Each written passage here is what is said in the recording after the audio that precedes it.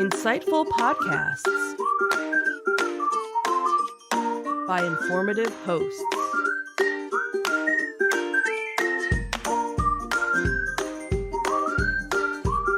Insights into Things, a podcast network.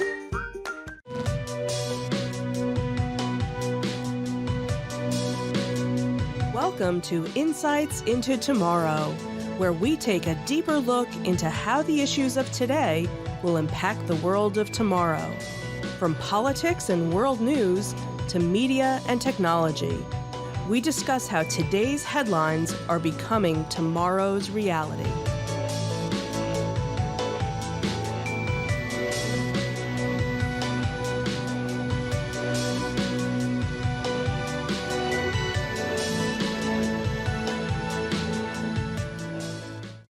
Welcome to Insights into Tomorrow. This is episode 22, No More Yesterdays. I'm your host, Joseph Whalen, and my informed and concerned co-host, Michelle Whalen. Hi, everyone. How you doing today, sweetheart? Doing okay. How are you? I'm doing wonderful. Anything exciting going on other than flip-flop of hosts on the shows recently? No, I think we're all trying to get into the swing of things, I guess. Indeed, we have kicked off our holiday with Thanksgiving and mad rush up until the end of December now. Yeah. Now it's all downhill. Yeah, pretty much. So, in this episode of Insights into Tomorrow, we delve into the alarming parallels and stark differences between the nationalism and anti-Semitism of the Nazi era and today's world. We explore how both periods are marked by ideologies of exclusion and economic turmoil, fueling nationalist sentiments, alongside the dangerous tendency of scapegoating minorities.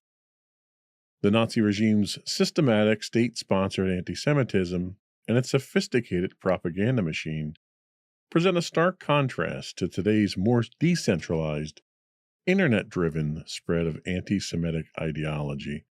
And I thought this was kind of poignant because we have had for several years now in the United States, one entire political movement that focuses on the past. You know, this whole idea of make America great again, but they never tell you when they're referring to. Right. And the time that they're referring to goes back to some of these darker days during a time period of exclusion, of civil rights not being a priority, of individual rights not being a priority. And the people that want to go back to that time are the ones who were in power and advantaged at that time. And that was a very small number of people at the time. Mm-hmm. So the fact that you have a large segment of the population pushing for that now and completely ignoring the parallels that they're shooting for now compared to what happened in the 1930s and 40s with the rise of other nationalist movements, socialism and fascism, is disturbing. And that's why I titled this podcast No More Yesterdays. You know, we don't want to go back. We've, over the last 100 years, we as a country, we as a civilization, and the human race in general have evolved considerably in that time. And there's a segment of the population who desperately wants to drag us back to those dark times. So we're going to take a look at some of the comparisons on that and offer some insights and side-by-side looks at what it was like then, what it is today, and hopefully have enough wisdom to not go down that dark path again. But before we do that, though, I want to take a moment to remind our listening and viewing audience to, if you don't already do so, subscribe to the podcast You can find audio versions of this podcast listed as Insights into Tomorrow. You can also find audio and video versions of all the network's podcasts listed as Insights into Things, pretty much anywhere you can get a podcast these days. I would also invite you to write in, give us your feedback, disagree with us, tell me your point of view. You can email us at comments@insightsintothings.com. You can find us on X at insights_things, or you can find links to all those and more on our official website at www.insightsintothings.com. Shall we get going? Oh, let's the fun begin. Here we go.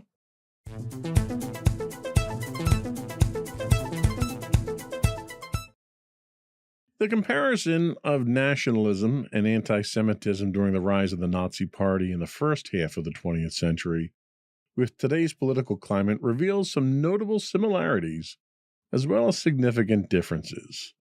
From a similarity standpoint, you have an ideology of exclusion. Both eras witness ideologies that define the nation in exclusionary terms, which is really contrary to what this country was ever built on. The Nazi Party's version of nationalism was grounded in racial purity and the exclusion of Jews, among others. Despite the fact that there's Jewish ancestry on Hitler's side, and Hitler wasn't even German to begin with. So, purity. Modern nationalism, while not typically as extreme, often similarly hinges on defining insiders and outsiders, sometimes marginalizing certain groups. There's also significant similarities in economic factors. Economic uncertainty played a significant role in the rise of the Nazi Party as it capitalized on the economic woes of post-World War I Germany to gain support. Today, the economic uncertainty, particularly in the wake of globalization and economic crises, also fuels nationalist sentiments. So now we'll talk about scapegoating. So the Nazi regime notoriously used Jews as a scapegoat for Germany's problems. In contemporary politics, while not as extreme or widespread, there is still a tendency in some nationalist narratives to scapegoat immigrants or ethnic minorities for social and economic issues. The use of propaganda. The Nazis were adept at using propaganda to spread their ideologies. And today, while the methods have evolved, the use of media and particularly social media to dismantle nationalist and anti-Semitic sentiments echoes this aspect of the past.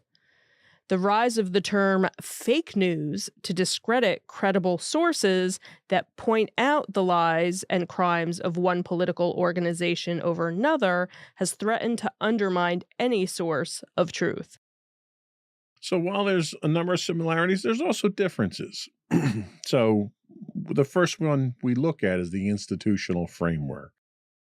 The current global institutional framework, including organizations like the United Nations and various human rights conventions, acts as a significant barrier against the rise of extremist ideologies akin to those of the Nazi era.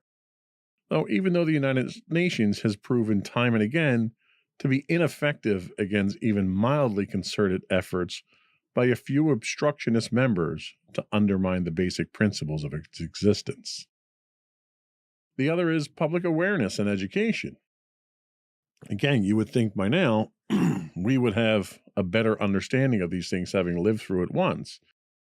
There is a higher level of public awareness and education about the dangers of extreme nationalism and anti-Semitism today, largely as a result of the lessons learned from World War II and the Holocaust. However, with active efforts to distort history, ban books and curricula teaching about the atrocities and culture of denial has arisen that threatens the basic defense against a repeat of the atrocities of the Nazis.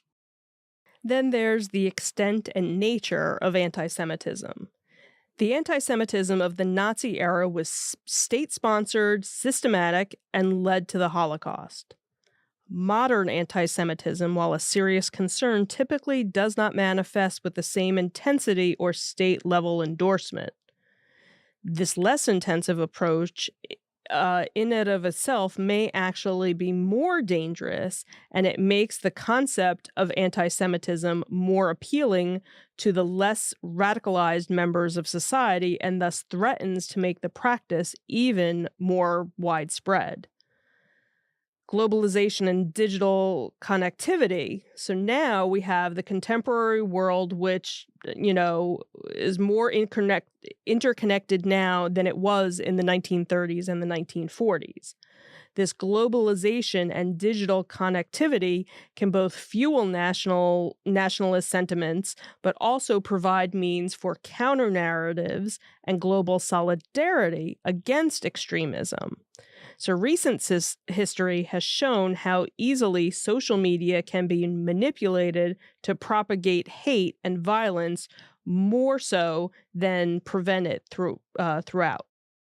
So the people directly Mhm. and exposing themselves at that point in time to prosecution and persecution and stuff like that. Do you think it's more likely that you'll get, we'll call them rabble rousers, when they can hide behind the anonymity of a Twitter or something like that? Oh, absolutely. Because now, and you see that just in general with the trolls that are out there, that, somebody posts a picture of uh, Dolly Parton from this past few days ago. She performed a halftime show, and all these trolls came out, or she wasn't really singing, she was lip syncing, and and just and is it something where they would have actually ever said that to her face? Probably not. They wouldn't never have done that. But now, because you can hide behind it and you don't have that fear of persecution, and especially now, there are so many things out there where before, if you commented or posted something, it would have your name. And granted, most people would change their usernames and things like that. Now there's so many areas to post or comment where you can do it anonymously now. They've added that feature. So now it gives you, oh, well, now I can be more of a rebel rouser, and go out there and say what I have to say, and nobody will ever find out that it's me.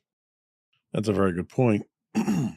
So, how do you think the rise of social media and the concept of fake news has affected the way Americans understand and discuss political issues, including topics like nationalism and anti-Semitism? Can people have a logical, civilized discussion, or we're seeing extremism on both sides, Mhm. and just because one side says one thing, you could have one side that finds the cure for cancer, finds a magical pill that solves world hunger and creates world peace all at one time, and the other side would oppose it because Just the because. opposition came up with Right. it. Right. What are your thoughts on that? It's tough because especially now with what is going on in current events as of today, with the events of 10/7 that are still fresh. You have hostages that are, just starting to be released almost, 50 days later. And there are people obviously on both sides, and it's very hard to have that sit down with with somebody that's so passionate. You almost need to find somebody who's, I don't want to say sensible, but because everybody is passionate about their stance, no matter which stance they take. But sometimes when you're so passionate about something, you can't even allow the other side to even educate you Yeah. on how they feel. Why do you feel the way you feel? What has been done to you? But you need to hear me as well. And that's, I think, the problem, that when you get into these situations, the person that's, from both sides, they're just so passionate, they don't even have that moment to just let me sit back and take it in. There's an overall lack of objectivity when the passions run that high. Right. And when you lack the ability to be objective, you also can't make a logical, objective argument for your point of view either. Right. And I think that's the problem. Like, if somebody questions, if you feel passionate about something, that's wonderful. And if somebody questions you about that, you should be passionate enough, but knowledgeable enough to defend your point of view. Right. And when you resort to insults, which is usually the first direction that it goes. Right. It's first they start to insult you, and then they attack your position without providing any support for their own position. When you go to those tactics, you kind of lose all your credibility at that point in time. Right. And that's, I think, what we tend to run into. So we're going to take a quick break, and when we come back, we're going to dig in a little bit deeper into some of the anti-Semitism of the Nazi era. We'll be right back.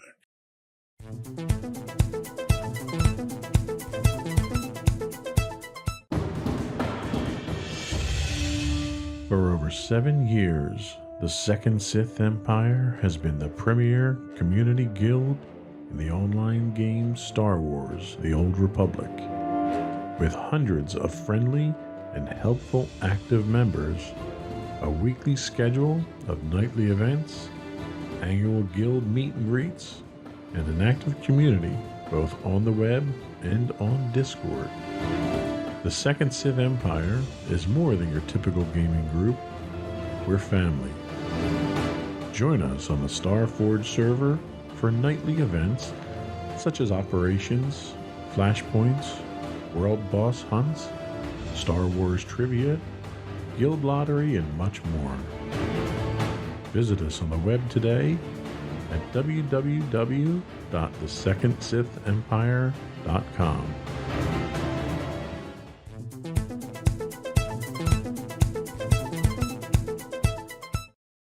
And we're back. So the comparison of anti-Semitism in the Nazi era and its manifestation in the contemporary world underscores both a continuity in prejudice and a significant shift in how it is expressed and dismantled. So anti-Semitism in the Nazi era. You had state-sponsored policies, and the most striking aspect of Nazi-era anti-Semitism was its systematic state sponsorship. The Nazi regime under Hitler embedded anti-Semitic ideology into government policy, which led to the progressive isolation, dehumanization, and eventual mass extermination of Jews in the Holocaust. This involved legislation like the Nuremberg Laws and the organization of state-sponsored pogroms such as Kristallnacht, which actually had their 85th, I believe. No, I'm trying to remember how many. I think it was 85 years. Recently, it was the anniversary of Kristallnacht, actually, not that long ago. So then we also have the propaganda machine. The Nazis effectively used state-controlled media, including newspapers, films, and radio broadcasts to spread this anti-Semitic propaganda. This propaganda was sophisticated and persuasive, shaping public opinion by depicting Jews as the source of Germany's economic problems and social decay. This constant bombardment of anti-Semitic messaging was a key tool in desensitizing the German public to the escalating persecution of the Jewish people. And I think that's really the key there, is the desensitization, because I think you're running into that now, contemporary-wise. So anti Semitism in the contemporary world is a little bit different, but certainly still present. There's a resurgence in incidents. In recent times, there's been a noted increase in anti Semitic incidents globally. These incidents range from vandalism and hate speech to violent attacks. Unlike the Nazi era, contemporary anti Semitism is not typically part of an overt government policy, but rather manifests at the level of individual actions and groups, some of which can be classified as extremist or terrorist in nature. You also have the role of digital platforms today, which we already talked about briefly. The proliferation of the internet and social media has radically changed the landscape of how anti Semitic ideologies are spread. These platforms often serve as echo chambers, where harmful stereotypes and conspiracy theories about Jewish people can be circulated rapidly and without traditional filters or controls.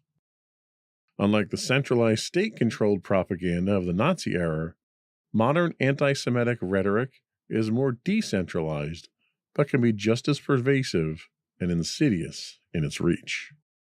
So, some key considerations. So, you have the scale and intensity.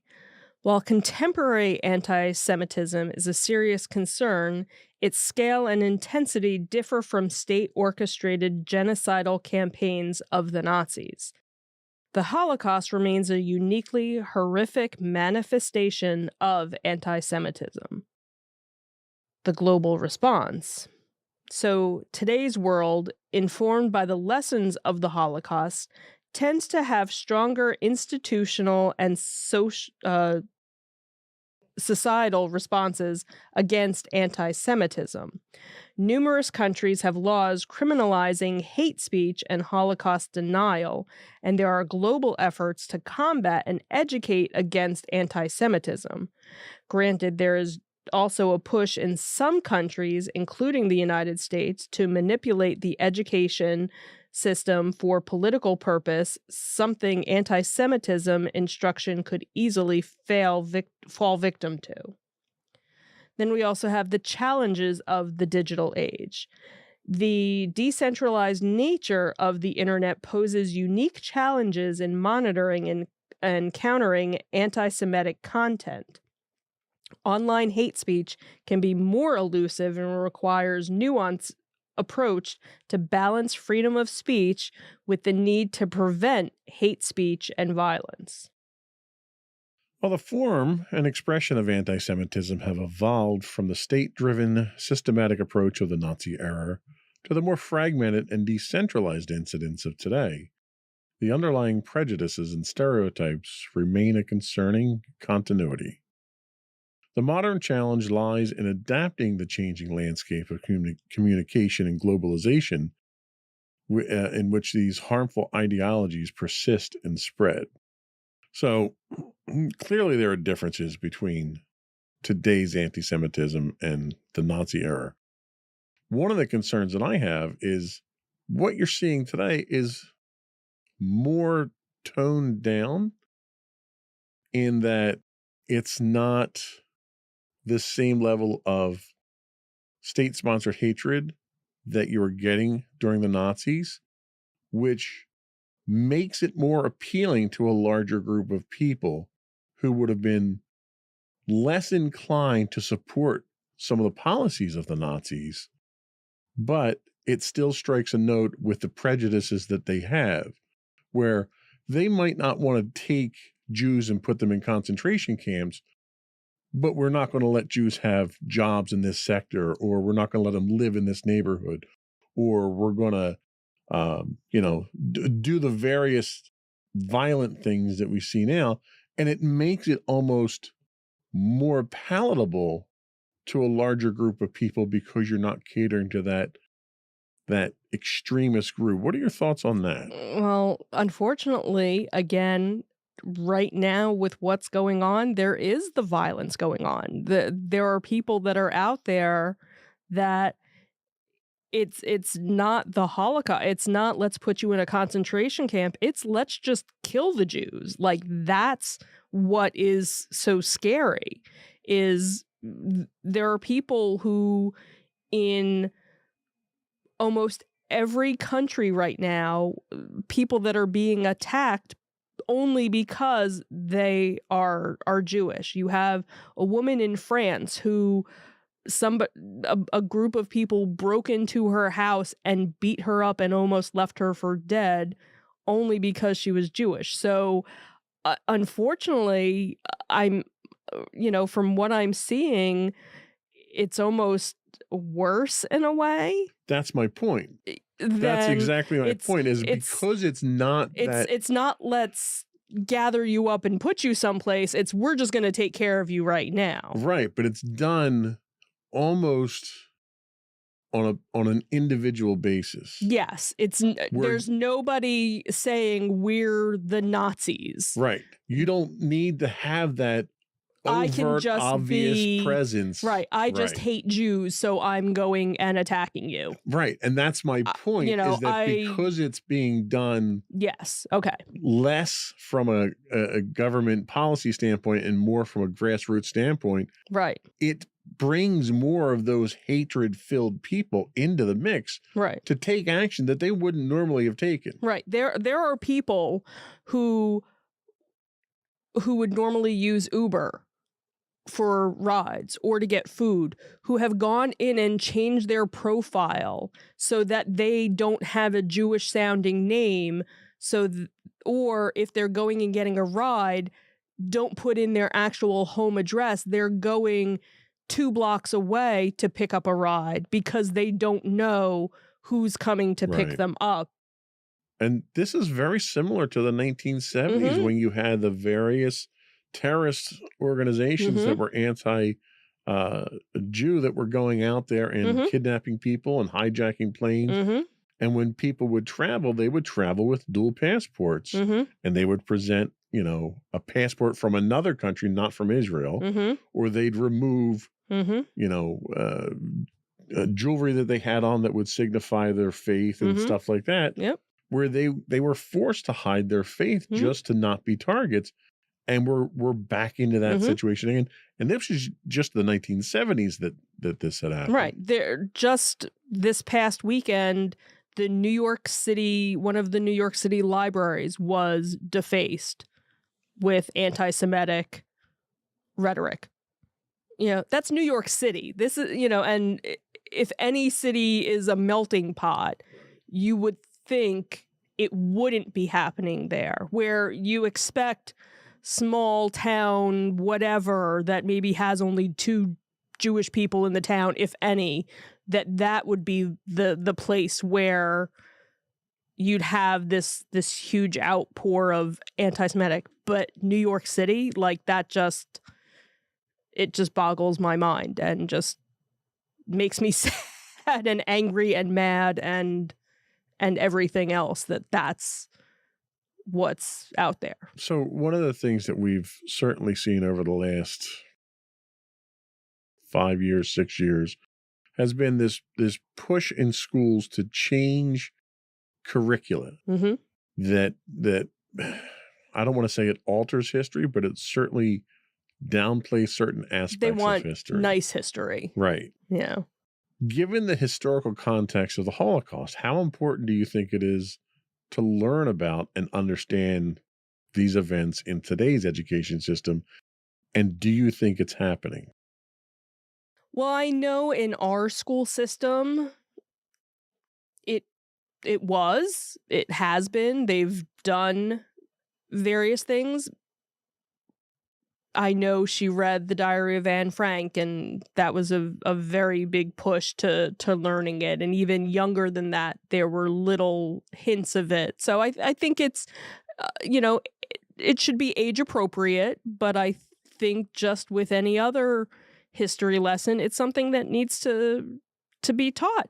But I think it also is the same thing for Japanese Americans with the internment camps. None of that, when I was in school, was ever taught. That was something that was kind of glossed over. So I don't want to say, yes, it should be just the Holocaust. No, I think we need to go back and learn all of these things that the country has done to its own people or other countries have done to their own people, because if you forget it and you don't teach it, you're going to relive it. And that's always been something, I've known about the Holocaust since I was very young, going to Hebrew school, and that's where I learned it. I learned it in Hebrew school. I didn't learn it in school until high school. I think that was really the first time we ever talked about it, but I had already known all about it. I don't want to say I was desensitized to it, but I knew about it. So okay. And I even remember being excused from one of the classes because I already knew. The teacher didn't want to bore me with anything or upset me. So if you want to go to the library, feel free. Okay, sure, I'll go.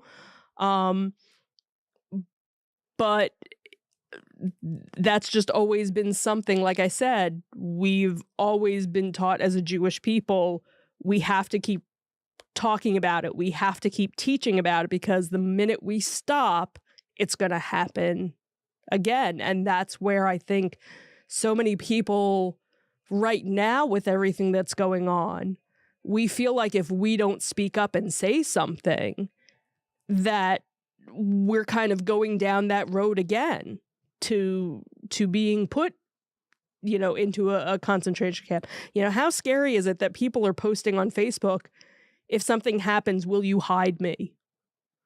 And that people aren't responding to it, that people feel the need that they have to even put that out there because they're in such fear of their life. Yeah. Like that's no way for anybody to live, no matter what religion or background or race you are, to have that fear. Honestly, that's one of the reasons why I wanted to talk about it on the show today, because it is getting to that point. It's getting to the point where we're really threatening to go back down that path again. And with the coming election, and one of the major candidates in this election, it's a significant threat. And the things that are being said by this candidate now tell you that that's the kind of world that he wants to live in, where he's the one that's in charge. He's the guy that's picking and choosing who goes to the camp and who doesn't. So we're going to take another break, and when we come back, we're going to take a look at the real risk of history repeating itself. We'll be right back.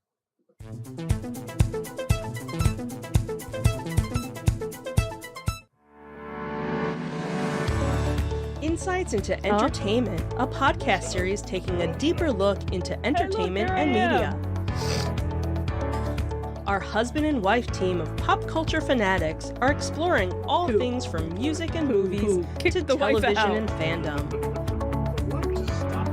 We'll look at the interesting and obscure entertainment news of the week. We'll talk about theme park and pop culture news. We'll give you the latest and greatest. Because the husband won't let her go to theme parks anymore. We'll give you a deep dive into Disney, Star Wars, and much more. Check out our video episodes at youtube.com. That she gets emotional at every time she does. Our audio episodes at podcast.insightsintoentertainment.com, or check us out on the web at insightsintothings.com.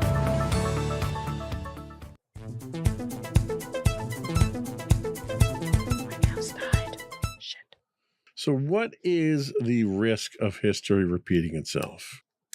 So the question of whether history might repeat itself in the context of rising nationalism and anti-Semitism is both complex and crucial. While there are parallels in rhetoric and sentiment with the 1930s and 40s, significant changes in the global political landscape and institutional frameworks suggest a different trajectory, albeit not without its own set of risks. So what are the institutional safeguards? Well, since World War II, the establishment of international institutions like the UN and various human rights treaties, such as the Universal Declaration of Human Rights, has created a global framework aimed at preventing the reoccurrence of mass atrocities. These institutions work towards promoting peace, security, and human rights, offering a platform for international cooperation and intervention which was lacking in the pre-World War II era. However, history over the last 30 years has proven that mass atrocities, ethnic cleansings, and continued human rights violations still occur all too frequently. So what about the human rights norms? So there is now a stronger global consensus on human rights norms. The horrors of the Holocaust were a key catalyst in the formation of these norms, and they serve as a moral compass that guides international relations and national policies, although adherence varies by country. But rogue nations and even rogue politicians have proven their ability to avoid prosecution from world courts while still committing violations of basic human rights. Then we have the democratic resilience. So many countries have developed more robust democratic structures compared to the early 20th century. These structures are designed to safeguard against authoritarianism through checks and balances, independent judicial systems, free press, and regular fair elections. However, even the bastion for democratic government, the United States, has proven that it is not immune to wavering from these beliefs with the election of self-serving corrupt politicians more concerned with their own personal vendettas and agendas than what is right for the country as its people. I have no idea who you were talking about with that. I can't put my finger on it. So despite all those ups and some downs, there are still persistent and emerging risks. Economic and social turmoil, for instance. Economic uncertainty and rapid social changes remain potent catalysts for nationalist and anti-Semitic sentiments. Economic recessions, job insecurity, and perceived threats to cultural identity can lead people to seek simplistic solutions and scapegoats, as we've seen in the 1930s and 40s, which really is perfect that accused the Imperial March at that time. It's like, wow. That was not done in post, folks. Our Star Wars game is now playing the Imperial March when they get to that point. Polarization and populism. The rise of populist leaders and the increased political polarization in many countries echo some aspects of the pre-World War II era. Populist leaders often employ nationalistic rhetoric and may flirt with xenophobic and anti-Semitic sentiments to galvanize their base, creating a divided and potentially volatile political landscape. So one of the things that Hitler did, and did very well as a politician, was tune into people's hate. And he used hate as a motivator. And there are politicians today, not just in the United States, but primarily in the United States I'm referring to, who do exactly the same thing.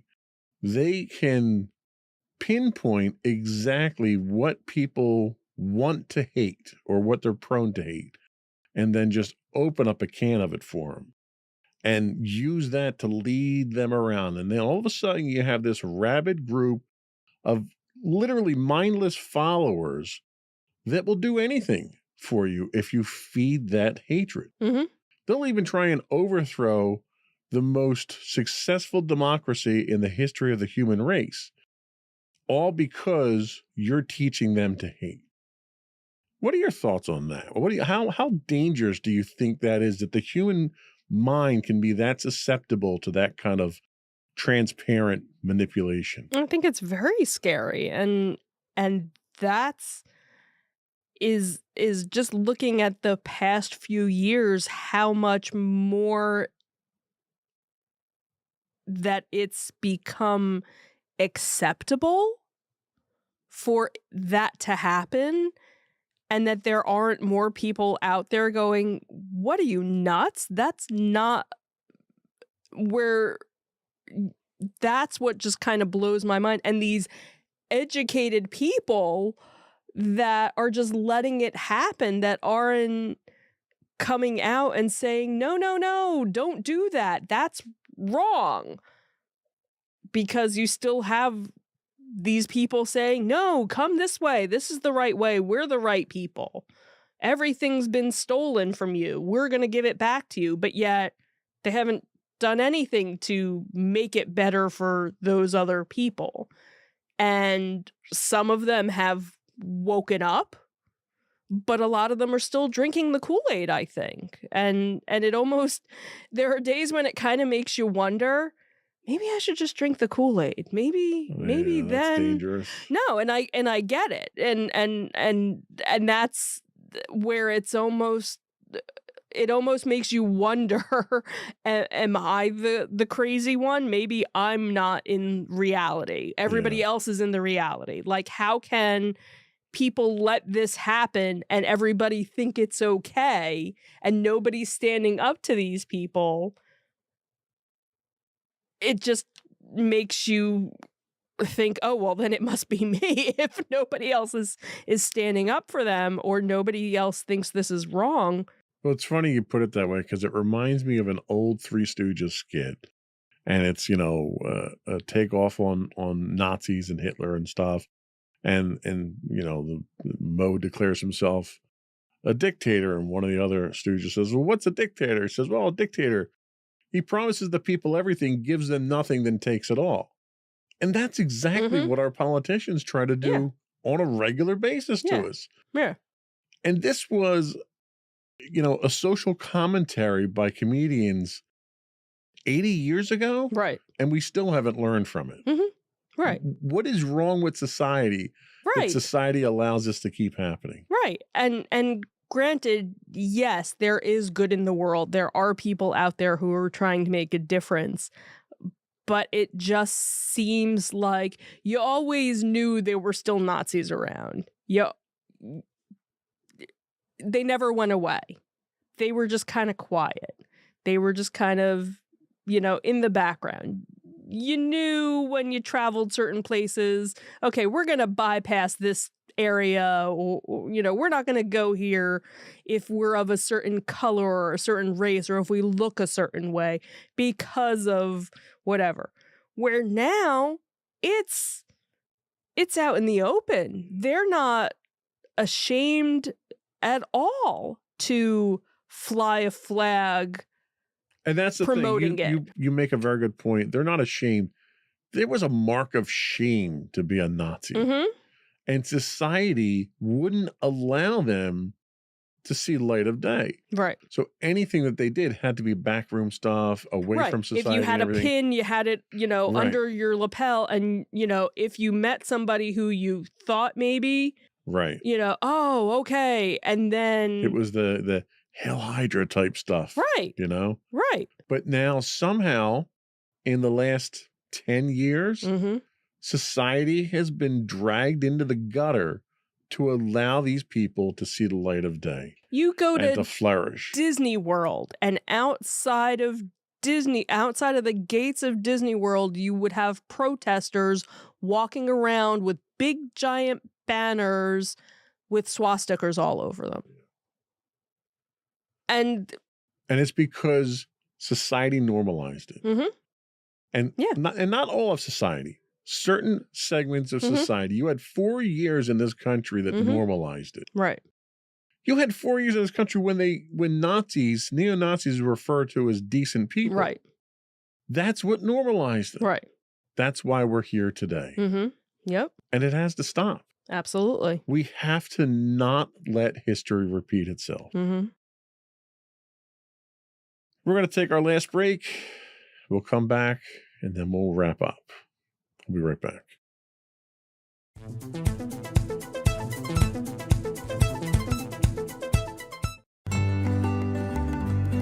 Insights into Teens, a podcast series exploring the issues and challenges of today's youth. Talking to real teens about real teen problems. Explore issues from braces to puberty, social anxiety to financial responsibility. Each week, we talk about the topics concerning today's youth. We look at how the issues affect teens, how to cope with these issues, and how parents, friends, and loved ones can help teens handle these challenges. Check out our video episodes on youtube.com/insightsintothings. Catch our audio versions on podcast.insightsintoteens.com or on the web at insightsintothings.com.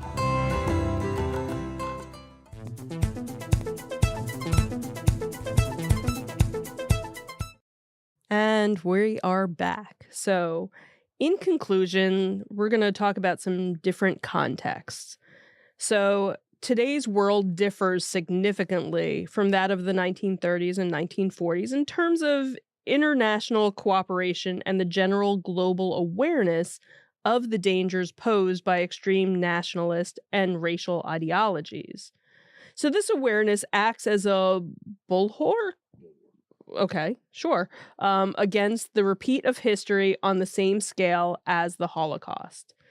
Unfortunately, a select segment of the population seems intent on ignoring history or whitewashing it to their own ends, which could threaten any lesson from the past from being forgotten or simply ignored. Vigilance is definitely the key. However, the continued presence of nationalist and anti-Semitic sentiments, especially in times of crisis, requires constant vigilance. History may not repeat itself in the exact same manner, but the underlying human tendencies that led to the past atrocities can resurface in new forms. Despite the horrific past that should never be forgotten, prejudice and hatred still remain and dominating influence over many people around the world, a fact that we can't lose sight of. So there are certain proactive measures that we can take. To mitigate these risks, proactive measures are necessary. This includes maintaining strong democratic institutions, promoting inclusive economic policies, and fostering educational programs that highlight the dangers of extreme ideologies. And I just want to take a quick aside about promoting democratic institutions. We have to not allow people who operate outside of the norms of a democratic institution from holding power. You cannot allow someone who refused to follow the laws and who tried to literally overthrow the country into a leadership position again. You cannot allow that person into leadership. You cannot allow anyone who supported them or backed them or even send sympathies to them during that time period.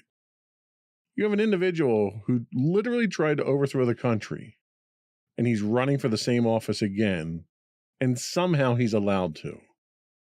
That's a disgrace to everything that is democratic in nature. While having how many indictments? 72, I think he's up to now. I've lost count. Twice impeached.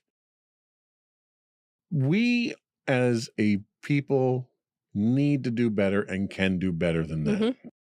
Of all the possible candidates that are out there, why is he up? Is the question. Right. It also means speaking out against those who would seek a return of the narrow-minded hatred of the past, much like we try to do on this show. We have only ourselves to blame if we allow another monster to come to power who is more interested in personal gain and punishing those who think or are different than themselves.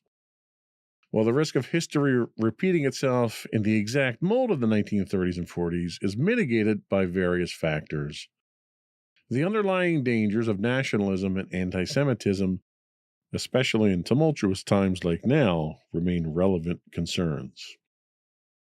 The lessons from history emphasize the need for constant defense of democratic values and human rights to prevent any slide back into the darkest chapters of human history. So, in your opinion, how well do you think our society today understands and remembers the dangers of extreme nationalist and radical racial ideologies like those that led to the Holocaust?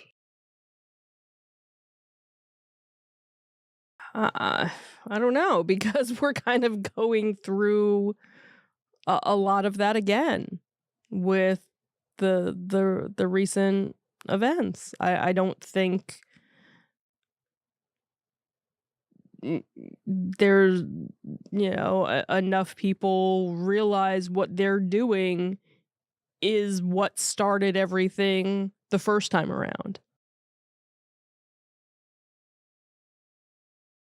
So, all right, let me ask you this. Given society's apparent emphasis on proactive measures and speaking out against narrow minded hatred, what do you think is the role of an individual in today's society in preventing the rise of extreme ideologies? What can the average person do? Try and get yourself informed. Go out there and be a support person, be an ally for someone that's being marginalized. Learn both sides of the story to be informed, because there are truths to both sides. And that's with everything, thinking back to when COVID first happened and what our then, president, the China virus, and just saying that, how much hatred there was and bigotry that was going on for Asian people that were being beat up in the street, that were just walking in the street, weren't doing anything wrong, and people were just going up and beating up on them because of this virus that came from China. They had nothing to do with it. Right. And that's what we're seeing now with this anti-Semitism. And you look at the different protests that you have and the different marches that you have, the pro-Israeli and the pro-Palestine, and you can see this, the total difference between night and day. One is peaceful and one is not. There's no, I haven't seen, and I'm sure there are some pro-Palestinian marches that are peaceful, but all the ones that, again, the media has been showing or that you see are all violent. Well, and if I'm going to play devil's advocate, Sure. I would say that's the fake media that's True. trying to dictate the narrative, right? I'm sure it is, but yet you're still seeing all of this hatred for Israelis, for Jewish people. And the thing is, not every Israeli is Jewish. And not every Jewish person is Israeli. Right. So that's where people are kind of like, there's a good portion of Jewish people that can blend in with the white folk. We are not white. We just happen to be, depending on where, we went from Israel, where our, ancestors ended up and who we mixed with or stayed with, determined what we kind of look like. But with Jews, we're all different shades. We're all different colors. So some of us aren't able to be spotted, I guess. Well, and I think really what it boils down to is the methodology of riling people up with hatred. Mm-hmm. It's like taking a little tinker toy, a wind-up tinker toy, Mm-hmm. and you're just twisting that hatred wheel Right. inside there and winding it up, setting it down and letting And it it's go. just going to go. And it just goes. You don't know. You have no Mhm. control. You have no idea where it's going. Yeah. But the chaos that it creates Mm-hmm. is what these people that are creating the hatred are looking for, because that's what drives their agenda. Mm-hmm. So if you've got somebody out there who's trying to get you to hate something or someone, or to be violent, or to protest, or Right. whatever, think about it. Mm-hmm. Think about who it is that they want you to target, and think about how that person who's asking you to do that is going to benefit from it. Mm-hmm. Because if they're going to benefit from it more than you are, you're just a pawn at that point. Mm-hmm. Think for yourself. Go out. There is fake news. Mhm. News organizations are driven by ratings. Mm-hmm. They put the stuff out there that gets them the most ratings and gets them the most money. Don't be afraid to go out there and cite your news from 3, 4, 5, 6 different news organizations out there. If you take the time to educate yourself, you'll figure out you're smart enough. I have faith in the people out there, the American people, and human beings in general. If you wade through enough of that news, you'll figure out what the truth is. Mm-hmm. And when you get to the point where you figured out what the truth is, you'll realize how bad you've been manipulated and how these people in power are the ones that are basically getting you to do their dirty work for them. So educate yourself. There's no substitute for education. And I think that's really the bottom line here, is the only way to combat hatred and anti-Semitism and all of nationalism is just a method of control.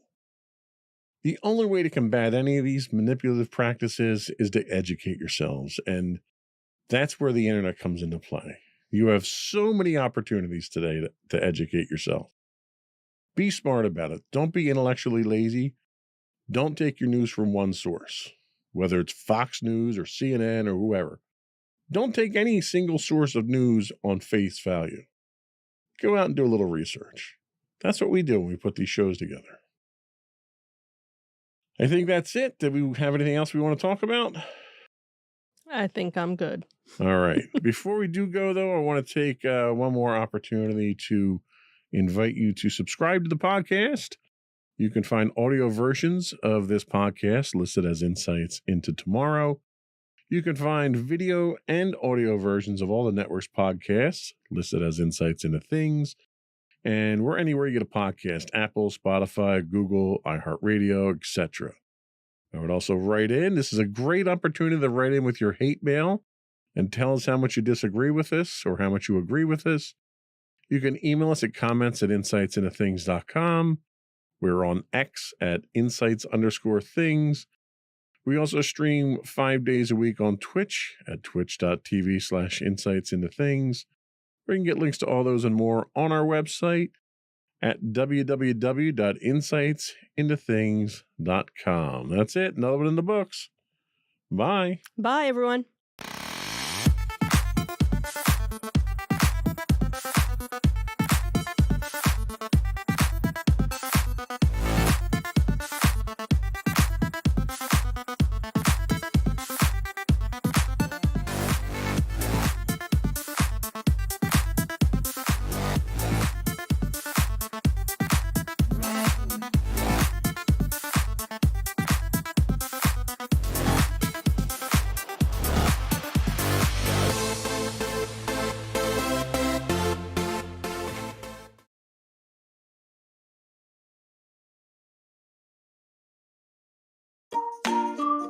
Insightful podcasts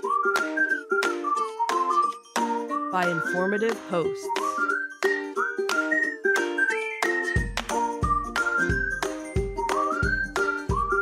Insights into Things, a podcast network.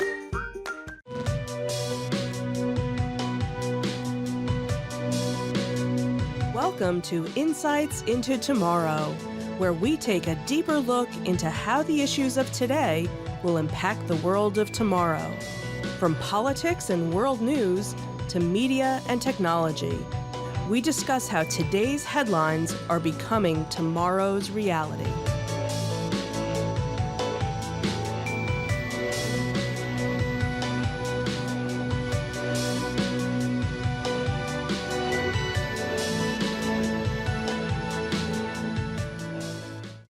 Welcome to Insights into Tomorrow, episode 21. Is the Supreme Court broken?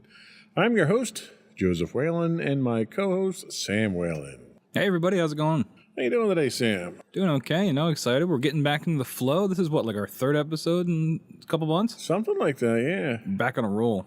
Yeah, well, at least now when we do plugs on our other shows, I don't have Madison saying, well, you're not quite monthly podcast. That you guys don't do monthly anymore. So at least now we're getting back into the flow Exactly. of things. So today we're going to be talking about whether or not the Supreme Court is broken, with a series of landmark rulings from the Supreme Court, some of which were precedent-breaking, almost all in support of the current conservative agenda. Is the Supreme Court broken? Are 9 unelected justices, 3 of which were handpicked by probably the most controversial president in American history, dictating the direction of a government that is supposed to be a republic of the people? Well, that's what we're going to be discussing today on this episode of Insights into Tomorrow. But before we do that, I would like to take a moment to invite our listening and viewing audience to subscribe to the podcast. You can find audio versions of this podcast listed as Insights into Tomorrow. You can find video versions and audio versions of all the network's podcasts listed as Insights into Things. And we're available on Pandora, iHeartRadio, Stitcher, Spotify, any place you can get a podcast these days. Rest in peace, Stitcher. They're shutting down. Are they? I hadn't heard that. Oh, I got to take those off the list then. Yeah. Wow, they've been around a long time, too. I used to use Stitcher, and then they changed their interface, and it was terrible, and then I stopped using Stitcher, and I think a lot of other people did too. Apparently a lot of other people did, too. You can also email us or reach out to us. Our email is comments@insightsintothings.com. We are on Twitter at insights_things, or you can get links to all those and more on our official website at www.insightsintothings.com. Are we ready? Let's get into it. Here we go.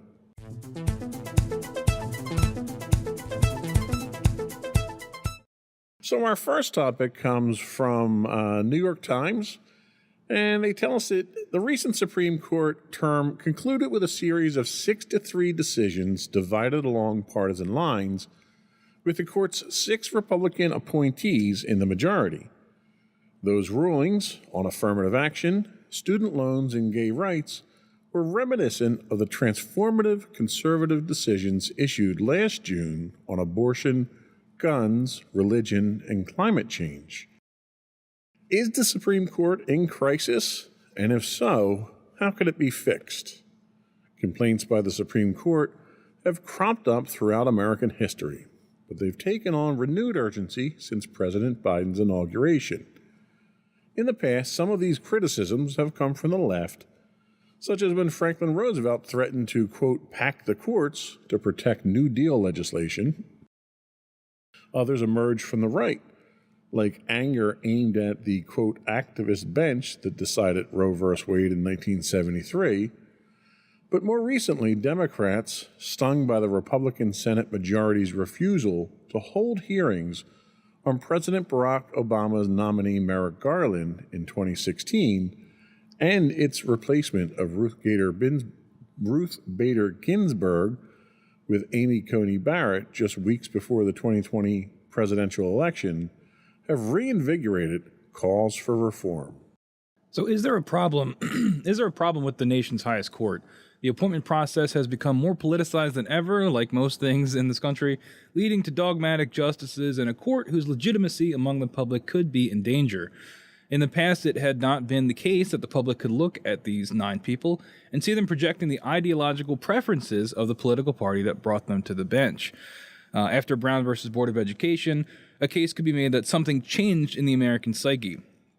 The idea that the court had, quote, final interpretive authority had been solidified in the public mind, and the, quote, perceived power of the Supreme Court in popular political culture vastly expanded. This shifted the debate to how to interpret the Constitution, which created an even bigger incentive for presidents to vet and select judicial candidates who would faithfully execute their agenda. So because of that, leaders began to choose nominees who were young enough to influence decision-making for decades after that president had left office. So you're seeing, they'll appoint a judge, but even after they've left the office, we're still seeing the ramifications of that appointment years after the fact. One effect we have today are judicial amendments to the Constitution, which with no ready means to overturn them. Of course, short of Congress actually cooperating to add new amendments to the Constitution that the justices would have to consider, of course. So, we're looking at what all this means, right? These judges have a ton of power, and, with this 6-3 Republican majority, how is that affecting a lot of these decisions? Yeah, and without going into a civics lesson here, the purpose of a three-part government with an executive, a judicial, and a legislative branch was to have separation of power. Mm-hmm. And at no point in time when that form of government was created was the intent to have Congress actually writing laws. So the problem that we run into now is that because Congress can literally interpret what the Constitution says, they can tell you now what those laws are. So even if a law says one thing, the Supreme Court can come in and rule against how it's actually written. And I'll give you an example. One of the things that you hear a lot about in the news is your Second Amendment right to bear arms. Well, one of the things that a lot of people who talk about this subject fail to mention is that in the Constitution, it says the right to bear arms is tied directly to militia. Mm-hmm. And the Supreme Court simply interpreted that as to not be the case anymore. And they decided that everyone should be able to bear arms, whether you're with a militia. Now, if you look at the history of militias, local militias, which everyone remembers, the Minutemen and all that stuff that were the militia, they were evolved through legislative processes into what is today the modern National Guard. So when we say militia today, that equivalent is National Guard. Now, you can make a case that says only the National Guard, who are citizen soldiers, should have the right to bear arms, and it would make sense. But the court didn't interpret it that way, and the court says everyone should have the ability to bear arms. Right. We're seeing this now, and one of the things that we're seeing now is that the decisions that are being made along partisan lines. And the entire concept of the Supreme Court is that they're supposed to be impartial. They're appointed. They're not elected. Mm-hmm. And they could be appointed by either party, of which parties themselves technically are unconstitutional, since there's no concept of political parties in the Constitution that you can make an argument for right there. But the problem that we're running into now is you've got people that are on the court that are not necessarily making impartial decisions from what people are saying. What are your thoughts on that? Yeah, I mean, it's been kind of tough to watch, honestly. Especially when you think about how you would like things to work we're not necessarily a straight up democracy. We're a republic, or a democratic republic, right? Federal republic. Yeah. But in a certain extent, you would want the will of the people to be reflected by the people that are leading us. And I don't really think that's the case necessarily, especially when we are going to look at a lot of these rulings today. A lot of people don't agree with these rulings, but there really is nothing we can do about it because they're the Supreme Court and they hold all the power when it comes to these things. And especially when you've got the conservative majority, obviously a conservative agenda is going to be more pushed, than the other side of things. And there's just no getting around that. Well, and the one point the article makes is that the only thing that Congress can do to take back the power that the people elected into them would be to come up with amendments to the Constitution. So the Supreme Court would then have to consider these amendments. Of course, they could rule any way they wanted on those amendments.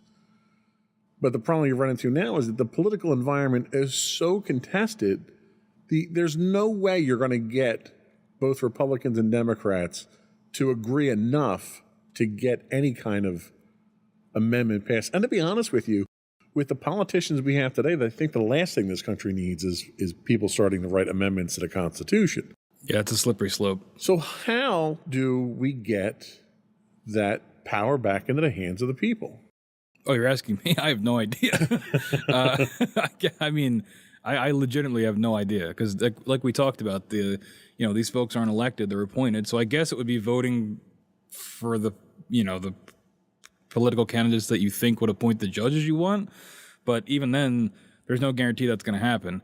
I don't know if there's a legal way to to like contest it. I don't think there is, right? It's the Supreme Court. I mean, you always go to that higher power. The highest power for law is the Supreme Court, right? So maybe at the state level. Theoretically, the only thing that really could be done would be what the Republicans were concerned the Biden administration was going to do, and that is pack the courts.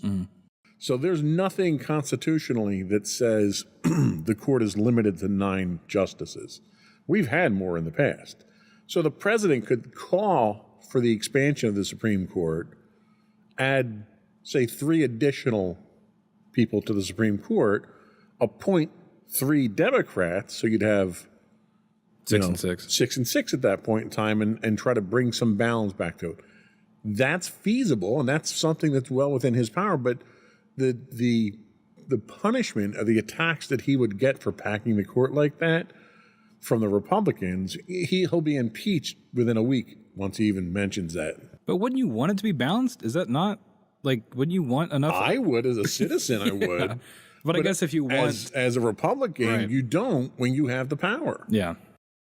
Because, if you look at history, whenever government power has been balanced, where the executive is one party and the legislature is another party, Nothing gets done. nothing gets done. Yeah. And really, that's really the best scenario that we have at this point in time is gridlock. Because if neither side can get anything done, they can't screw things up any more than they already have. Yep. Or further assert their own agenda and get more power for themselves. That's it. And the problem that you have right now is that when you can appoint members to the Supreme Court that will carry out your agenda and not be impartial, that is packing the court, really. Right.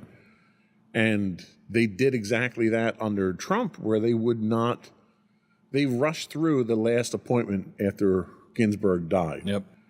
And had she held out, and I don't mean to make light of this, but had she held out, because I think she was in a state of coma at the time, and they had just kept her on life support, they couldn't have filled that seat until after the election. And you would have had a more balanced, it still would have been imbalanced, but you would have had a more balanced court at that time. So Yeah. I think the problem we have is the process by which justices are appointed is now ripe with corruption, and it has become a political process. And I think that the integrity of the Supreme Court has deteriorated to the point that you've got Supreme Court justices now that are under investigation for corruption themselves, where you've got Clarence Thomas, who's under investigation for taking undeclared presents or undeclared gifts, basically bribes, Right. from a very prominent, very well-known Republican supporter that he was supposed to declare and didn't. And when you've got that kind of suspicion on your Supreme Court, it's really hard to take them seriously as being a Supreme Court at that point. Yeah, because ideally, at the end of the day, we all know politicians are corrupt, right? I mean, everybody knows that. But ideally, you would want the last line of defense to be the Supreme Court, to be impartial, to be the one thing you can count on to kind of right the ship. But that is not the case anymore, and maybe it hasn't been for a while. No, you're absolutely right, and I think that's the problem we're at. That's the situation we're in now, where they were always the sanity check. They were always the ones that came in impartially. Not always. I mean, there was partiality in there for years, but they were the element of government that would come in that were the babysitters, that would, push the two sides apart and say, all right, let's look at this. Let's look at what's legally precedent. Let's look at what's best for the country, and let's do the right thing. And you're just not getting that referee from them now. Yep. So I think we're going to take our first break, and when we come back, we're going to take a look at some of the more impactful decisions from the most recent term of the court. We'll be right back.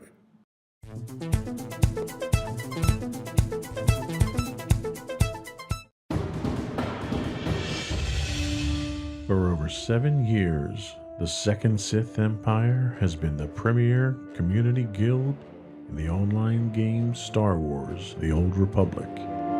With hundreds of friendly and helpful active members, a weekly schedule of nightly events, annual guild meet and greets, and an active community both on the web and on Discord. The Second Sith Empire is more than your typical gaming group. We're family. Join us on the Starforge server for nightly events such as operations, flashpoints, world boss hunts, Star Wars trivia, guild lottery, and much more. Visit us on the web today at www.thesecondsithempire.com.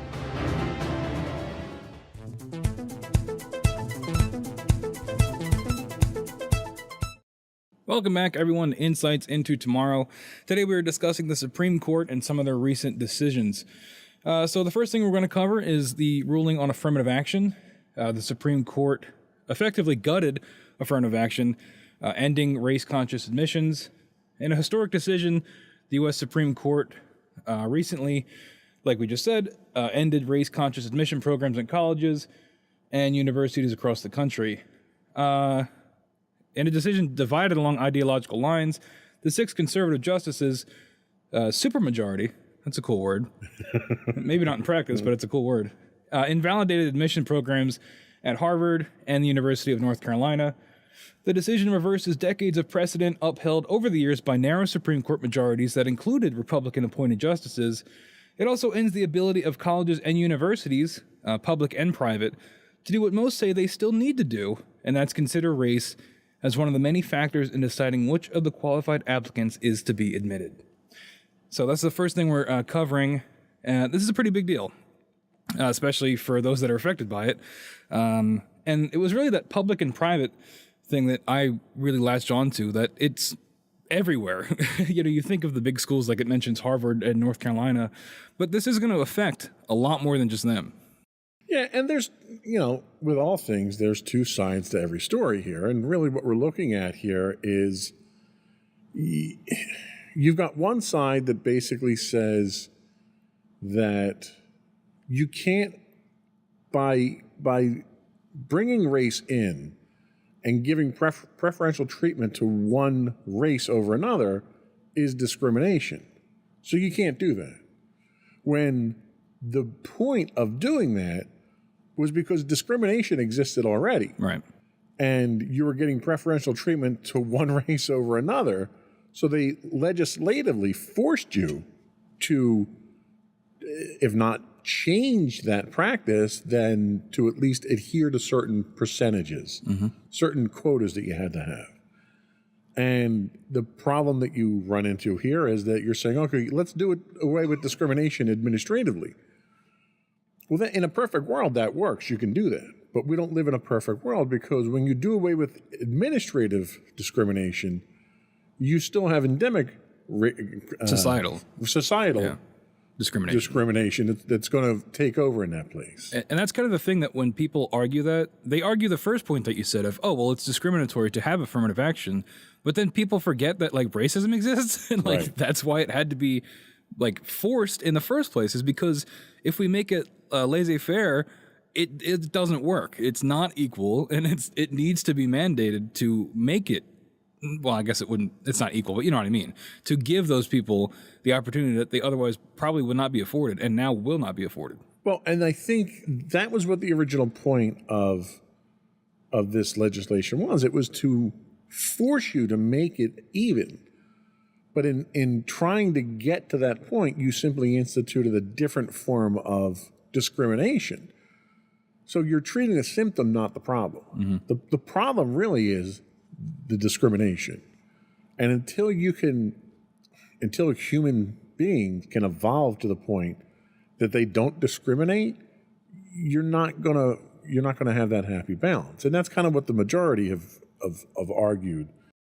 The 6-3 majority, conservative majority in the court, argued, quote, many universities have for too long concluded, wrongly, that the touchstone of an individual's identity is not challenges bested, skills built, or lessons learned, but the color of their skin.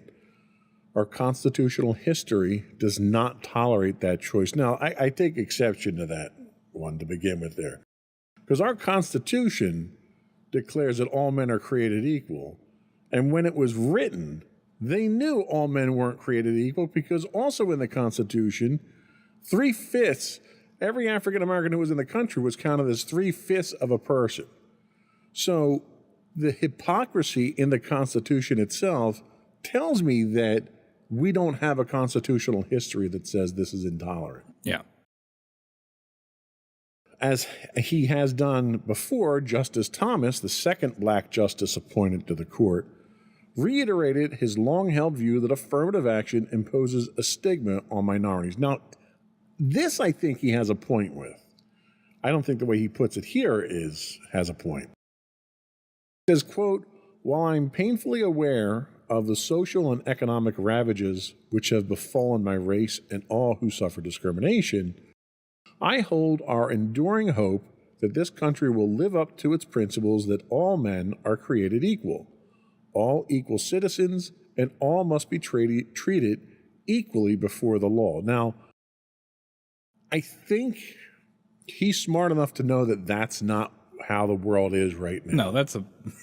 The fact that he makes a statement like this is naive, and it's insulting, really, that he because would make it this puts statement. the ball in our court of like, hey, man, we got rid of it. You guys got to be better. Right. It's like, no, the Supreme Court exists to do that. It is your job, and more so part than like every citizen, to uphold these values and to fight for this kind of equality that you're talking about here. But you're not doing that. You're doing the opposite of that. And then Right. you're basically washing your hands of it and saying, well, hey, we live in a society. You know what I mean?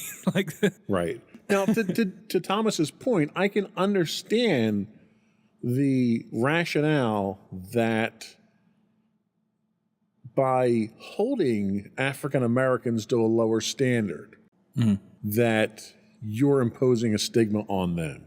And really, if it was me, I would be insulted. So really what we're talking about here is if you have two people who are one white, one black, they both apply for school, you have to take, under normal circumstances, you would take the person who's the most qualified, and that qualification would be equally measured.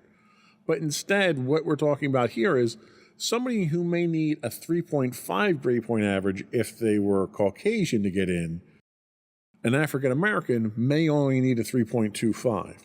And Thomas's point is, by holding them to that lower standard, you're basically telling them that they're not good enough. So there's a logic to it, but the way that he uses that logic is so distorted and so tone deaf to the spirit of this legislation, because what's happening is, in reality, you're saying, reality is saying, if the Caucasian has a 3.5 and the African American has a 3.5, we're going to let the Caucasian guy in because he's not black. And that's what reality is. yeah. And Thomas fails to address that with his stigma argument. So Chief Justice Roberts goes on, and for his part, pointed out the court's 2003 decision reaffirming the constitutionality of affirmative action programs, noting that Justice Sandra Day O'Connor, writing for the court at the time, had suggested that there would have to be an end at some point in the future. And Roberts declares that time is now. And I think the problem is, it hasn't. Human beings, It's only gotten worse. not even human beings, Americans have not gotten to the point that they're mature enough to assume, to understand that all men are created equal. With the amount of legislation that's happening today that is discriminatory, that is holding African Americans down, that's holding Asian Americans down, the hatred that is an upswelling of political force in this country today is a clear indicator that not only are we not ready, we're not moving in the right direction, we're sliding backwards from where we need to be. Yeah, and I think that's going to be something we say a lot on this episode. It feels like we're regressing. Yeah. And I think it is absurd to assume that the time is now is when we need to end affirmative action. If anything, we might need to go the other way with it to make it more affirmative, right? Because Things seem to be only getting worse, and that's going to be a common theme here. We also have the opposing view, and this is from Justice Sonia Sotomayor. She said that the court subverts the constitutional guarantee of equal protection by further entrenching racial inequality in education, the very foundation of our democratic government and pluralistic society. Justice Ketanji Brown Jackson, the court's first black female justice, also chimed in saying, with Let Them Eat Cake obliviousness today, the majority pulls the ripcord and announces colorblindness for all by legal fiat. Sorry. When you're quoting Supreme Court justices, they're much smarter than I am. But deeming race irrelevant in law does not make it so in life, which is exactly what we just talked about. Just because you say it's that idea of like a post-racial America, right? Like we elected Obama, racism's over. It's like, no, it's not. Right. And that is clearly being reflected here as well. Yeah, no, and the problem that we run into here is that what the majority are arguing here is they're arguing the point of a fiction, that in a perfect world, we shouldn't need this legislation. And they're right. In a perfect world, we shouldn't. The world we live in is far from perfect. Yeah. And this happened to be a stopgap measure to make things better. Nothing else has happened in this world to make that situation better. Mm-hmm. If anything, that situation's gotten worse. So by taking away some of the safeties that you've had in place to try to provide legal protections for people, you're doing your part. You're being part of the problem, not part of the solution at that point. Yeah, why did they do this? just to have a rule? What was the motivation behind it? I don't even like. Well, the motivation is what motivates conservatives to want to do things like this. Yeah, I guess just further the agenda, right? Right. They're pushing an agenda which they shouldn't be pushing an agenda. They should be looking at each and every case on a standalone basis and making educated, objective decisions. They should not be influenced by party politics, and that's exactly what's happening. Yeah, I wonder if we'd have as harsh criticism if it was the other side, right? But I also think the liberal agenda or democratic agenda is not as aggressive as the conservative agenda, and not as which by its definition doesn't make sense. Right. That your conservatives are the more aggressive. And that you're supposed to not like big government, right? Exactly. And this is the opposite of that. This is the biggest government. Well, you could argue that this is a limitation of government because it's government making impositions over the schools. And they're saying, well, government shouldn't do that anymore. The schools need to regulate themselves. I more so meant the 6-3 majority basically being able to do whatever it wants without being stopped. Yeah, no, I agree. But I think I see what you mean, though. The motivation that they have at this point in time is, we're a progressive Supreme Court now. We're going to do things right the way that we see it.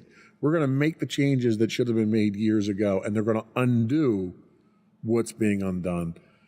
And there's a couple of problems with that. One, you're undoing existing precedent. So by every time you undo a precedent, like they did in the last session when they overruled Roe versus Wade, every time you overrule a Supreme Court precedent, you delegitimize the Supreme Court. Nope. The whole point of the Supreme Court it's final. Is it's supreme. Right. Right. So when the Supreme Court can override the Supreme Court, then what the Supreme Court today, who's overriding that, says can be overridden. Who watches the Watchmen, Right. So they're delegitimizing the Supreme Court. So that's probably one of the biggest problems that you run into. The other problem is the things that haven't been ruled on, that really are important stuff that need to be ruled on, are being pushed to the side so that they can use this agenda that they have to rewrite the rules that have already been written. So you're hurting the country. Be a part of the solution, not a part of the problem. And, you talk about that correcting itself, so the Supreme Court overriding itself.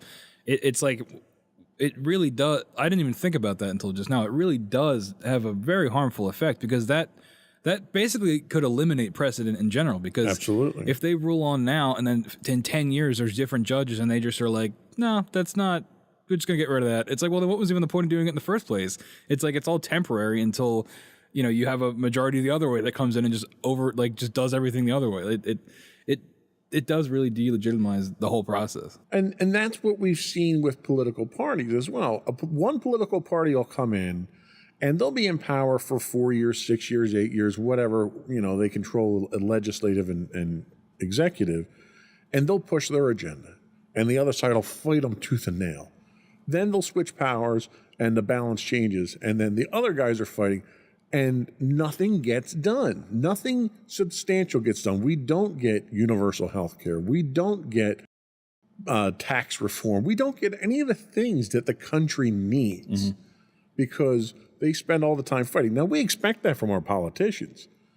We don't expect that from our Supreme Court. We deserve better from our Supreme Court because these are appointed positions. They don't have to campaign. They don't have to get elected. They're not chosen by the people.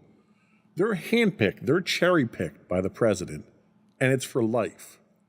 And they need to be held. They're not even held to the same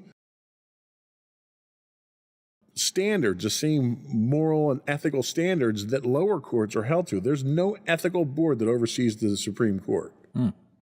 You would think instead of being the exception to the rule, the Supreme Court should be the precedent to the rule. They should be the ones that are under the most scrutiny. Their taxes should be looked at on a regular basis. Their gifts that they receive, their rulings everything should be looked at. Their political affiliations, the friends that they take their vacation trips with, all of that stuff should be gone over with a fine-tooth comb on a constant basis because of the position they're in and the power that they possess. Yeah. It's dangerous that it's not. And it's dangerous that these people can possess more power than the elected officials in this country. That's really where the problem is. And it has a broader impact. This recent decision is likely to cause ripples throughout the country. And not just in higher education, but in selective primary and secondary schools. Ultimately, effects will be felt in every aspect of the nation's economic, educational, and social life. From the Rooney Rule that requires a minority applicant to be considered in all NFL coaching hiring decisions, to employment and promotion decisions, the diversity, equity, and inclusion programs in schools and workplaces, and much more. The Supreme Court literally just said discrimination is legal. Yeah. That's what this decision says. And that is exceedingly dangerous for this country. And I really think it is naive too, because how are you able to exist, especially as a Supreme Court justice, where you've been dealing with law your entire life? Surely you'd be able to see that people are not treated equally, right? These things, if you let things run themselves, they will not run well, right? Like, it's not going to just fix itself. It's not going to be equal if you let people do it, because like we talked about at the top of this break, affirmative action was put in the first place because it wasn't equal. So it's like, do you think that's just going to magically fix itself, especially now when, hate crimes are on the rise and discrimination's worse than it has been in a very long time? And, but then again, maybe that's all part of the plan. Well, and I'll be the first one to say, I watched the hearings when Clarence Thomas was up for Supreme Court nominations, and the questions that he was asked and how racially biased the people that were questioning him from the other side were, and that was Democrats questioning him at the time. It was brutal. And that was a small fraction of what he's had to put up with his whole life. Because he's a man who has set precedent his entire life with his career being African American, doing the things he did. You would think going through that and then making the statements that he said on this ruling, they were coming from two completely different people. Yeah, like how do you even believe that when he says that? Right. Like, It's astonishing what he's saying now and what he's been through in his life. Yeah. So and that was point number 1. Yeah. We've got 2 more to do. That was rough. We're going to take another quick break, and when we come back, we're going to talk about something that might be a little closer to you, and that is the student loan forgiveness plan being rejected. We'll be right back.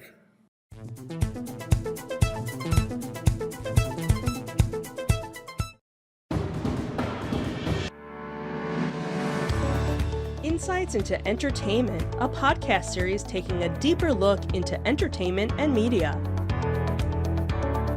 Our husband and wife team of pop culture fanatics are exploring all things from music and movies to television and fandom. We'll look at the interesting and obscure entertainment news of the week. We'll talk about theme park and pop culture news. We'll give you the latest and greatest on pop culture conventions. We'll give you a deep dive into Disney, Star Wars, and much more. Check out our video episodes at youtube.com/insightsintothings. Our audio episodes at podcast.insightsintoentertainment.com, or check us out on the web at insightsintothings.com.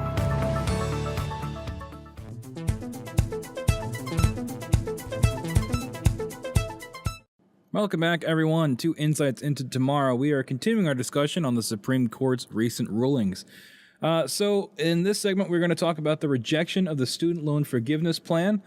The Supreme Court effectively killed President Joe Biden's $400 billion plan to cancel or reduce federal student loan debts for millions of Americans.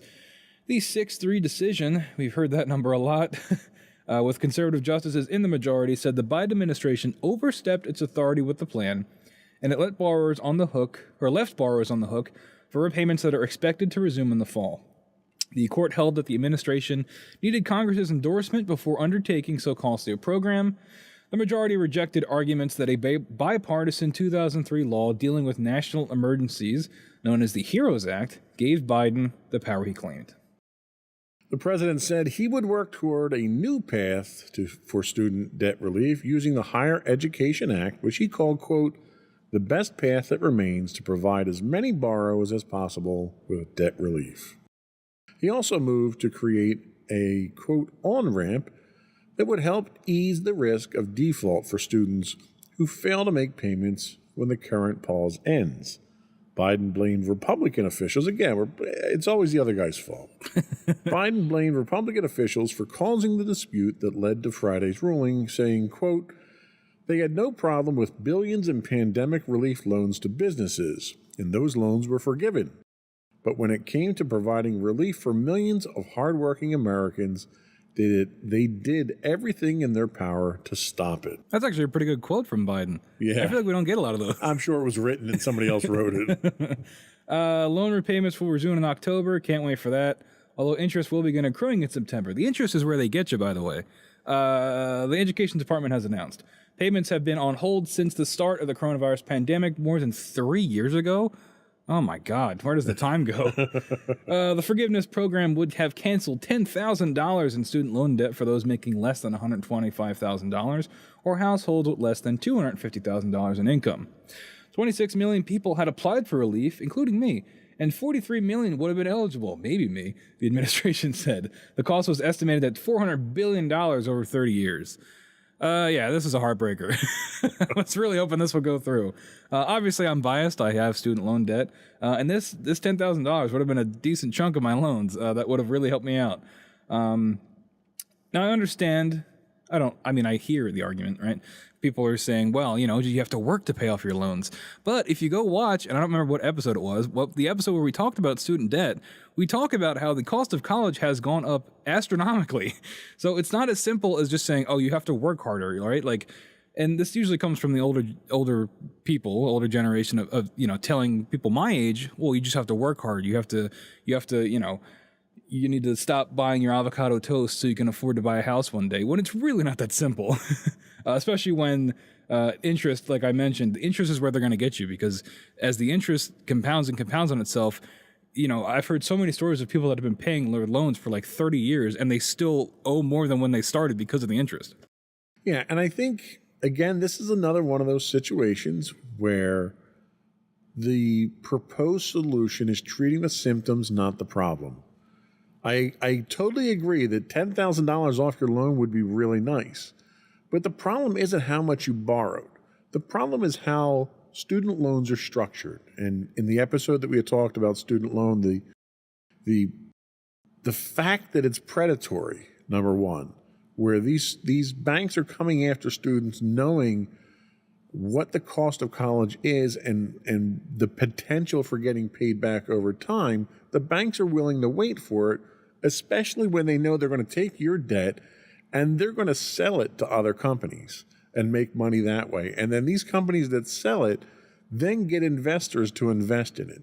And the last thing these investors want you to do is pay your loan off. Yep. What they want you to do is keep paying your interest because that's how they get their money.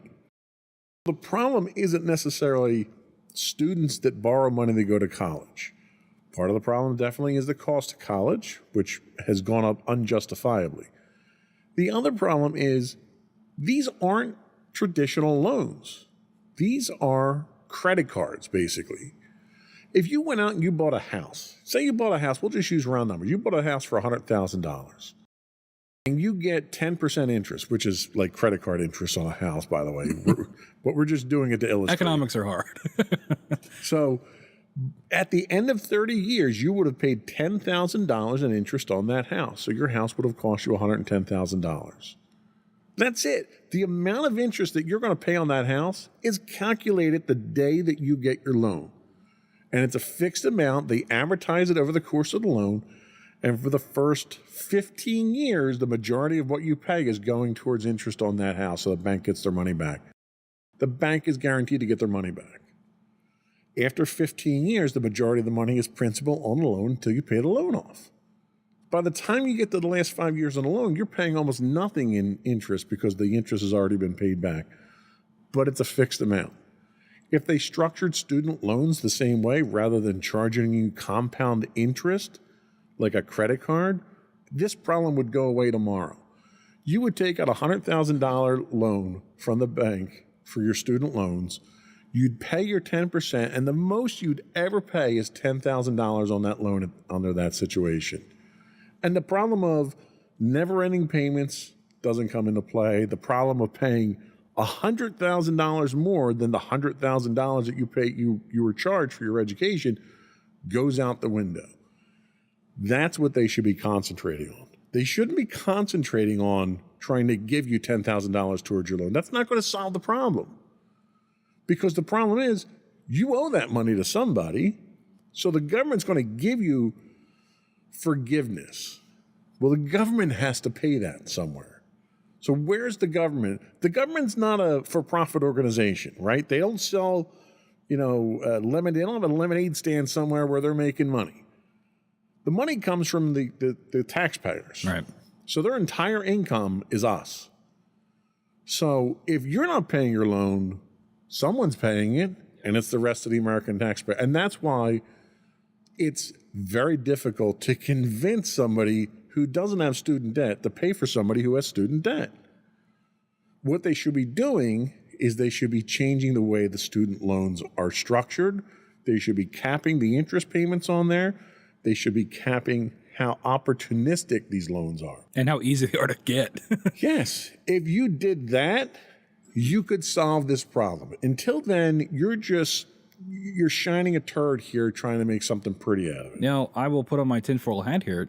You mentioned that this really isn't fixing anything. But for people like me that are important for a Democratic president that may be running for re-election soon, this would be a great reason to get a vote for him, right? Well, you are. And that's a good point. So he's buying your vote. That's really what this is. The problem is that the demographic that you are, the number of participating voters in that demographic are disproportionately smaller than the number of senior citizen voters, the ones who are going to be on the hook for paying that back. So that logic is valid, but the practice itself doesn't work because the numbers don't work out. Yeah. Because if you could get more people your age to get out and vote, it would work. But we can't. The voting percentage of people in your demographic is like 15% or something like that. I guarantee it's going to be even lower. Right. Where the voting percentage of people 65 and older is like 70%. So that's not going to work out in your favor, even if he is trying to buy your vote. Yeah, you're not buying enough of the vote. Right. He should repay, he should make it like an elder care bill or something. Right. But if you fix the problem and you fixed how student loans were financed, it would work for because it won't cost the government anything at that point. You simply write legislation that says how you have to conduct your loans, and you then enforce that legislation. And people who don't abide by that legislation, you impose a fine on them, and the government has another source of income without paying for loans. So why do we think what's stopping them from doing this restructuring? It seems pretty simple. It is, but the problem is you have to get both parties to agree to it. And they can't agree to the color of the sky at this point. Yeah, especially even if they want to, because it's from the other side, they're not going to do it. Exactly. Joe Biden could propose legislation that would solve world peace and guarantee food on the table for every human being on the planet, and the Republicans would oppose it because a Democrat proposed it. And they'd call it woke too, probably. Right. And like it's not our responsibility to create world. And you'd get stupid arguments like that. Yeah. When it's like, why can't these idiots just do what's right for the country and what's right for the citizens? They can't, because if it makes the other guy look good, then in turn it makes them look bad. Right. When in reality it doesn't. It's we should all be in this together. We all live here. Right. But I mean, you look at the parties now going into the primary, both parties are tearing at each other's throat, telling you why you shouldn't vote for the other guy of their own party. Which is contributing to voter apathy, which is why people don't want to vote. Exactly. Maybe we'll make this another episode, maybe, but like I was always of the mind that you should always vote no matter what, and I'm really being convinced like maybe not. Like I don't know who we're gonna have in the presidential election coming up, but it's gonna be tough for me to like pick somebody, right? Like, and I know we go with the old lesser two evil arguments, but they're both pretty bad, or they both probably will be pretty bad. And I don't know. Like I said, we can make another episode, but it's the first time in my life since I've been able to vote, this will be my 5th year, because I'm 23, I guess 24 by then, or 5. But yeah, it's really a struggle. It's like difficult, and I understand that voting is important and that you should always vote. But on the other hand, it's like I feel responsible for who I vote for. And that's the thing. Most voters go out there. So there's a large chunk of voter that votes along party lines because their parents did, and they'll never change. And they're kind of locked in. There's a certain percentage of those. Then there's the kind of people who are easily swayed, the kind of people who hear one argument, don't do any research, and go do their thing. They're the uninformed voter. Then there's the informed voter. They're probably the smallest percentage out there. They're the ones the politicians are terrified of. Because if you're smart enough to go out and do your own research from multiple sources and draw your own conclusions, you terrify politicians. They want mindless lemmings out there that they can tell you who to vote for, and you'll just go do it. And if you vote along party lines, you're the ideal candidate. They don't have to say anything. They could go out there and kill people in the streets, and you'll still vote for them. Yep. That's what they hope for. And if you're informed, and the one thing that we try to do on all of our podcasts is to educate and inform people, enlighten people. Don't listen to what I'm telling you. Don't listen to what we say on the show. Go do your own research. Yep. If I'm wrong, come back and tell me that I'm wrong about something. I'm happy to hear that, and I'm willing to have my point of view changed if it's legitimate. But don't just vote. The politicians go out there, you have to vote. It's important. Go vote. They guilt you into it. Right. But, as a citizen, it's your job that's the one duty that you have is to vote. But what they're really saying is vote for me. Right. And voting is important because it's the only way that our kind of government continues to exist. So I totally advocate people vote. But when you're voting, if you're voting in your local election or your school board or something like that, understand the choice that you make affects you. You may not think who's in Congress affects you, but I'll guarantee you it does, because the amount of money you pay in taxes and the amount of money they take out of your pocket is something you can control by who you vote for. And if you vote somebody in this time and they don't do what you want, or you don't think that by the end of their term you're better off, or if you are worse off, vote the next guy in. And then vote the next guy in. Keep doing that until you teach them that you're in charge. Mm. The first thing the politician wants to do when they get into office is get reelected. That's their number one priority. It's not you. It's not their constituents. It's not the people that contributed to them. It's to get reelected. And they're never going to vote term limits on themselves. The highest office in the land has term limits. Politicians, Congress, Senate, they'll never do that. We have the power to do that. If you don't let incumbents get reelected, you're imposing term limits. And even if the guy gets in and you like him, vote him out. And vote the next guy out. And vote the next guy out. Don't let him get entrenched. Don't let him get in there. Don't let him create a power base or start to influence things or anything. That you've got people now, and I'm going off topic obviously here, but it's important to discuss. You had Mitch McConnell. Mitch McConnell gets up there the other day and does a presser, and something in his brain hits pause right in the middle of it. Now, I'm not saying this to be mean or facetious or anything. It was very clear the man had some kind of health issue at that moment. But they walked him off the stage and brought him back a little bit later after they did whatever they had to do to fix the wiring there so he could finish what he was saying, so he could pretend like he was still okay. And that was just so they could keep power. That's what they're doing. They did the same thing the same day Dianne Feinstein. Was that where they told her to just say aye? Just say aye. Yeah. Because she was completely oblivious as to what was going on because she was so far gone. We see it with Biden all the time, too. Yeah. And, this isn't a crack on old people or mental illness or anything like that. But there comes a point when you're no longer effective at your job. Right. And when you get to that point, I used to unload tractor trailers for a living. And when I hurt my back, I couldn't do that anymore. So I knew I had to change careers. I had to go do something else that was not impactful to that. And I did. Had I kept doing it, I wouldn't be able to do my job and I'd get fired.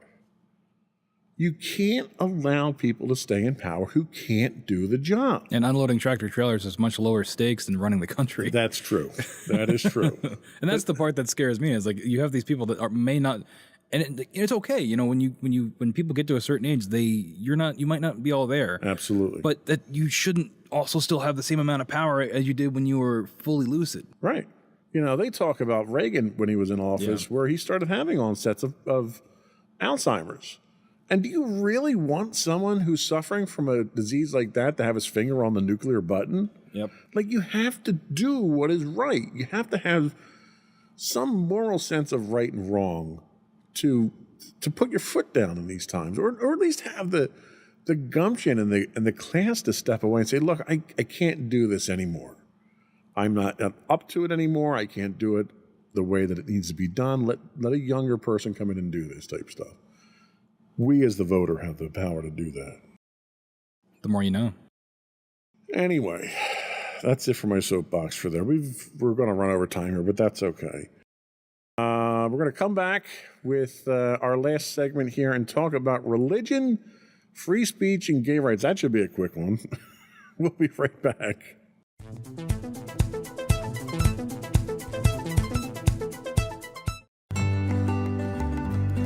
Insights into Teens, a podcast series exploring the issues and challenges of today's youth. Talking to real teens about real teen problems. Explore issues from braces to puberty, social anxiety to financial responsibility. Each week, we talk about the topics concerning today's youth. We look at how the issues affect teens, how to cope with these issues, and how parents, friends, and loved ones can help teens handle these challenges. Check out our video episodes on youtube.com/insightsintothings. Catch our audio versions on podcast.insightsintoteens.com or on the web at insightsintothings.com.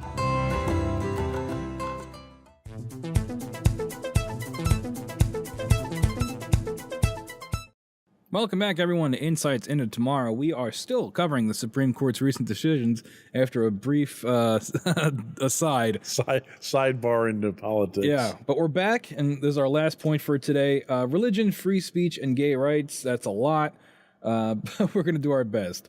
The 6-3 decision, which turned on the court's interpretation of the First Amendment, appeared to suggest that the rights of LGBTQ people are on more vulnerable legal footing, particularly when they're at odds with claims of religious freedom. The ruling was the court's latest in favor of religious people and groups, notably conservative Christians. The Supreme Court sided on Friday with a web designer, not this Friday, recently. The Supreme Court sided recently with a web designer in Colorado who said she had a First Amendment right to refuse to design wedding websites for same-sex couples despite a state law that forbids discrimination against gay people. Justice Neil Gorsuch, is that Gorsuch? I have no idea. I'm not very good Neil. with names. Neil. Justice Neil. I'm sure he loves to be called that. Writing for the majority in a 6-3 vote, said the First Amendment protected the designer, Lorie Smith, from being compelled to express views she opposed. Quote, 100 years ago, Miss Smith might have furnished her services using pen and paper. Those services are no less protected speech today because they're conveyed with a voice that resonates further than it could from any soapbox. Yeah, I read this. I was reading the show notes before the show. What? I don't understand what that means. Like, what is he saying? Basically, he's saying that because it's something that's being done on the internet and has a wider reach, it's no different than if it was a printed material. Okay, gotcha. The case, though framed as a clash between free speech and gay rights, was the latest in a series of decisions in favor of religious people and groups, notably conservative Christians. At the same time, the ruling limited the ability of governments to enforce anti-discrimination laws. The justices split, surprisingly, along ideological lines, and the two sides appeared to talk past each other, kind of like politicians tend to do. The majority saw the decision as a victory that safeguarded the First Amendment right of artists to express themselves. The liberal justices viewed it as something else entirely, a dispute that threatened societal protections for gay rights and rolled back some recent progress. This also comes at a time when transgender people are facing increased discrimination at the local and national level, with the American Civil Liberties Union stating that there are currently 492 bills in the works around the country that would directly harm transgender individuals. And this goes back to what we're talking about with this backsliding that we're feeling, right? This is another example of that. Using the Constitution as the weapon. In an impassioned dissent, Justice Sonia Sotomayor warned that the outcome signaled a return to a time when people of color and other minority groups faced open discrimination. It was the second time this week that the justice summarized her dissent from the bench, a rare move that signals deep disagreement. Appearing dismayed, Justice Sotomayor spoke for more than 20 minutes. Quote, "This case cannot be understood outside of the context in which it arises. In that context, the outcome is even more distressing. The LGBT rights movement has made historic strides, and I am proud of the role this court recently played in that history. Today, however, we are taking steps backwards." A Colorado law forbids discrimination against gay people by businesses open to the public, as well as statements announcing such discrimination. Ms. Smith, the woman who owned the website, who has said that her Christian faith requires her to turn away same-sex couples seeking website design services. I'm sure that's probably in the Bible. Jesus probably has a Squarespace page. Seeking website design services has not yet begun her wedding business, nor has she posted a proposed statement on her current website about her policy and beliefs for fear, she has said, of running afoul of the law. So she sued to challenge it, saying it violated her rights to free speech and the free exercise of religion. So, you jumped on my point too quickly there. So, okay, first of all, there's nothing in the Bible that is anti-gay, anti-LGBTQ, nothing like that. There are no teachings. There's not? I thought there was. Nothing. I'm not even joking. I legitimately thought there was about like not men. a single mention. Oh. There are stories about same-sex. There are instances of it occurring in there. Nothing is ever preached against. In fact, if you go by the teachings of Jesus, Jesus says to love all men, to love all people. So there's nothing in there. How the court could even use that as an excuse, number one. Number two, I'll guarantee you there's nothing about websites in the Bible, okay? Maybe the new King Charles Bible there might be, but there's nothing in the King James Bible or before it that has anything to do with it. So that's a falsehood. And that makes sense why Justice Neal had that quote that he had, because you have to frame it so it's legitimate. Right. And not a bunch of baloney. So, and the other problem that I have here is She's not being forced to express opinions that are contrary to her beliefs. She's being contracted to produce a website for someone else.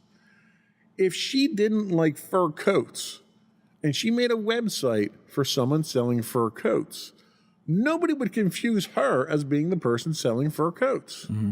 So using that as logic for why you can't produce something for someone else is bogus.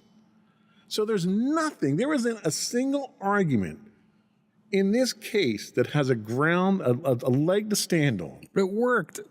But somehow the conservative Supreme Court decided to latch onto this with as flimsy an argument as it was to set precedent again. And to legalize discrimination. And that's exactly what it is. That is how dangerous this Supreme Court is, and that is how broken this Supreme Court is that they took something that was so flimsy, it shouldn't have gotten past. It's like a Judge Judy case. Right. It shouldn't have gotten past TV court. Yeah. Okay. It was literally that weak of an argument.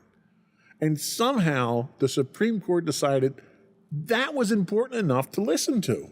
And to create such strong precedent. Right. Which makes you wonder that they could do it with anything, right? The Supreme Court receives hundreds and hundreds of cases a year to hear. And they go through and they cherry pick the ones that they feel are the most important, the most impactful, and the ones that are the most influential on the Constitution. And they picked this steaming pile of crap as one of the ones that they wanted to talk about. It's pretty tough to not argue there's an agenda when this is what they go with. Exactly. That's why it was vitally important that we talk about this one. Yeah. I'm embarrassed at our Supreme Court for even listening to arguments on this case. It's that bad. Right. And it's like, if you actually look at the case, it is just gay people trying to exist. And when you look at a lot of these anti-LGBT laws or anti-trans laws, it is just people trying to live and maybe get married. And it's like, it's always framed as if they have this agenda, like they want to take over the country, the LGBT people. Indoctrination. Yeah. You got to throw that in there, It's too. a bunch of baloney, man. These people are just trying to live and be treated fair and equally, but that's just not allowed. No, and the worst part is the state itself had already passed legislation that prevented this. Right. So move. Now, the problem that I have, I have several problems with this. The other problem that I have here is this Constitution says any laws that the Constitution does not explicitly cover fall to states' rights. Yep. There's no anti-discrimination law in the Constitution. So therefore, if the state has a law that governs it, the state should take precedent. The Supreme Court should have had no jurisdiction over this case whatsoever because of that law that was on the books. Yeah. Should have been done right down there. So it should have never even gotten to the Supreme Court. But when you can politicize anything and you can make an agenda out of it, because now it becomes an issue of the First Amendment, which isn't that the one about free speech? Free speech and freedom of religion. Yeah. So, but it's... So how does her freedom of religion trump the other people's free speech by having a website? Right. Someone needs to explain that one, too. Yeah. Yep. It's pretty tough. No matter what side of the spectrum you're on politically, it's pretty tough to argue that there is not an agenda here. Especially this, it's good we ended with this, because this is like the standout. It's the smoking gun. Yeah. Not only is it an agenda, it's a poorly thought out, poorly researched, and poorly executed agenda. And a hateful one. Yeah, and it's blatant. Yeah.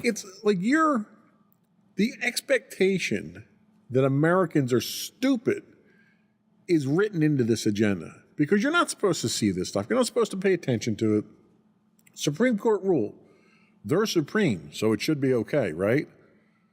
Only we're overturning other Supreme Courts, so it's really not supreme. It's kind of the okay court now. Yeah. Just do as we say, though. That's the hypocrisy that our country is dealing with today. Yeah, and it goes back to that. We talked about the feeling of regression and the feeling of legalized discrimination. And again, we mentioned this a lot. But if you're an audio listener, we're two white guys, so right. It's really not impacting us that much. I can't imagine what it must be like being a transgender person or a member of the LGBT community or a minority or a woman. Like, there's just so many people out there that are, and I'm not laughing. I'm laughing because it is so horrible, right? I'm not laughing to make light of it. Right. I'm laughing because it is just, it's really bad. And that's like, it's literally so bad that you don't need to be a member of the community to see how blatant this is and how wrong it is.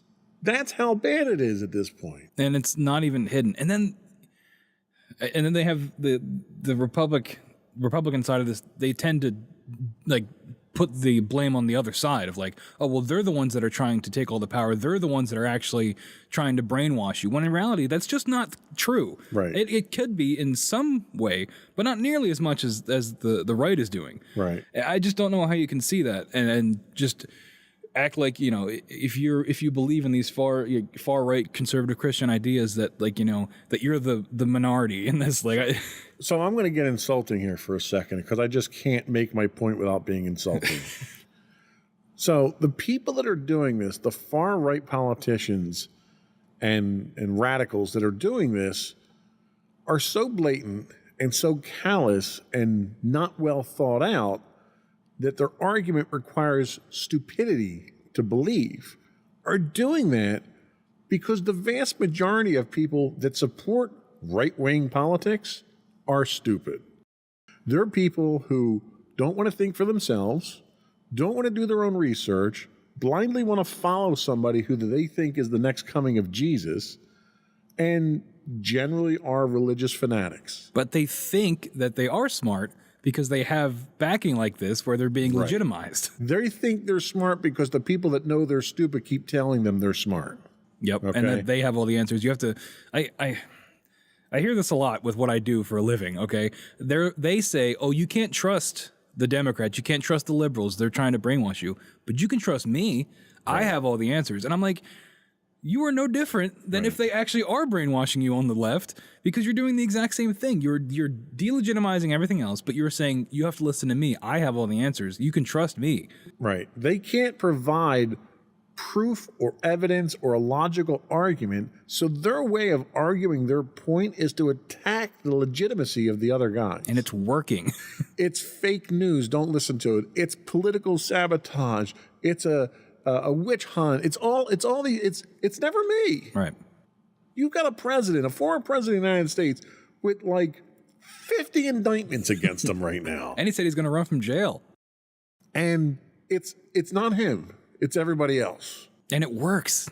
But it doesn't take a genius. You don't need to be a rocket scientist to look at this and say, you're delusional. Yeah. Like it can't be that. Yeah. But the problem is their supporters don't see logic. And though it's like when, you know, we talked about earlier when we got on our little aside about voting, right? The types of voters, the people that will vote on party lines. And now you have that with this far right, that they're going to vote. Like, you know, when Trump said he could shoot somebody and get away with it, he was right. Right. Like, exactly. He literally got up on national television and bragged about inappropriately groping a woman. And then got elected. And got elected president. They'll vote for him no matter what. And then they'll do it out of spite. He gets indicted for violating espionage laws. And he gets $1 million in donations the next day. He gets indicted. Did he get indicted yet for the other one? I have no idea. We can do another episode on that. There's so many indictments. It's hard to keep score at this point. Yeah. But every time he does something wrong, he gets more supporters. And if he does go to prison for something, I think it will guarantee that he gets elected. Like it's like the kingpin. Well, fortunately, there's 2 indictments he's under that if he gets elected, if he gets convicted, he cannot hold public office. Oh. Well, then the Supreme Court will just say that, you know. Then the Supreme Court will reinterpret the Constitution, exactly. I'm sure. So anyway, that's where we're at. That's the show. Anyway, yeah, I mean, we don't even have to summarize. It's literally that bad at this point. Before we do go, though, I want to take a moment to push the right button here, which I just did, and invite you to subscribe to the podcast if you don't already do so. You can find audio versions of this podcast listed as Insights into Tomorrow. You can find video and audio versions of all of our networked podcasts listed as Insights into Things. We're available on Pandora, Castro, Podbean, Buzzsprout, pretty much anywhere you can get a podcast these days, but not Stitcher soon. So Stitcher's going away. Rest in peace, Stitcher. I would also invite you to contact us. Tell us how we're doing. Argue with us. Tell us we're wrong, that we don't know what we're talking about. I'm take anything at this point in time. The liberal check is in the mail. You can email us at comments@insightsintothings.com. We're on Twitter at insights_things. You can find us on Twitch at twitch.tv/insightsintothings 5 days a week. If you have an Amazon Prime subscription, you do get a free monthly Twitch Prime. Throw that our way. We'd appreciate that. Or you can get links to all these and more on our website at www.insightsintothings.com. That's it. Another one in the books. Stay safe, everybody. Bye.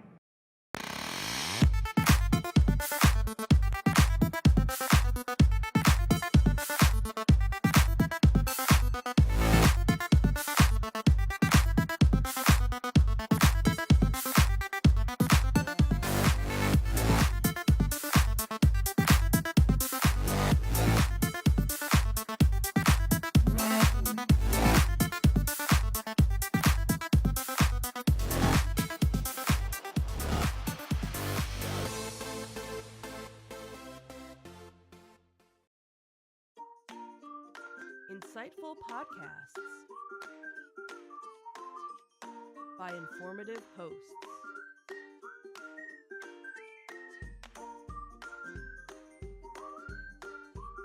Insights into Things, a podcast network.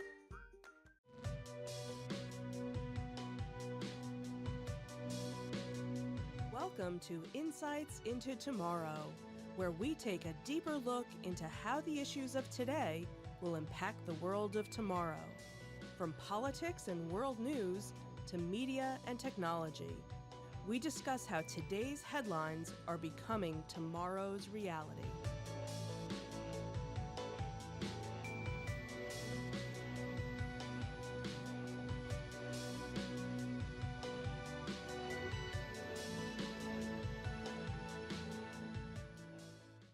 Welcome to Insights into Tomorrow. This is episode 20, Don't Touch That Dial.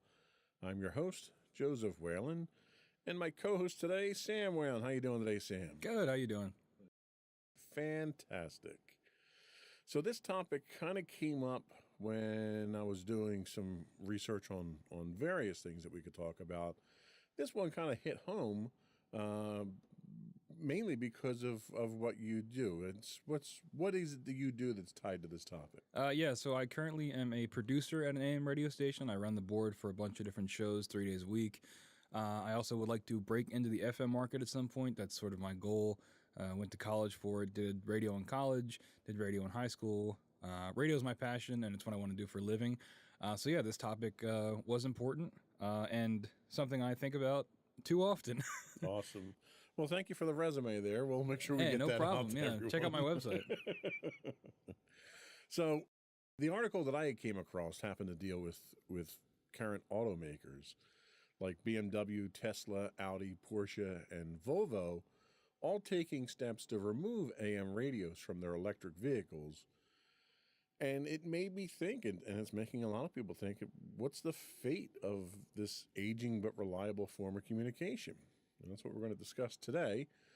But before we do that, I did want to take a moment to invite our listening and viewing audience to subscribe to the podcast. You can find audio versions of this podcast listed as Insights into Tomorrow. You can find video and audio of all the network's podcasts listed as Insights into Things. And we're pretty much anywhere you can get a podcast these days: Apple, Spotify, Google, and so forth. I would also invite you to write in, give us your feedback, tell us how we're doing. You can email us at comments@insightsintothings.com. You can find us on Twitter at insights_things, or you can find links to all of our social media on our main website at www.insightsintothings.com. Shall we get into it? Let's get into it. Let's do it.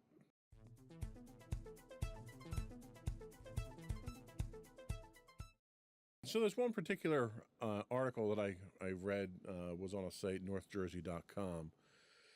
And they kind of talk about the fact that it's no secret that AM radio has kind of lost much of its luster over the decades.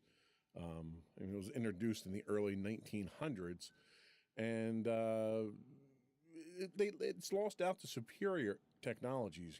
FM being the first one that threatened it, satellite radio, and now we're talking, podcasts and streaming and YouTube and everything you can get over the internet now. In fact, that's one of the things that these car companies are saying, is that everything that you could get over AM, you can get over streaming now in the car, which I guess is a valid point as long as that infrastructure is working, right?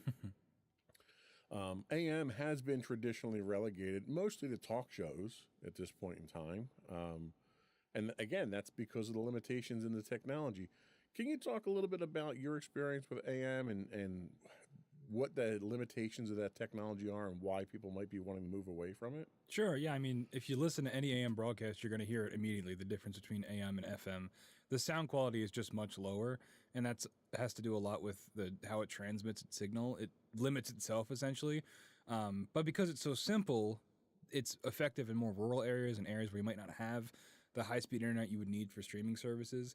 But again, because of those limitations, like you said, we are mostly talk, because, anything more complicated, you just wouldn't hear it because it's, as it's broadcasted, it's all garbled, and talk is the only thing that really can come through effectively.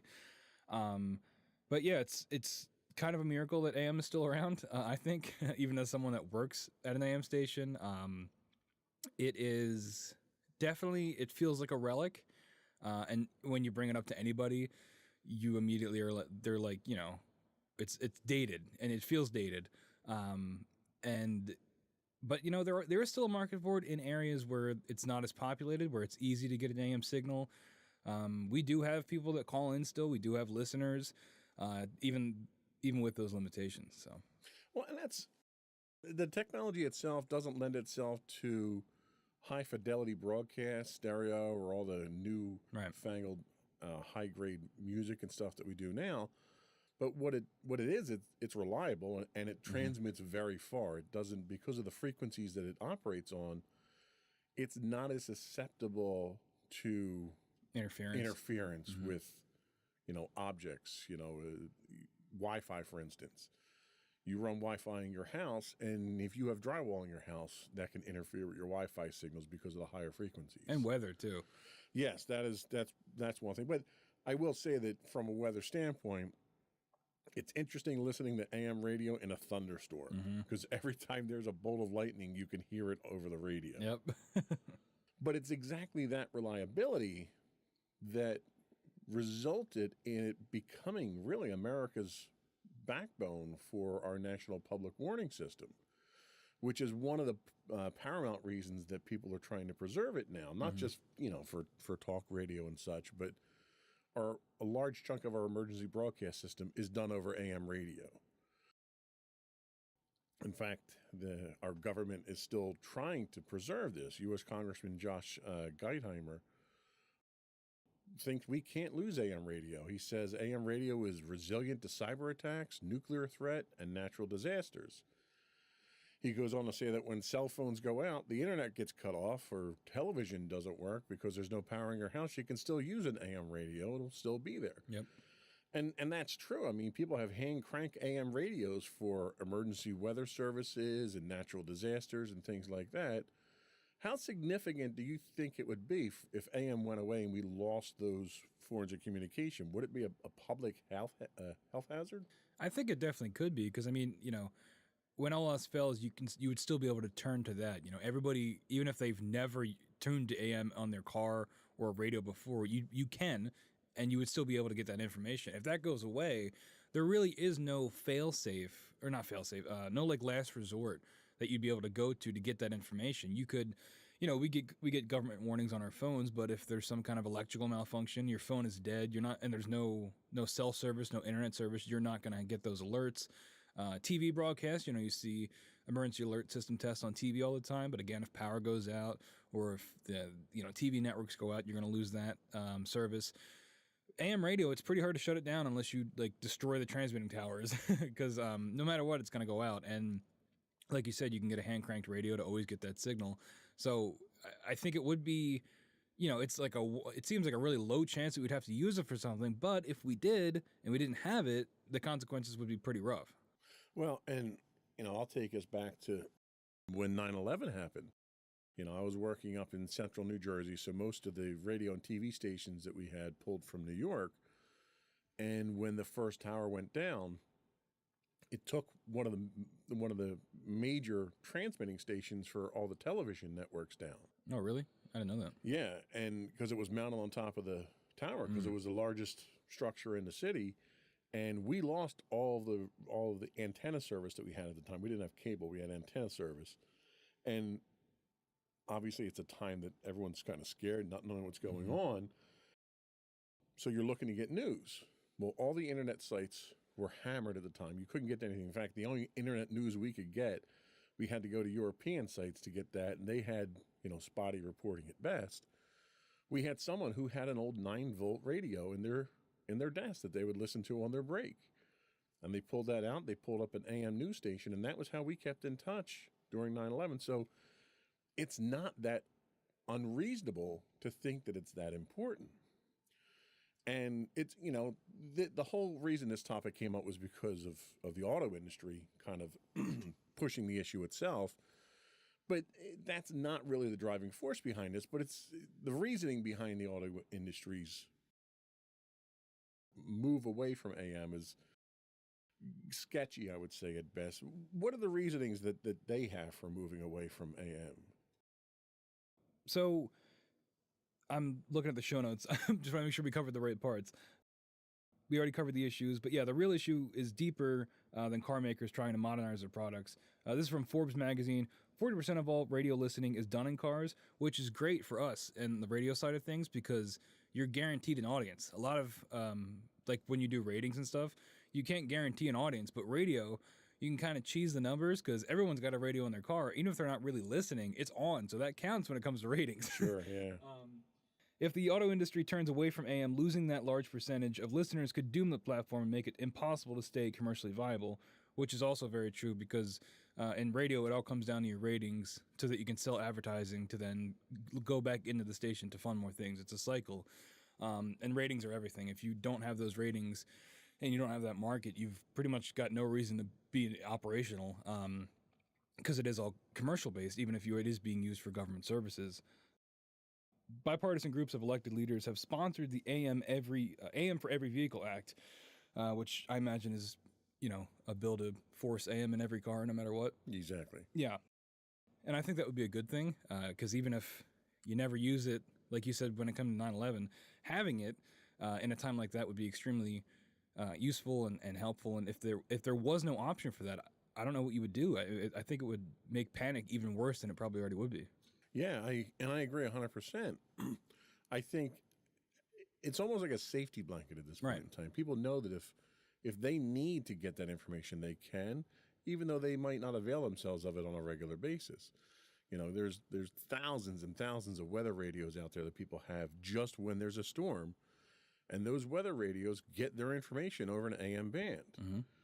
Now, one of the things that the auto industry is claiming is that because of the electrical emissions from electrical vehicles, it causes interference over AM radios, and they don't want a negative experience for their users that are listening to AM radio.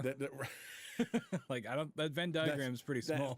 That's a very good point. Is that the fact that they've got people that are listening to AM radios are clearly not looking for a high fidelity signal to begin with. Yeah, I don't think, like I said, the Venn diagram of electric car users and AM radio listeners are that in between is, I would argue, probably non-existent.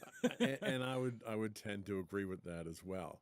So, and that's why I say I think their motivation for it's to save money, but I can't imagine that putting an AM capable radio in an electric vehicle is the cost center. Well, it's also probably because they want to have a deal with satellite radio companies, because most times when you buy a car now, it's got Sirius built into it, Sirius XM. Well, yeah, but my vehicle has Sirius built into it. They didn't have to not have AM on it. Yeah, I don't know. I don't know why they wouldn't do it. Maybe if it's I don't think it's an electrical interference problem. I just don't buy that. I don't either, and that's almost like one of those things where they don't want you to use your cell phone on an airplane Right. because it interferes with telemetry, and it's like, yes, if under certain circumstances there's a 1 in a million chance that it interferes with it, you probably don't want that chance happening on a plane. I can't imagine there being anything detrimental about an AM radio that's just receiving, not transmitting, Right. on an electric vehicle. Yeah, and like I have a AM radio transmitter hooked up to my stereo, or a receiver hooked up to my stereo, and it's just like a square piece of plastic with wire wrapped around it. That's all you need to get AM Right. signal. It's not like you need a full stereo or radio head to get it. Right. You just need some wire that you stick Well, out. And it's funny you mention that because during that 9/11 situation, the radio that we had was not getting a very good signal. So we actually took a piece of coax, stripped all the shielding off of it, and just turned that into a bigger antenna and got a clearer signal. Yeah, and like that's one of the reasons I love radio so much. Not just AM. I don't really love AM that much, but FM, radio in general. The concept of radio, it's so accessible, and I've always equated it to like sticking your hand in a river. Like the radio is always there, and there's so many ways to access it. And you could have a big boombox that you tune your favorite station to, but you can also have something in the palm of your hand that can do the same thing. And I just think like you don't really get that with any other medium. Not to mention it's very like personable. Like when you're listening to a DJ, it feels like it's just you and them having a conversation, and you don't get that with TV or movies. Sure. And I think AM does have that, and that's another reason why talk is so successful on AM when it is because you can access it in a variety of ways that are pretty easy, and you don't have to pay to listen to the radio. Like you don't have to pay a subscription fee. You can just have a wire and stick it up in the air and have some sort of output, and you're listening. There's no barrier to entry, and that's one of the reasons I love it so much. And it's so accessible, no matter where you are in life. I just think it's great. Well, and it's funny because there's been a push by politicians to declare internet as a public utility. Everyone needs to have internet. And I don't want to argue with that. I mean, that's our medium of choice Sure. for the podcast. And I think everyone should have it. But if everyone should have the internet as a public service, everyone should have AM. AM already exists. Why would you take it away? And it's much easier to give everybody access to AM than it is internet. Absolutely. Because the less populated areas you get, it's way harder to get that internet working. I have a friend of mine who lives in Maine, and his two choices for internet were Spectrum or like satellite internet, which is way worse. Right. And the delay in that is insane. And this is in 2023, and he's not even in like a rural area. He's just in Maine. Yeah. There's still parts of the country where you're not getting 5G, upload speeds and things like that. And, that's going to be a problem for many more years to come. They're not going to have that ironed out. Certainly not in a way that it works as reliably as AM does now. Well, and that's sort of what the auto industry is kind of counting on is people getting this information over the internet. And the problem with the model of the internet is it's cost-centric to the consumer, where if you want the internet, you have to pay for it in some form, either through taxes, through direct subscriptions or whatever, whereas AM is producer-centric. So if someone wants to produce content and put it out on radio, they have to fund it. They fund it through through listenership and through advertising, but there's no cost, like you said, to the consumer at that point in time. So it makes it accessible to low-income people, to seniors, to everybody out there who doesn't have unlimited income and free disposable income. And going back to that accessibility thing, it's pretty easy to understand. It's a dial. Sure. You flip it on and you turn it to where you want to listen to something. Yeah, and it's just I don't think there's any other like medium of communication that's like it, and I think that's the reason it's still around. It's people say the radio industry is dying, and I don't think it's dying. I think it's just changing. I think it's evolving. But I think the core technology of how FM and AM transmission works, I think there's always going to be a place for that as long as, broadcasting towers still exist. Well, the fact that you have podcasts that have become so popular tells me that the content that comes over AM is still popular. The media may be changing, Right. but that content is still deliverable. It's ease of use, it's low cost, and it's accessible to everybody. It makes a lot of sense to keep it around for people who aren't high tech and have disposable income to pay for the content that they're looking for. there's a market for all the other stuff, and there's nothing to take away from that. But AM still serves a huge portion of the public, and I think it's probably worthwhile to keep it around. Yeah, absolutely. On that note, I think we're going to take our first break, and we'll come back and we'll talk about why AM is so important. We'll be right back.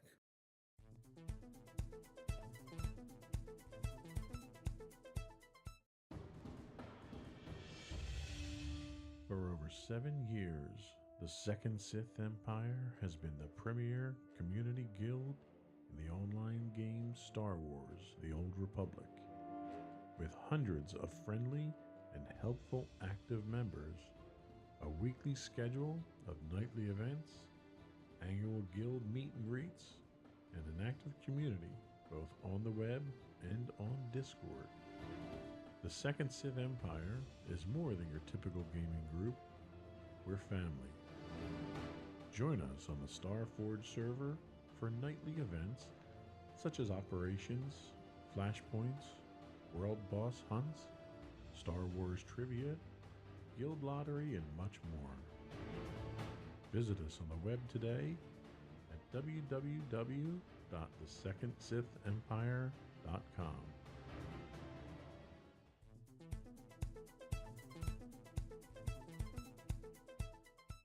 Welcome back, everyone, to Insights into Tomorrow. Today we're talking about AM radio and the value of it in today's modern world. So in this segment, we're going to talk about why AM radio is so important.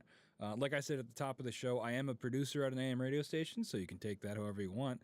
They're not paying me to say this, though. They're barely paying me to work. So some members of the right-leaning media, such as Sean Hannity, suggest the phasing out of AM could be a conspiracy to silence conservative voices.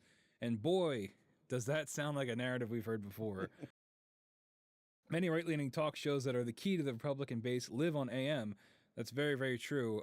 A lot of the shows that I run are like that. And they are just more popular than a lot of the other shows we get because they have that built-in audience, essentially. Why would we have a note in here about Elon Musk?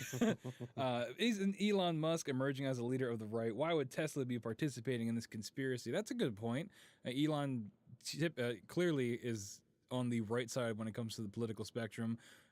Going back to the EV vehicles wanting to get rid of AM radio, why would he be doing that if it's a constant echo chamber for right-leaning ideas? I don't know. That's a good question. Do you have any thoughts on that? I don't. It makes me go back to the thought that it's a cost savings thing, but I don't know how you're saving money on it by getting rid of it. What other motivation would he have other than making sure that other medium, he owns Twitter too. So maybe it's a way of trying to make sure that the mediums that he favors more are at the forefront, removing. And I don't want to get into conspiracy theories here, but one of the things that right-leaning side of the country seems to think is that if they eliminate options for people and the only options that you have left to adopt are the options that they want you to adopt, then you obviously wind up following their indoctrination. Right. Is this a factor of that? I doubt it. I think that's kind of a stretch, but I think it's more of a technology thing. Like, I don't even know what kind of radio a Tesla has at this point in time because it's a computer interface that it has. Yeah, I have no idea. But I could see Elon being more of the mind of, there's a ton of right-wing stuff on like YouTube and their own sites that are getting plenty of traffic. And I could see Elon being completely fine with just moving past AM entirely to focus more on that digital side of things. Guys like I'm not even going to mention their names, but you know who they are, the guys that are, on that side of the spectrum that are online doing their shows. They're basically doing an AM talk radio show just on the internet, and they're getting way more eyes on than they would ever get on AM. So I could see Elon just being of the mindset that AM is dead and we'll just move on from it. Well, and let's be honest, the format that we do on this show here is very well suited, with the exception of the video, obviously, but it's very well suited to being on an AM radio station. Which is why I say, the most popular podcasts that are out there today are really an AM podcast. They're an AM talk show that happens to be on the internet. So there isn't a lack of demand for what AM offers from a format standpoint. is it just a technology thing? I mean, yeah.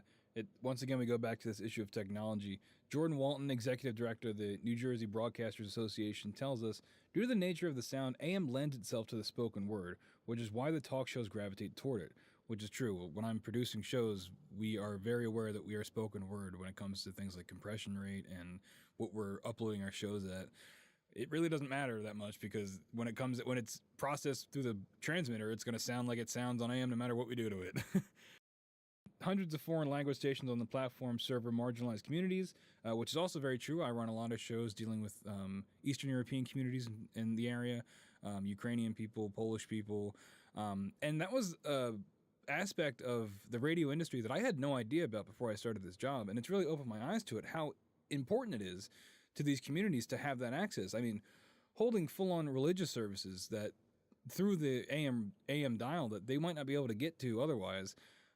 It's a big deal, and it's in those communities. It is still very active, and of course, nearly 47 million Americans listen to AM, which is a lot of people. And if that just happened to go away, that's 47 million people that just lose access to that platform. Yeah, and I go back to when I was a kid. You know, my grandmother lived with us. She was from, as my mother used to term it, the old country. She was from Lithuania. And she didn't speak English very well, didn't understand English very well. So she was very self-conscious going out in public because she couldn't communicate. There happened to be at the time a radio station, a local AM radio station that she would listen to that was done, I don't know if it was done in Lithuanian, but it was done in a language that she understood. And that was like her connection to the outside world. She would get religious services through it. She would get news through it. It was a friendly voice that she didn't hear unless she was talking to members of her own community. And that level of cultural sensitivity, I think, is very important to maintain for those marginalized people. Absolutely. I mean, some of the shows that we run are entirely in other languages, entirely in Polish or entirely in Ukrainian. And, you know, I don't speak those languages, but somebody's listening because otherwise they wouldn't be on the air. Right. So, and as with everything, cost is still a factor. You know, as a platform, AM's comparatively inexpensive, certainly to produce and create content for. AM's also the great equalizer across drastically divergent economic situations. From a millionaire to a Porsche, from a millionaire in a Porsche to a homeless person with a battery radio, anyone can tune in, is the quote that I found. And that's kind of what I talked about earlier, the accessibility of it. There's no subscription fee. As long as you have a way to receive the transmission, because they're all around you. You know, you can't see them, obviously, but, you know, FM signals and AM signals are all around you. As long as you've got a way to... You can't see them. I can see it. I think you got to see a doctor. As long as you've got a way to receive that, you can access it. And I think that's a wonderful thing. You're absolutely right. And again, talking about your friend who's in Maine and other people, you know, you've got farmers and seniors and immigrants who all rely on it because it's a cheap cost of entry into getting into these areas, these discussions. You don't need any high-tech gear. You don't need any advanced knowledge of computers. You literally flip a button, turn it on, turn the knob to where you want to go, and it's there. So that accessibility makes it appealing to a lot of people. Probably the most significant reason AM is important, again, we touched on earlier, is a means of emergency communication. Severe weather alerts, Amber alerts, and other emergency broadcasts all go out over AM frequencies. Now, a lot of those you can get over your cell phone now, too. But in times of emergencies, hurricanes, tornadoes, earthquakes, the technology required to make the internet work, and you know, full disclosure, I think everyone knows by now, I work in technology. I work with the internet. The fact that it works as well as it does is a miracle. There are so many points of failure that can stop the internet from working, especially when you're talking about cell signals, that in times of a natural disaster, it's literally the first thing to go down. FEMA has spent decades building out its integrated public alert warning system, or its IPAWS system, using somewhere in the range of 77 primary emergency alerting stations around the country that are AM-based stations. So you've got a huge infrastructure for emergency broadcasting that's already been invested by the country to build this out, and it works. I think that's my biggest catch is there's no reason not to use it. It's not like it's failing. It's not like our crumbling road infrastructure where bridges are literally falling down within driving distance of us here. This works. The technology is sufficient enough to do the job that it's doing, and there's no reason not to use it. The stations brought vital information, warnings, and comfort during tragedies like hurricanes and earthquakes, and again, in the wake of 9/11. So I can't think of a compelling reason for AM to go away. The fact that it's an old technology shouldn't be a reason. The wheel is an old technology, and that's not going away because it's thousands of years old, right? Yeah, I don't really see why you'd get rid of it. I mean, it still works. It's worked essentially the same way for like 100 years at this point. I forget when it was invented. I think in the early 1900s, but like it still works, especially when it comes to things like this. Why would you get rid of it? And what is the alternative? Really, like, is there a plan from these automakers for? I guess they don't really. It's not their problem if AM radios are done away with. What the alternative would be for these kind of emergency broadcasts? No, it's not. And their solution to this is use an app. And I'm sorry, but there isn't an app for the emergency broadcasting system. There isn't an app that works when the internet goes down or your cellular connection goes down. The technology of the internet, and it's ironic because when the concept of the internet came out after Sputnik launched, the idea was to move away from circuit-switched telephone networks that could be taken out in a nuclear strike to a packet switch network which can route around outages on the network. So the whole premise of the internet was to have a redundant system of communication that didn't go down during emergencies. And the first thing that goes down in times of emergencies is your local internet connection. Mm-hmm. Like it happens every time. You know, we have gusty storms here and our cable internet goes out or the power goes out. And it's like there's so many things that an internet connection is dependent on that if any one of those goes down, whether it's your power at your house, your router, the wire to your house, the wire on the street, the wire back to the central office, there's so many things that could go out that would take down your internet. And if you think about the technology for AM, what do you have? You have the radio station and their antenna. Mm-hmm. They're the only two things that you need. And you could set up a portable AM radio broadcasting station within an hour of a natural disaster. Mm-hmm. So the level of redundancy isn't anywhere near where it is with AM. Yeah, just like a personal anecdote. I remember there was one time when I was younger, we got stuck in traffic somewhere. It was like standstill traffic. And the first thing you did was tune to AM. That was the New Jersey Turnpike, or the Pennsylvania Turnpike coming back from Hershey. Yep. And the first thing you did was you tuned to one of our local AM stations to get the traffic. And they did traffic and weather like every 20 minutes, maybe less than that, every 15 minutes. But that was the first thing it did because it was reliable, and we might not at the time had, as up-to-date, Google Maps as we do now, but it was a way that you knew that you could count on to get that information pretty much immediately and effectively, and it worked without any kind of issue. Yeah, so I don't think there's a huge danger of AM going away. What concerns me more is the fact that you have manufacturers that are marginalizing it now. It's one thing to lose market share to a superior technology when the product that you're trying to consume, like music, relies on that superior technology. If you listen to a radio, the same song on AM and on FM, you can hear the difference. Mm-hmm. Losing market share to that is understandable because you're getting a higher quality product. Right. Losing market share just because some auto manufacturer decides that they don't want to put a radio in your car anymore, that's pretty arbitrary at that point in time. And you're taking the choice out of the hands of the consumer at that point. Yeah, and again, we've hit this a bunch, but like it doesn't cost that much. It can't cost that much. I have an FM and AM receiver hooked up to my stereo, and it's just two wires. Like I don't understand like what the argument. It's not like it's costing hundreds of thousands of dollars to install these devices in cars. It can't cost that much, and it's just like, why get rid of it? I don't understand it. Yeah, no, I agree. We're going to take another break here, and we come back. We're going to talk about how it can be saved, because we're not the only ones that think it should be. There are other people, fortunately, in positions of power who think it should be saved. We'll be back in a minute.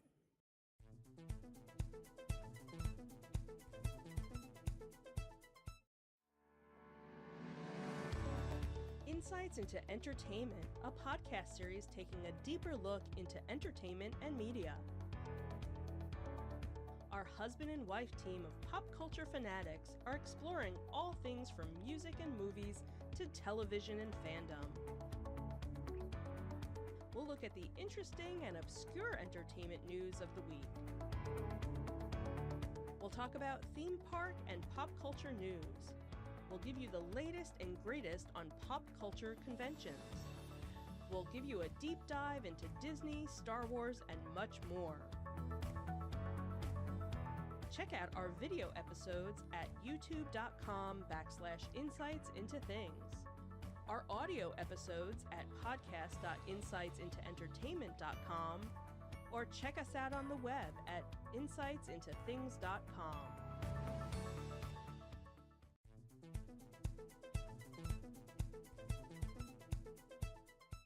Welcome back to Insights into Tomorrow. We're talking about AM radio and people fighting to get rid of it. Well, back in 2013, Ajit Pai of the FCC saw the problem looming and embarked on a personal quest to save it. After a little more than a year in the job, he urged the FCC to undertake an overhaul of the AM radio, which he called the audible core of our national culture. He sees AM as vital in emergencies and in rural areas. He goes on to say AM radio is localism. It's community. AM's longer wavelength means that it can be heard at far greater distances, and try that again. AM's longer wavelength means it can be heard at far greater distances, and so in crisis. He said AM radio is always going to be there. For example, he cited Fort Yukon, Alaska, where the AM station KZPA broadcasts inquiries about missing hunters and transmits flood alerts during the annual spring ice breakup. I can't imagine there being an app for that's reliable out in Fort Yukon, Alaska. Yeah, exactly. What do you think about this? The chairman of the FCC is fighting for this. Yeah, I mean, that's good. It's good that someone is. Ajit Pai is a questionable guy in most aspects of what he does politically, but this seems like something that is a positive thing that he's doing. It's good that he is sticking up for it, and, we'll see, if that continues and what his support would actually mean in terms of keeping AM radio around. But having the head of the FCC, or I don't think he's the head of the FCC. Not but anymore. No. When he was, still having him advocate for that. But, it's good to know that there are people higher up that are fighting for it for whatever reason. It's better to have it than not have it at all. What about Congress? What's Congress doing for us? So they are trying to save AM radio as well, with automakers threatening to pull the plug. A backlash by station owners, listeners, and legislators prompted Ford to announce it was reversing course on its previous announcement to stop installing AM radios in its cars. But with Tesla and the EV manufacturers announcing their intentions to phase out the technology, a congressional subcommittee was debating the merits of proposed legislation to make AM receivers standard equipment on new vehicles. So they just were talking about it, I guess. That's what it sounds like. I think that's what politicians normally do. Removing AM radios from cars could dramatically reduce the audience, with 74% of AM listening happening in the car, according to Nielsen. Automakers cite audio interference. We covered a little bit of this with electrical motors and the ability to stream stations as justification for phasing out the AM radios, which we already said the market for AM listeners and EV users is probably really small. The Communications and Technology Subcommittee of the Energy and Commerce Committee, the ECC, heard nearly 3 hours of testimony as to why AM should be saved. That must have been a long 3 hours. I'll bet that was a real snore fest. We mentioned this earlier, but the AM Radio for Every Vehicle Act would require, quote, dashboard access to any AM broadcast stations in a, quote, manner that is conspicuous to a driver. The primary rationale is AM radio's integral role in alerting the public of emergencies situations as part of a national network. So again, it goes back to this thing of, if it's not broke, why do we get rid of it? And if it's something that we could use in an emergency where we can't really count on anything else, why get rid of it? And I think that's really what it comes down to. Even if, getting rid of the entertainment side of it, the talk radio side of it, at the end of the day, it is a utility, right? That it is used for emergency purposes. And it would be like getting rid of emergency alert systems in general. Something on that scale, like these are important for in times of crisis, and it's something that is a reliable way to make sure that people get the information they need to know to stay safe. Why would we get rid of that? I agree. And the subcommittee even goes on to talk about what we had discussed earlier, that there's a lot of programming on AM radio that'll have no place to go if AM dies a quicker than natural death. Of course, that's assuming that, there is a natural death in the future for AM to begin with. But Tesla hasn't been including AM radios in their vehicles for years. I didn't know that. And now a number of other manufacturers are kind of following suit there. They claim the electromagnetic interference from batteries generates an audible high-frequency hum for AM broadcast signals. What doesn't generate an audible high-frequency hum on AM? Everything does. Yep. But it's been around for over 120 years now. Everyone's gotten used to it at this point in time. Right. It's literally, microwave background radiation from the cosmos generates it, okay? I don't think your car is going to overpower that. Yeah. But when Ford announced that they would stop putting AM radios in, somebody finally perked up and took notice. Ford CEO Jim Farley said after speaking with policy leaders about the importance of AM broadcast radio as part of the emergency alert system, we've decided to include it in all of 2024 Ford and Lincoln vehicles. It's a great quote. Like, we forgot about the emergency alert system part. I guess we'll put them in. Yeah, at least they realized it. But the longer term future for AM kind of is up in the air there still. They're only doing it in their 2024 line. Clearly that's not a long-term plan of theirs. So we need more. Yeah. So what more do we have? A petition. There's a petition out there for everything, right? They always work. So change.org Save AM Radio, a part of the emergency alert system petition, has been put up by WABC Radio, actually. Like the ABC? Yeah. Oh, how about that? Yeah, as if they had some kind of stake in the race or something here. Again, they're pushing the fact that for emergency purposes, because, we're getting more and more weather events, Yep. which means there's more and more need for this. Again, is it profit for them that they're pushing this to keep it around because they make money off of AM? I've been trying to find a way to articulate this, but I really do think it goes back to the issue of satellite radio, right? Because I think they probably see AM as not profitable and not worth having in the car. I don't think they really consider the emergency alert aspect of it. But I think if they have a partnership with Sirius, where Sirius pays them and they pay Sirius to have Sirius XM in the car when you buy it, I think that is, I think there's something to be said there of why they're pushing to get rid of AM so hard. FM is going to be a tougher sell because people do still pretty regularly listen to FM radio, but I think it starts by getting rid of AM.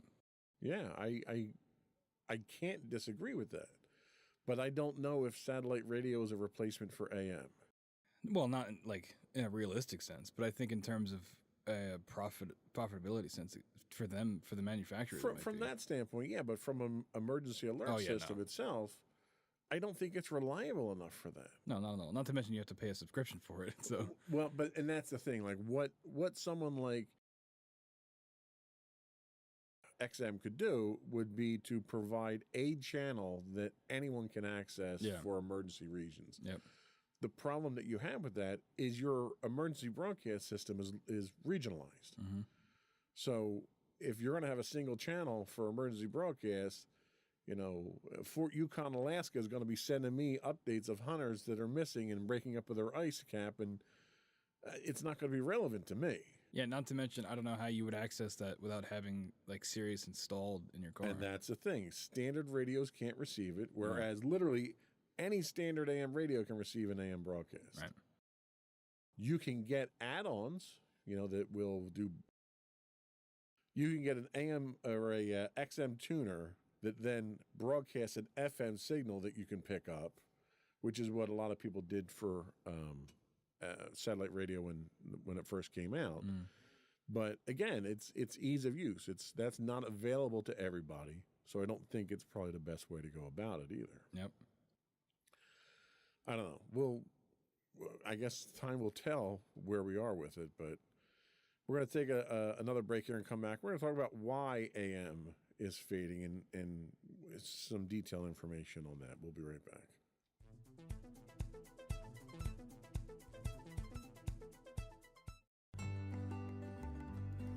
Insights into Teens, a podcast series exploring the issues and challenges of today's youth. Talking to real teens about real teen problems. Explore issues from braces to puberty, social anxiety to financial responsibility. Each week, we talk about the topics concerning today's youth.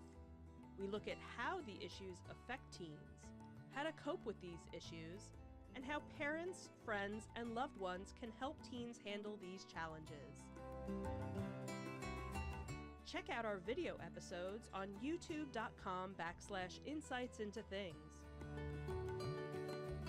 Catch our audio versions on podcast.insightsintoteens.com or on the web at insightsintothings.com.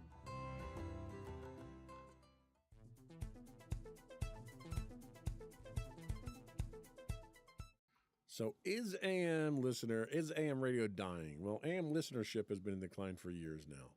It's been losing ground to cleaner sounds of FM radio and more recently satellite radio and digital media like podcasts. Mm-hmm. Make sure to like and subscribe on YouTube, everybody. I guess that makes us part of the problem. But there's over 4,500 AM radio stations nationwide and about 82 million listeners each month. About a third of the audiences for terrestrial radio, according to Nielsen. I didn't realize it was that large. I mean, that's a pretty significant amount, especially when you start talking about advertising revenue. Yeah, I'd be curious to see how that maps out on a region, like on a map, like where a lot of these people are concentrated in, if it is more rural areas or if it's more spread out. If I had to wager, I'd say it's probably more like open areas where it's, more popular because it's a reliable form that you can always access. Well, the research that I did says in Chicago, AM listeners represent 48% of the total monthly radio audience. Just skimming here. Yeah, it's a lot of numbers. I love stats, but I don't like picking up numbers. It's tied to Milwaukee and second only to Buffalo at 56%. So you're talking big city areas here where you got a lot of listeners. Mm-hmm. And, these are coming from Nielsen ratings here. Once towering top 40 stations like WLS AM 890. I feel like I should be doing it in Hey, everybody. My radio announcer voice. WLS AM 890. They switched to the talk format more than 3 decades ago and currently ranks 23rd in Chicago with a 1.7 share. No, I don't know what Nielsen ratings are. Does 1.7 mean anything to you? I have no idea. Share of the market, probably, if I had to guess. Okay. But, a little bit closer to home, you have Philadelphia-based Odyssey, which owns 2 of the top-rated AM stations in Chicago. The article I read talked to Craig Schwab, an Illinois native and veteran radio news executive who took the reins at WBBAM in January. He spent most of his career in AM radio, which, near and dear to your heart, I suppose. Yeah, it was probably a little bit more popular when he started, though. He declined to break down the AM/FM audience that split up the station, but said the reach of AM signal is crucial for a news station, especially in emergencies. He goes on to say, I've covered a bunch of hurricanes in my time. I don't know how many hurricanes in Chicago you cover, but okay. More than you think.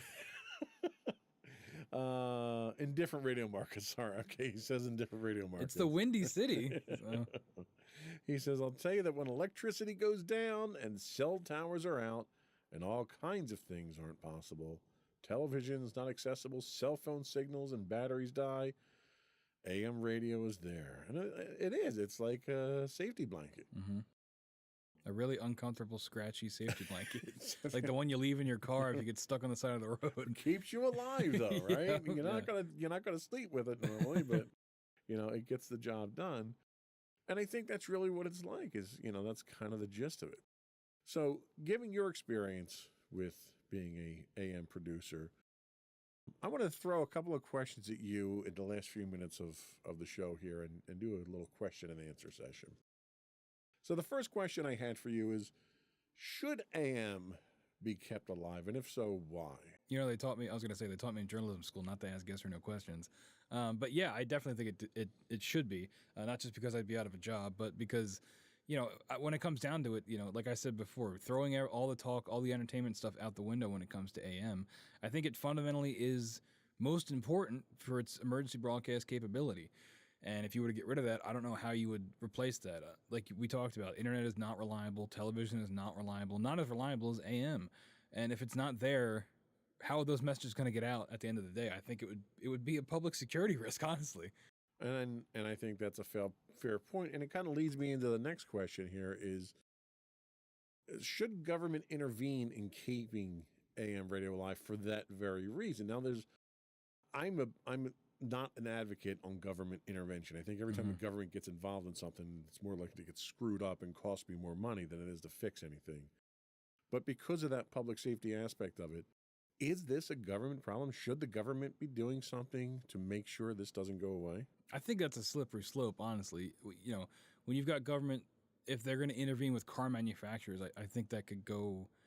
I think it could send a bad message, and it could set a dangerous precedent for what government could do in the future. If they're going to intervene with something like this, where could they intervene in the future? However, I mean, something's got to be done, right? If Tesla doesn't even have AM now, so if you're in a Tesla, how are you going to get that transmission? They can't send every American a little tiny hand crank AM radio. I think that. I don't know. I think you can afford it. I think in an instance like this, yeah, whether it's directly intervening with the auto manufacturers or whether it's finding some other way to get these transmissions out reliably, I think that they've got to do something. Well, and that's really the kind of the ultimate follow-up question is, what can government do? Should government regulate what auto manufacturers can do? Should they subsidize? If it's a cost issue, should the government subsidize the cost of AM radios? Or should the government mandate we not buy these cars? Like what else can the government do other than either legislate the car industry or regulate the car industry or subsidize it? Yeah, I really have no idea. I mean, it would have to be, again, there's always the thing of finding an alternative way to get these messages out, but I don't know what that would be. Large, like, speakers all around the country that would broadcast these signals if something happened. I have no idea. It's a tough question to answer.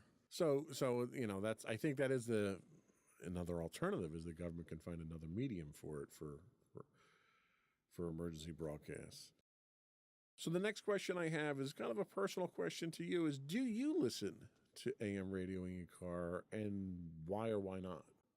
I do sometimes if I want to hear what's going on at my job just for fun, because we mess stuff up all the time. So it's nice to hear if I know who's working, if I know who's messing stuff up. But otherwise, no. The sound quality is it's too big of a hurdle for me to get over. I've been listening to FM radio my whole life, so it's really that it comes down to initial quality. I just can't get past it. And I'll be honest with you, I used to listen to AM radio. I used to listen to sports talk radio all the time. There's a local station here, 610, that I used to listen to. That closed down. I work for some of those people now. But the majority of that type of discussion has moved into the FM frequencies now. So I don't listen to sports radio anymore, but if I did, I'd be listening to it on FM. And I think that's kind of a natural migration of the mediums themselves. There's no reason for them to be on FM other than quality, maybe more accessibility, maybe. I don't know. Did they move from AM to FM because they saw this happening and they realized that it was time to move? Well, like most things in life, it's also a question of money, right? You have a way bigger advertising market when it comes to FM than you do AM. So these shows, when they move to FM, they can sell more ads, they can have more listeners, and that cycle can continue on a bigger scale than when they were on AM. That's a very good point. So kind of back to the issue at hand here. Will not having AM radios in cars kill the medium of AM radio? Well, it certainly wouldn't help. We had the stat a while ago in the show notes, and I can't find it, but it was like more than 50% of listening for AM is in the car.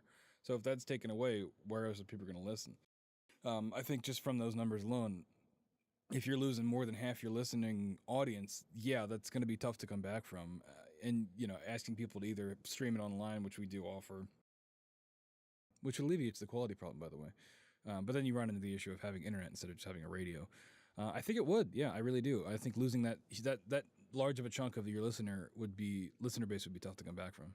Well, if we're talking about AM, keeping AM around just for the sake of it being an emergency service, do you need listenership when you don't have an emergency, though?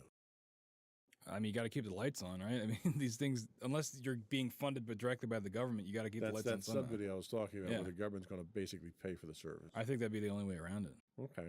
And the last question that I had, and we can kind of wrap things up, what is the future of AM radio if it can be saved today? Is there a long-term future, short-term? Is it relegated to emergencies?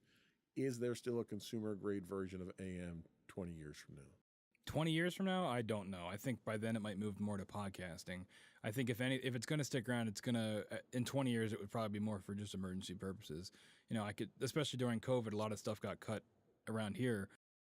A lot of stations closed down because the small listener base they already had got even smaller because there was a lot more limiting of what we could do because everything was shut down.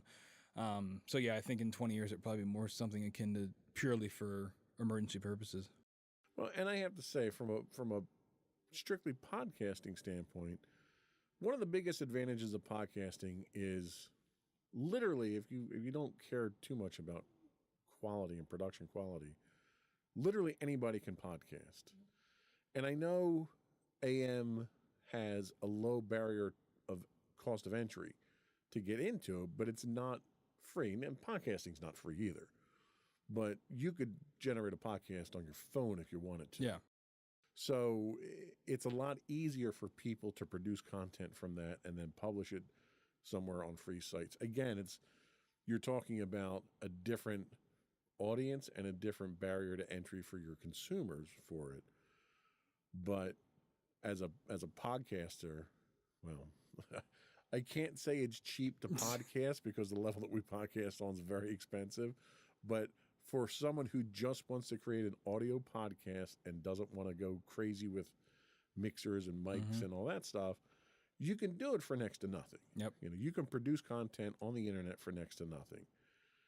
Can AM radio claim the same thing? Like, what's your cost for someone if they want to produce this type of show, just audio on AM? What would something like this cost roughly? Well, I mean, it would be dependent because, how we do things is people pay us to be on the air. So we basically facilitate, we give them the studio and then they buy the time to talk. So, I mean, it would be, what we've got is on the level of this, minus we don't have any video components, but in terms of the audio quality, we have the same, if not slightly better audio equipment there. And a lot of it is the built-in audience you're getting by being on the AM station. You've already got our built-in listener base. Now, is that it would depend on what your product is, what your podcast is about, if that listener base is going to listen to that. So I think that's, you'd have to probably look at your market and your demographics from that.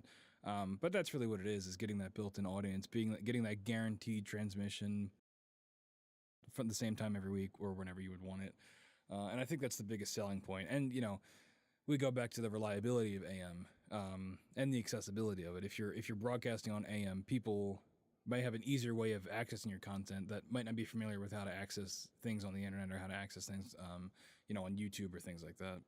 Okay, I think that's a fair point. So there's certain trade-offs. There's not a one-to-one comparison between the two. Okay, I mean, I think we've kind of drawn this out to a kind of a conclusion of wait and see at this point. It's not going anywhere anytime soon.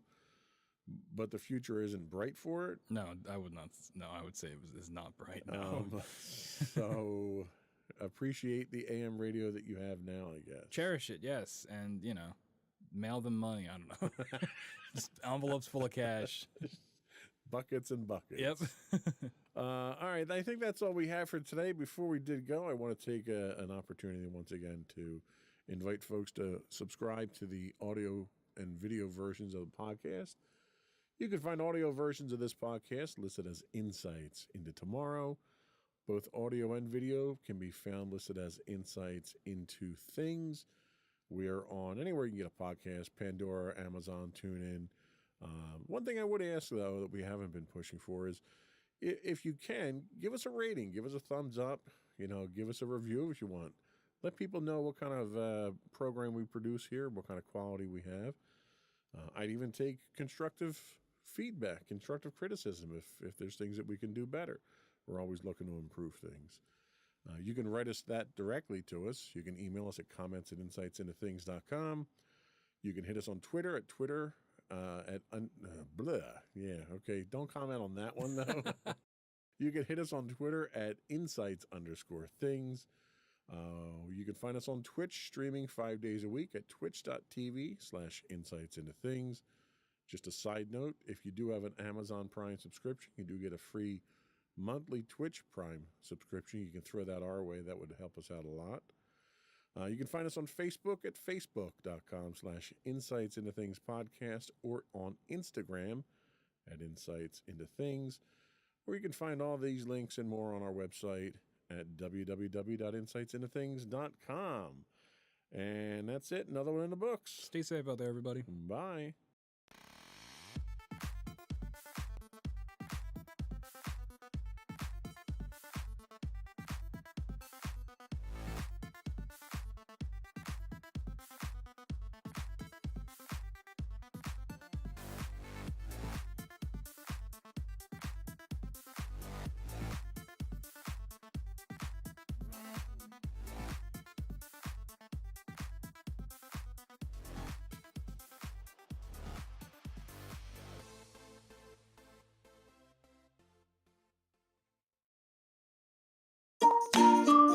Insightful podcasts by informative hosts.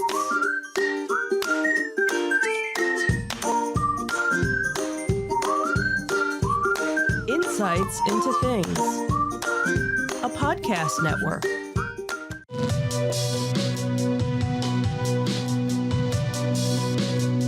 Welcome to Insights into Tomorrow, where we take a deeper look into how the issues of today will impact the world of tomorrow. From politics and world news to media and technology, we discuss how today's headlines are becoming tomorrow's reality.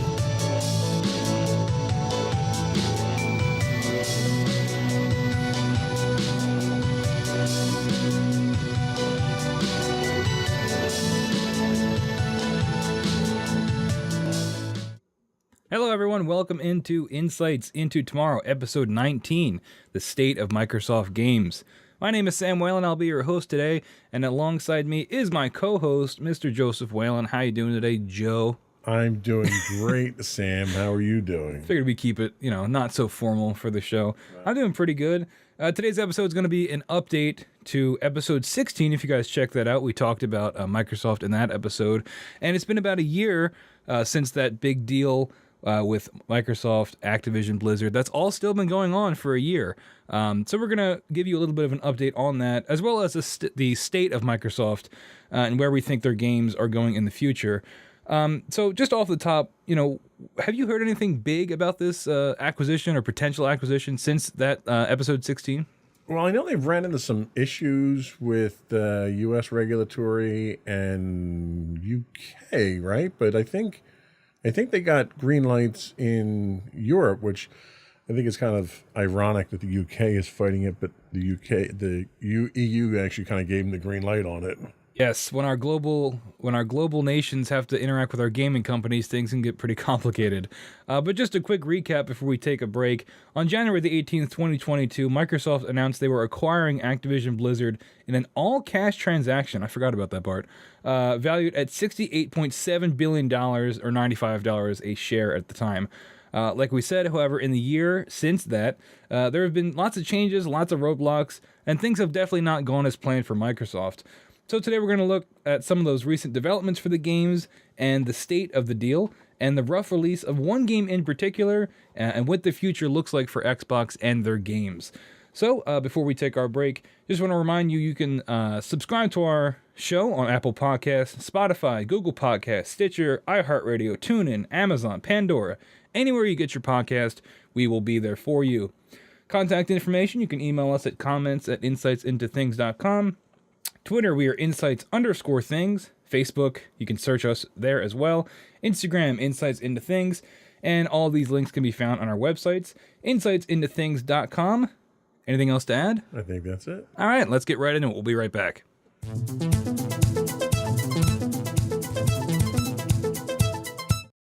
And we're back. Welcome back, everybody. Insights Into Tomorrow, number 19, talking Microsoft, talking Blizzard, talking Activision. So, as I gave the recap in the beginning, this deal happened about a year ago for around $69 billion. However, there was some recent news which caused us to want to record this episode. So after months of deliberating, the United Kingdom's Competition and Markets Authority, the CMA, which is like their version of the FTC, blocked Microsoft's pending acquisition of Activision Blizzard, primarily citing the potential monopolization of cloud gaming services if the deal went through. Now, we're deep in the Microsoft ecosystem, I'd say. I play Xbox all the time. You've been a Microsoft fan for a lot of your life, I think. Sure. Do you think cloud gaming when you think Microsoft? Actually, no, I don't. As a matter of fact, recently I had canceled my Game Pass subscription. Oh, really? I hadn't been using it. There wasn't any games. All the games that were coming out on Game Pass were uninteresting. There wasn't anything that I liked, and I wasn't playing anything on there because I had moved over to predominantly play, when I did console, I moved over to the PlayStation. But most of my gaming's on the PC to begin with anyway, and I wasn't taking advantage of any of the Game Pass stuff on PC anymore. Like I played through Halo Infinite, and that was like the last big thing that I really did with Xbox, and I was playing Call of Duty and a couple of time killers is what I refer to them as, but there wasn't anything that really kept my interest on it, so I couldn't justify the cost. Yeah, I'm partially responsible for your shift to Sony and PlayStation. I've definitely recommended a lot of those games to you. But personally, I use Game Pass all the time. I think it's still the best value in gaming. For the kind of person that I am when I play games, I like to try all different kinds of things. And I think for the price you're paying, you're getting a great variety as well as all those things that are already included, and they're updating it regularly. Well, and I don't doubt its value. I just doubt my use for it at the time. Right. And I've taken the same mentality with streaming video now. Like, if there's something that I want to watch, I'll subscribe to that service.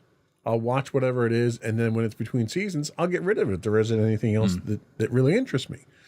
And there hasn't been any games that Microsoft has been coming out that has been interesting enough to me to keep it. Whereas, you have me on PlayStation doing Ragnarok, you have me doing Last Spider-Man. of Us, Spider-Man. So I've been kind of embroiled in all those games now. So I wasn't touching the Xbox for anything other than physical games that I own, like Rock Band and stuff like that. Yeah, you mentioned the lack of games on Xbox, and that's something we're going to hit on a little bit later on the show. But going back to the citing of cloud gaming as part of the reason why this deal was blocked in the United Kingdom, this is a quote from Martin Coleman, who chaired the panel that investigated the deal. He said, "Cloud gaming needs a free, competitive market to drive innovation and choice that is best achieved by allowing the current competitive dynamics in cloud gaming to continue to do their job." Now, where this argument comes from is because part of your Games Pass subscription is something called xCloud, which is Microsoft's version of cloud gaming, where you can, you can stream games to your phone or to your TV without having to download them. And it is very convenient. I don't really use it because I don't have a problem with storage too much. But that's kind of the main thrust of it. And we'll get into it a little bit later, but the numbers were slightly inflated because they're assuming that everyone that uses Games Pass is also using that xCloud service, and that's just not the case. This is from the Gamer article we have linked in the show notes here. The CMA claims that if the acquisition goes through, it would only reinforce the Xbox maker's strong position in cloud gaming, and it could potentially hold control of 60 to 70% of the cloud gaming market. And that's sort of where we get those inflated numbers, right? 60 to 70% of the market. Obviously, that would be a monopoly. And, sort of a monopoly. I guess 100% would be a monopoly, but you know, that's a scary number, having one company control 60% or 70% of that market, especially since gaming in general is sort of shifting toward that cloud method of service, where you don't necessarily have to download your games. You can just stream them. You know, you have the Xbox that you have, the one without the disk drive, Right. is primarily meant to have that service, so you don't have to download the games because it has a smaller storage and capacity. It's funny you mentioned that. I've never actually streamed a game to my console. All the games I've had, I've downloaded and played on the local machine itself. If they're talking streaming as their definition of cloud gaming, I don't know how popular that is, because there are technological limitations to that. Yep. There's only, like, yes, it's great that I can burn somebody else's computer resources and graphics to generate the stuff and stream it down to me. But when you're playing stuff that's competitive, online gaming, like first-person shooters, there's latency from the time that you push a button on your controller to the time it gets to the server and gets back to you. You can't overcome. I mean, that latency is a limitation of the speed of light. You can't overcome that. We have no way to overcome that right now. So unless they're putting data centers in right around the corner from my house that I'm streaming from, there's a technological problem from running it locally to running it over there. And if that's what they're calling cloud-based gaming, I think you're limited in what you can offer as far as that. You want to play Words with Friends or you know, the puzzle games and stuff like that, I think you're okay. But when you want to get into, you know, the die-hard competitive games where people are running cheats to you know, take advantage of that lag time, I don't think that's the right recipe for it. And I think that's a lot of the reason why, like, Google got out of the streaming gaming too. Yeah, it's definitely the biggest barrier to entry, right? I mean, not everybody has top of the line internet all around the country, especially when you're getting into less populated areas. In some parts of in this country alone, it's just not going to work, right? Because you've got satellite based internet or something like that. Yeah. So you're already limiting your market there. Now latency has always been a problem with multiplayer games, especially like in like fighting games, and they've kind of found workarounds with it, with like rollback netcode, where, you know, the game is trying to anticipate and guess what you're going to do before you do it, and that can significantly help with that latency. But when you're looking at a company like Microsoft, whose predominant AAA games are all not first person shooters, but they're all like competitive shooters, like Halo, Gears of War, even Sea of Thieves, which is definitely not competitive, but it is still a multiplayer online experience. Latency is going to be a problem in all those games. So is cloud gaming the direction you really want to push this in if you're relying on that multiplayer ecosystem pretty much at all times? Well, and the other issue that you run into from a technological standpoint is when you're streaming games, you need a lot of bandwidth to stream the games. When you're playing on your local console to a server in the cloud, you're only sending telemetry at that point. So it's much less bandwidth requirements in order to handle that kind of data than if you're trying to stream the actual game back and forth. Yeah, you're upstreaming telemetry to it when you're streaming the game, but all that video is pre-processed, pre-rendered, and basically streamed down to you as if you're watching it at that point in time on a TV. So that takes a lot of bandwidth. And you've already got companies like Comcast and Verizon that are capping your bandwidth now because of the amount of usage you have. And as you move to a model where your model relies on enhancing the amount of bandwidth that you use, you're going to start getting pushback from your ISPs. You're going to start getting data caps. You've already got home internet from T-Mobile and Verizon and AT&T over their cellular networks, where you only get that high-speed 5G for a certain amount of that month. And when you hit a certain cap, it drops it down to slower speeds, and that's going to have an impact on this type of gaming. Yeah, it's really interesting to think about, like, if this is the push we're gonna go for. It seems like Sony has its own version of Games Pass, where they've got a ever-changing catalog of games coming in that you pay a flat fee per month, and then you can download these games and play them as they come to the service. It's just like what they have with Games Pass, and Ubisoft has one. A lot of these companies, they're doing that Netflix of gaming approach, combined with the cloud gaming aspect as well. So, if that's the way the industry is going, what is that going to look like with other companies? Like you talk about the ISPs and things like that. Is everybody going to have to change if that's where gaming is going in the future? Because this is still, a multi-million-dollar, multi-billion-dollar industry that can throw its weight around if it needs to. Well, and what's going to happen is the same thing that happened with streaming. You're going to have partnerships with the ISPs where the gaming companies are going to have to pay for premier access. Netflix, for instance. So Netflix actually has licensing arrangements with the various ISPs where Netflix puts essentially a caching proxy server inside their network.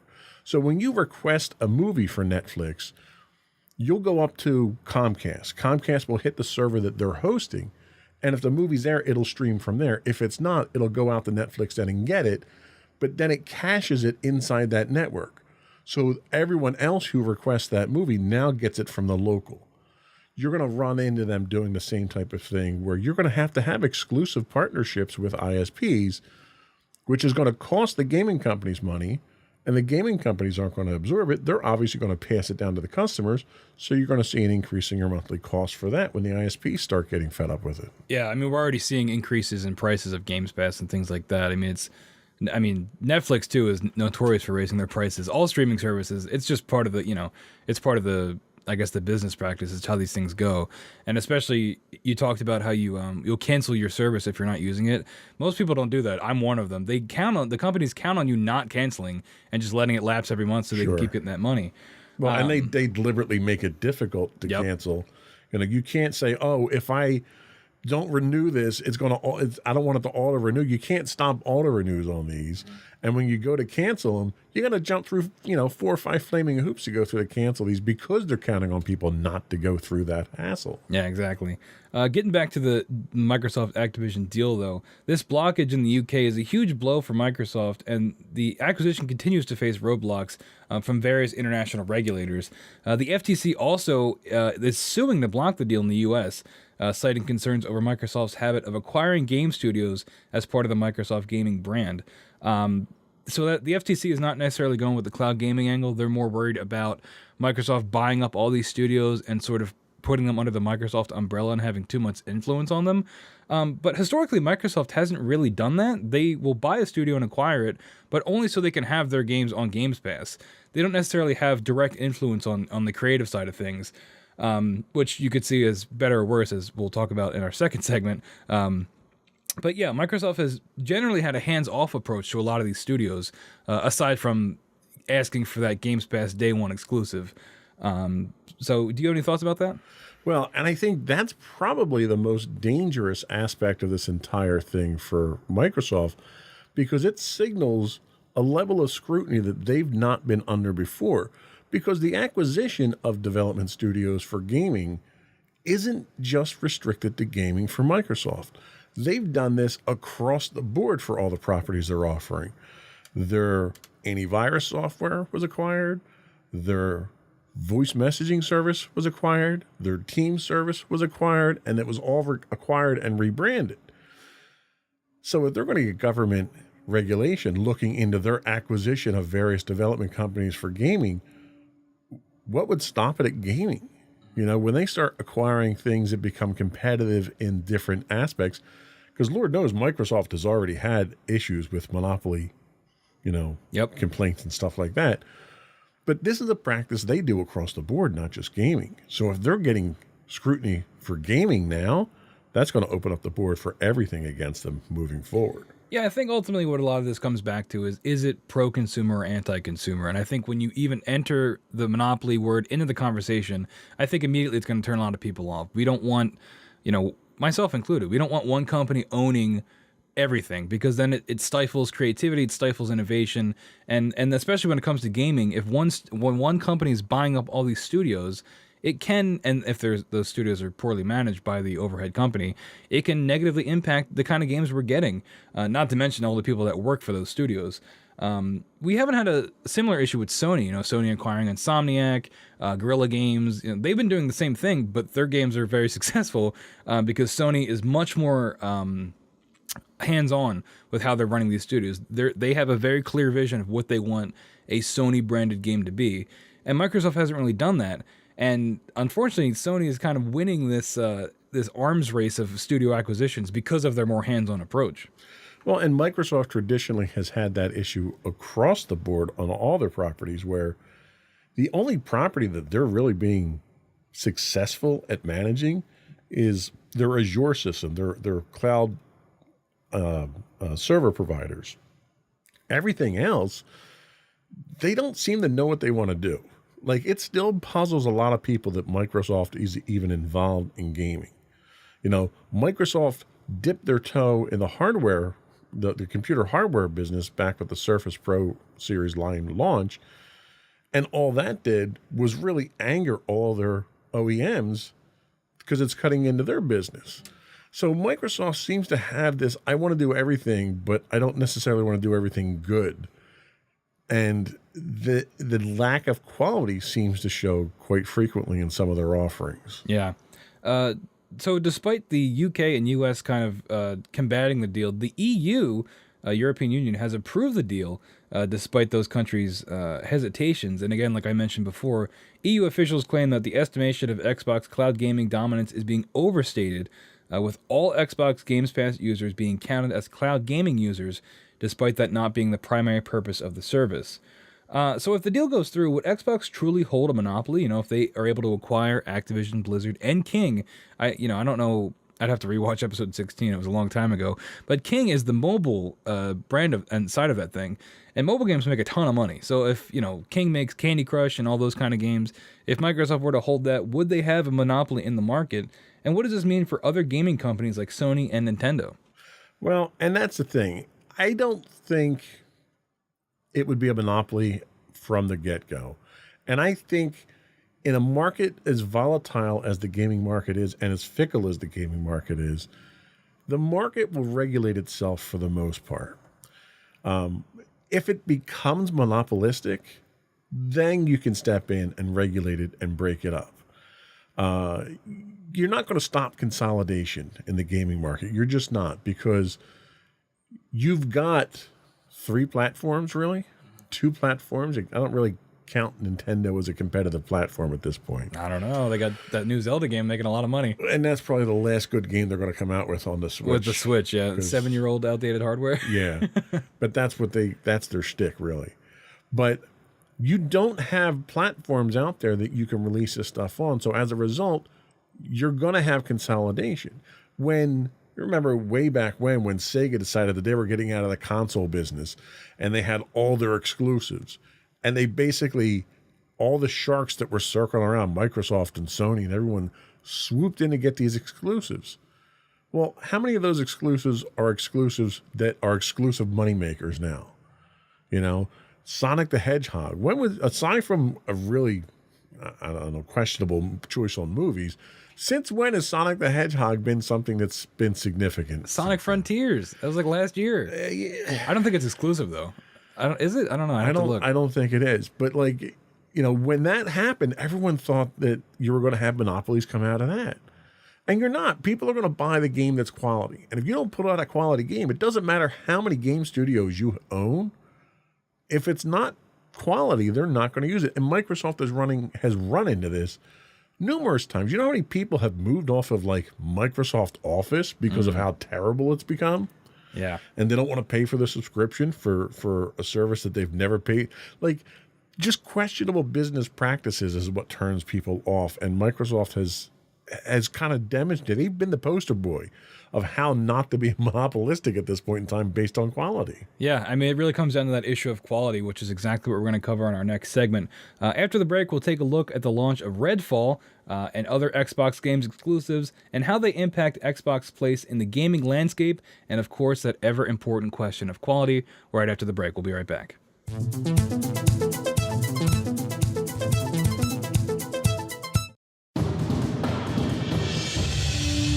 For over 7 years, the Second Sith Empire has been the premier community guild in the online game Star Wars: The Old Republic. With hundreds of friendly and helpful active members, a weekly schedule of nightly events, annual guild meet and greets, and an active community both on the web and on Discord. The Second Sith Empire is more than your typical gaming group. We're family. Join us on the Starforge server for nightly events such as operations, flashpoints, world boss hunts, Star Wars trivia, guild lottery, and much more.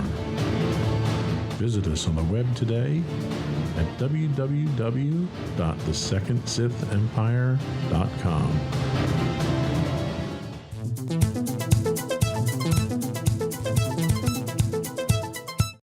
Welcome back, everyone, to episode 19 of Insights into Tomorrow, where we are talking the Microsoft acquisition of Blizzard and Activision and King.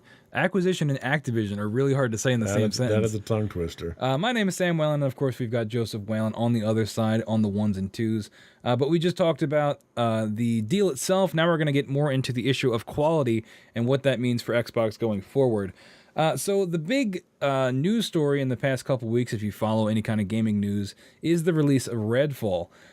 This comes from publisher Bethesda and developer Arcane Studios. You might know Arcane from games like Prey and Dishonored. All great games. Redfall was released on May the 2nd to disastrous critical and audience reviews. This was kind of a big shock. Well, for a while it was a big shock. There was some IGN footage that had come out before the game came out that people ragged on the reviewer that was playing it because they weren't. It looked like they were bad at games. Kind of boil it down. But when the game came out, people realized that that's just the game. The game is not easy to play, and it's really poorly optimized, and it's a big letdown from a studio like Arcane that is known for their immersive sims like Prey and Dishonored. I've played the game myself. I've played Redfall. It's real bad. But it did come out to Games Pass, so I had the opportunity to play it as part of that subscription. Have you seen any footage or reviews or articles about Redfall? I've seen some gameplay footage of it. I haven't played it myself, obviously, because I don't have my Game Pass subscription. And I've read a couple of reviews. In fact, in preparation for the show today, I was doing some research on it. And you're right, the reviews pretty much across the board are pretty consistent. And when you start getting 4 or 5 people that are saying the same exact thing that's wrong with the game, chances are that's probably what's wrong with the game. Yeah. But I'll be honest with you, I'm not shocked, given the hype around this and what the great hope for this was supposed to be. The last 4 or 5 years of games like that have kind of fallen flat. You had Halo Infinite had the same problems. You had Cyberpunk had the same type of problem. Like, you have games that the market is demanding that they come out. You have pressures on development houses that are forcing you to release games before they're ready. And I honestly think that part of the problem with this is largely to do with the cloud infrastructure, because the idea, the philosophy right now is, oh, well, we can kick that out and patch it next week. Yeah. We're fine. We're good.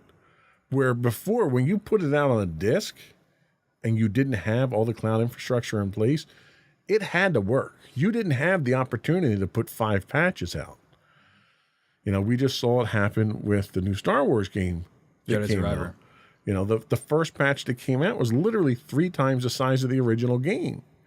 So it doesn't shock me. I think the problem we have is the market drivers that are forcing these out rely too heavily on the fact that they can be patched, but they neglect to take into effect the negative press that your property is going to get in the process. Yeah, I mean, you're absolutely right. Phil Spencer, who's sort of the public face of Xbox, I don't think he's a CEO, but he's like the guy when you think Xbox. He's been doing the rounds. He's been taking the hits for Redfall. But one of the things he talked about was this concept of when to delay a game. And he says it's not always purely based on hitting that economic goal. Sometimes it is for creative reasons. And a lot of what he talked about was ultimately what they say is what it comes down to is if the studio is not meeting their creative goals, then that's when there's a serious issue. And he not so subtly suggested that might have been part of the problem with Redfall, is that the folks at Arcane were not necessarily making the game they wanted to make, but this game was hyped up a lot, and it had to come out, and they already delayed it, and it didn't really seem to make that much of a difference. You talk about Jedi Survivor had the same thing. That game got delayed, but still came out with a litany of technical issues, a litany of problems, and a day one patch that was like 100 gigs. So, it's the past like 3 months have seen multiple releases that are almost fully broken at launch, especially on PC. I mean, you play a lot on PC. Yeah. PC ports are notoriously not as well optimized as a console. But it really starts to raise the question of, exactly what you said, this tarnishing of the brand of, it's almost become standard when a AAA game releases to give it 3 to 4 months to have it actually be functional, especially if it's like a multiplayer game. And it's like, at what point did this just become okay? I'm still the guy, I'm definitely part of the problem. I will buy a game day one if I want it. But yeah, a lot of these games are coming out and they're just not finished. And when a game will take 4 to 5 years to make, do we give it 6 to 7 years at that point? Is that too long? Is it an issue of crunch in development where, developers are getting high pressure to put these games out, so they're slipping up and there's issues there? Is it a marketing problem? Are we showing these games too early? We put out a CGI trailer 3 years before the game comes out, and, people every year are asking at, Summer Games Fest and things like that, where's Redfall? Where's whatever? That by the time the game comes out, it's not at all what people thought it was going to be, which is kind of what happened with Redfall. Nobody really knew what it was, because it was a lot of cool CGI trailers. You knew it was a shooter. You knew it was Arcane, so you can imagine you're going to have some immersive sim elements, probably some supernatural or magic elements. But then the game gets closer to release and you have these people doing previews and they describe it as like Far Cry or like Destiny, and everybody's scratching their heads of like, what? That's not what Arcane has ever been known for. They're known for single player immersive experiences.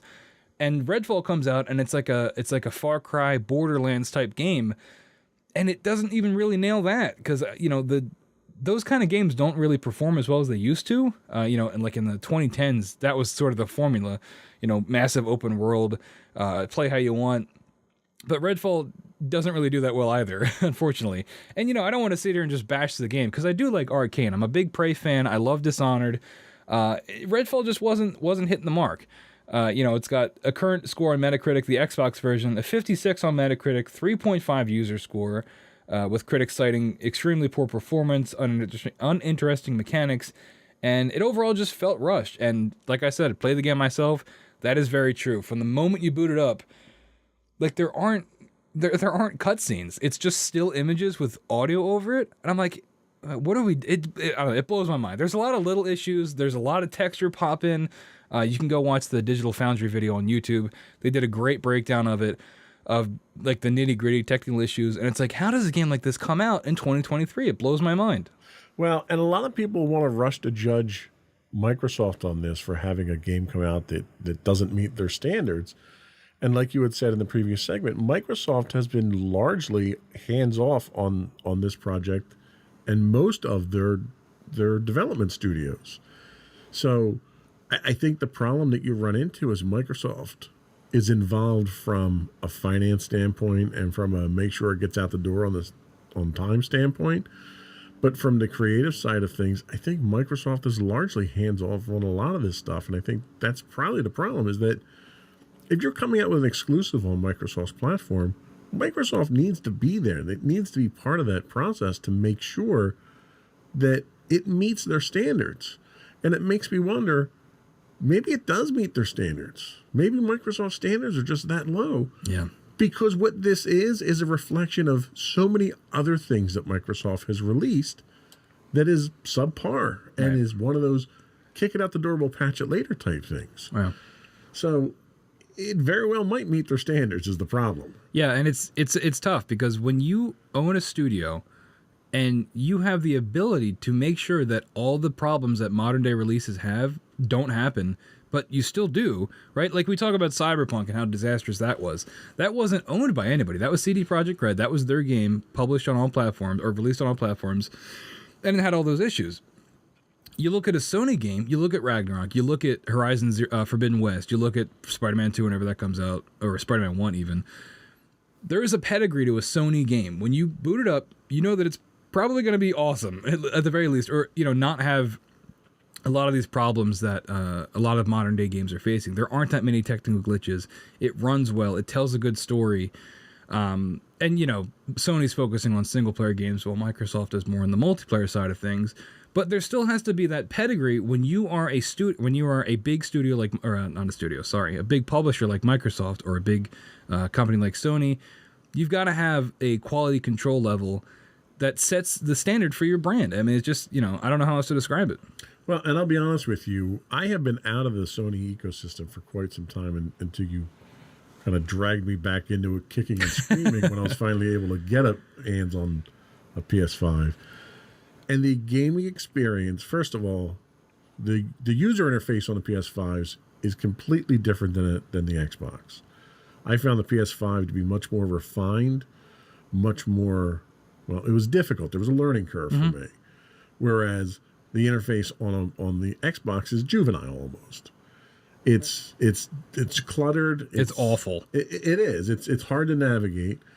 But the gaming experience itself, you know, when I fired up the last two games that you had me play, you know, the Last of Us? Last of Us and Ragnarok? God of War. Yeah. When I fired those up, it wasn't a gaming experience. It was a movie experience from day one. From the time you turned it on, the menus, everything. It was an interactive movie. You felt like you were part of it. The cutscenes, the dialogue, everything, the acting, the story. It was an interactive movie that you were part of. Maybe that's because it was focused for single player. Right. I don't get that. Like, I didn't get that when I played, you know, the sequel to Red Dead. I didn't get that from Red Dead either. But the Sony experience itself, the attention to detail, and the level of quality. Now, granted, Spider-Man had some quality issues in it. No, you think so? Yeah, there's a few things in there that were an issue. But for the most part, everything was cinematic in the experience that I got to play. And it made me really enjoy the experience. And when I play stuff on Xbox, it's literally just to kill time. It's not to enjoy myself, to immerse myself, or anything. So they're two very different types of gaming styles and platforms. And they're managed very differently. That quality comes across, and it's just blatantly obvious in just starting the game up. Yep. You know, and that's where the biggest contrast, I think, is to me. Yeah, and you know, Redfall comes out at the time when Microsoft has been sorely lacking in those first-party AAA titles, which is exactly what you talk about. Off the top of your head, you can name 3 or 4 Sony games that you've played that hit a chord with you. Yeah. And Microsoft just doesn't have that, and they haven't for a very long time. Well, and I'll tell you, I'm a huge, huge Halo fan. Yep. Okay. Not only have I loved every one of the games that came out, well, I've played every one of the games that came out. Halo Wars 2? I've read all the novels. I'm up to date. Yeah. I'm in the middle of reading the latest novel. We're now. both huge Halo fans. Love it, love it, love it. Halo Infinite just did not resonate with me, did not hit with me. It's ironic that the environment that you're in was so broken, because it felt like the storyline and the character development and everything else was equally broken. Yep. Like, you jump into this and you're completely disjointed. You have no idea what's going on. It was buggy. There was a number of glitches that crept up through the thing that prevented me from progressing until a patch came out. But it just didn't have that refined feel. And the fact that the terrain that you're on is literally a shattered world only reinforced. And to me, it was almost like, oh, well, they just didn't finish it. They decided to make it part of the storyline. Yeah, the ring is unfinished that you're on. Right. Yeah. And, like, it literally felt like they just didn't feel like finishing the game. And so much the game was missing when it came out. I played through it. I did all the side missions, and I haven't gone back to it in months, probably a year at this point. And there's no reason for me to. Right. Yeah. So Halo Infinite came out in 2021. Personally, I really enjoyed the campaign at launch. But, you know, Halo is always kind of a weird story to follow. If you go play all the games, like, the story is not always the forefront. It's always the gameplay. And the gameplay in Infinite was good, but a lot of where the issues come in is with the multiplayer of Infinite. It had little to no multiplayer support post-launch, and it took forever to get the content updates going for that service. It took forever for that to start rolling out, and it ended up leading to Microsoft cleaning house at 343 months after the release, just because of how big of a failure it was. I still play Halo multiplayer every once in a while. I don't know why. I just it's still Halo at the end of the day, and I still enjoy that. But it had so much potential, and everybody at the time was saying Microsoft can't mess this up, and they kind of did. Like the multiplayer at launch, everybody was on board. It's such an exciting announcement when they announced that the multiplayer was going to be free. They announced it day and date at I forget where. Very exciting, very hype around that. But as time goes on, the campaign comes out and it's the semi-open world. It still feels good. It still feels like Halo, but then there's just nothing. There's just nothing after it, and it's almost like they just like, this is Halo. This is when you buy an Xbox, Master Chief is on the box, and it's like, how are we not dumping all of our resources into this? It blows my mind. You had the thing with co-op. Co-op didn't come out at launch. Forge was delayed, all these pieces, and I think Infinite was delayed like a year, like a long time. And again, it still comes out at launch, and it's missing all these pieces, and it's like, guys, how did you not nail this? Like, it's Halo. Like, this is your one thing. Well, and the other problem that I had with this whole thing, one, you had 2 downloads, basically, two applications that you ran, 2 games you ran. You could either run the multiplayer or you could run the campaign. It wasn't until months later that they were even integrated into each other. So it was a completely disjointed experience. But the other problem they had here, which I think really highlights the Game Pass problem that they're running into, is it was released on Game Pass. Yep, I was just going to mention that. Yep. How do you expect to make money on a premier game if you're going to give it away for free on your subscription service? Yep. Like, even Disney Plus is smart enough not to put their movies on Disney Plus the day they come out in theaters. Now, granted, there's legal reasons for that, sure. too. But, like, make them wait a month, 2 months, 3 months. Like, there was a point in time when you would get pre-orders so that you could get exclusive content. You would get pre-orders so you could get the higher end versions of the games. Sure. You get on all that stuff. Nowadays, what's the point of a pre-order if you're going to release it at the same time on your subscription service? Pre-orders are also a way to project sales numbers too. They are, but right now, I think the thing with pre-orders is I'm willing to pre-order a game if I'm guaranteed that it's going to work on day one. That's really what I'm shooting for. If I pre-order for you, maybe you can pay the developers more to finish the game. Yeah, which it probably isn't going to work on day one. But yeah, you bring up the issue of Games Pass, and this ties back into Redfall as well. Games Pass is still a good value, but it's worth noting that any game that comes out day one on Games Pass is already going to face tough sales numbers. Games Pass tends to cannibalize sales numbers in exchange for that wider access. And I think that's what Microsoft was banking on with Halo, is that, hey, it's on Games Pass. If you guys get Games Pass, you'll have Halo, our flagship title. You'll have it day one on your new console. And yeah, that might have worked in the short term, but in the long term, where's the money coming from, really? Yeah. So going back to Redfall, in just 2 weeks since its launch, Redfall has had a drastic reduction in players. And this is coming from Steam, so take it with a grain of salt. I know it's tough to compare, but Steam numbers are probably pretty accurate still. At its debut, Redfall was averaging around 6,000 players, and that figure has plummeted to around 200 players since May 16th. So that's like 2 to 3 weeks. You're losing, I don't know math, a lot of players. And it's overall, this has been a bad look for Microsoft. We talked a lot about Halo, and that was another big one where it's just like, Microsoft hypes up these first-party releases, and they're almost always disappointments. Especially in a time when games like Ragnarok, like we talked about, Zelda Tears of the Kingdom are dominating critically and financially for Sony and Nintendo.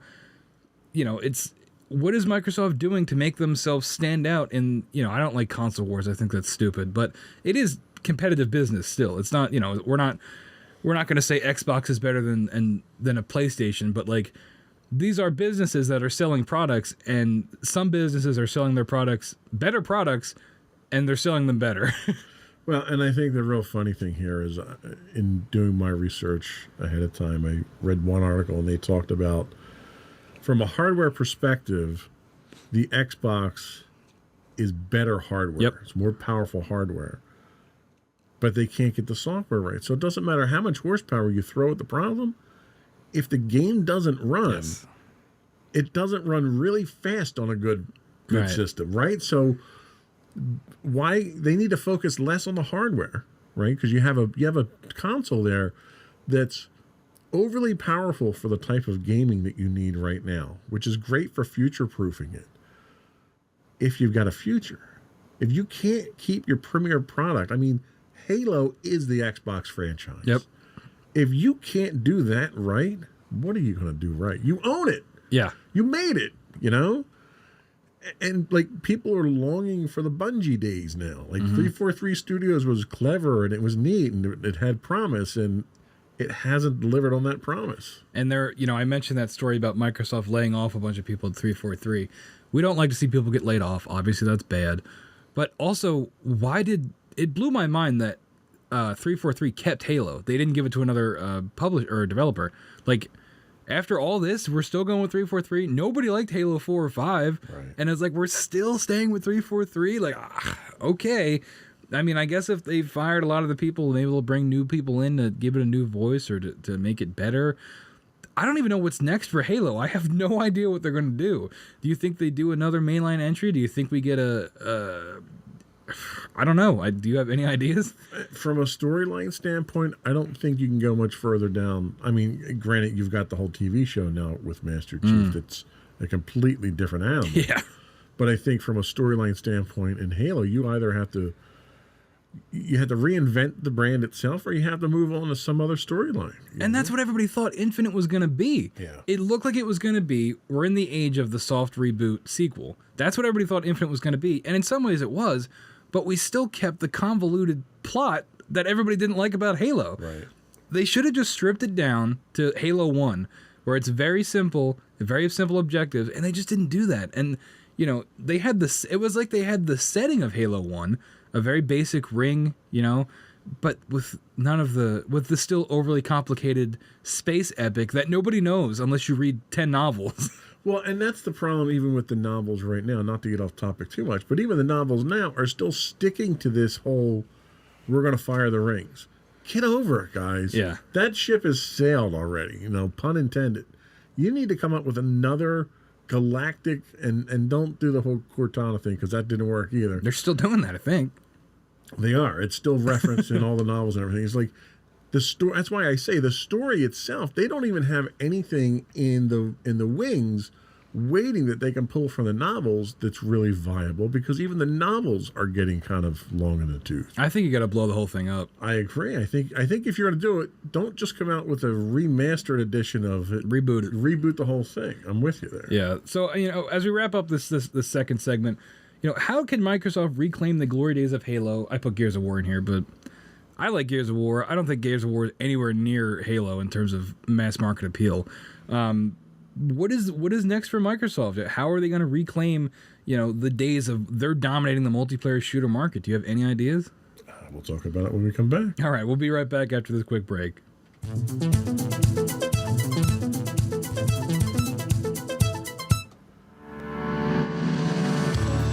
Insights into Entertainment, a podcast series taking a deeper look into entertainment and media. Our husband and wife team of pop culture fanatics are exploring all things from music and movies to television and fandom. We'll look at the interesting and obscure entertainment news of the week. We'll talk about theme park and pop culture news. And the multiplayer is still We'll give you the latest and greatest on pop culture It's conventions. like after the... Can you dump out of this?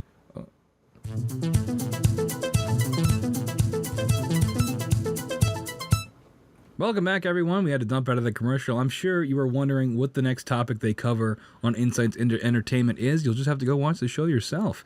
Welcome back in Insights into Tomorrow. This program, episode 19, we're talking Microsoft. and the state of Microsoft. As we teased in the end of the last segment, what is next for Microsoft? What are they going to do? We had the disastrous release of Redfall. Microsoft has one more trick up its sleeve. Xbox and Bethesda's Starfield, set to release on September 6th of this year, allegedly. Expectations are sky high for this title. From the same studio that made Fallout and Elder Scrolls, Starfield is set to be Bethesda's deep dive into the sci-fi genre. So I'll ask you the same thing I asked you about Redfall. Did you see anything about Starfield? Do you know anything about it? I have. Actually, a lot of folks, because I still play Star Wars The Old Republic, a lot of folks in there are really looking forward to this. This is supposed to be like the second coming of I know. Christ here, where it's going to be the savior to the entire game industry. And I'm like, have we ever heard this narrative before with another sci-fi game? Yeah, and it's like, okay, guys, let's wait and see. Give it 3 months once it's released, and we'll see where we wind up. Yeah, I pretty much feel the same way. I've kind of fallen off the Bethesda hype train ever since Fallout 4. I was a big Elder Scrolls. I mean, who didn't love Skyrim? Skyrim is like one of the best games ever made. Still play it. Yeah, me too. Fallout 4 comes out and it's not great. Fallout 76 comes out and is even worse. And it's like, okay. Now, the one thing I don't know, a lot of the reason those games feel old is because of the engine they're running on. Starfield might be on a new engine. I neglected to do the research on that. If it is, that's great, unless it's buggy and bad. But the game was recently rated 17 plus by the ESRB, with a potential ban coming in Australia for explicit drug use. But Australia bans, if there's like cigarettes in your game, they'll get it banned in Australia. But yeah, this is the big thing for Microsoft. When this was announced as an exclusive acquisition, you had Todd Howard come out. It was a big deal, and this game's been hyped for years. Do we have breaking news? So I just looked it up real quick. Starfield is using Creative Engine 2, which was a modified version of Creative Engine, which is what Skyrim, Fallout 4, and Fallout 76 is on. So modified is doing a lot of heavy lifting in that sentence. Hopefully it's heavily modified. They've released gameplay footage of it, and it looks, I don't get it. I don't understand the hype behind this game at all. I really don't even have any interest in it. I mean, honestly, I think everyone that I've talked to about it is looking forward to the immersion of it. It's the story, it's the size of the world that you're going to be in. I don't think anyone is looking at it for any kind of breakthrough technologically. Oh, no. It's just, hey, this is an escape for me, and it's going to be a big escape. Everybody wants the Fallout 3, or Fallout New Vegas, that's my favorite, the Skyrim, where you can just walk and just get lost in this world. Right. And hey, I hope they can do that. But personally, I have pretty much no faith in Bethesda to pull that off. And it's like, does Microsoft? Because clearly they do, right? If they decided to acquire this, when they acquired the studio, they make Starfield their one of their tentpole games coming out, and their only tentpole game coming out in like the next year. Do you think that this is where Microsoft should be putting their eggs in the basket? I think this is another example of Microsoft not really doing the due diligence on acquisitions and projects. I think they were sold a good bill of things here that they could use, but I don't think they ever dug deep enough. And again, it's one of those things like 3 years ago we saw a trailer for this and it looked really good. Okay, well that trailer was basically just a movie someone's put together. Yeah. There was no gameplay in it whatsoever. There was no technology demonstration in it whatsoever. I almost think that's what Microsoft saw and decided that that's the direction they want to go. They got tricked too. And they got tricked too. And I'm sure this wouldn't be the first time it happened to them. Yeah. The gameplay that was released, it doesn't look that special to me personally. It looks a lot like No Man's Sky, if you ever played that game. Another notoriously poorly received game on launch. However, credit to, I forget the name of the studio, but they fixed that game. That game is playable, tons of new free content. They're updating it every couple months. No Man's Sky, check it out if you like, space adventuring. However, I don't think that's what people want from a Bethesda game. I think they want that element of action and immersion like you talked about.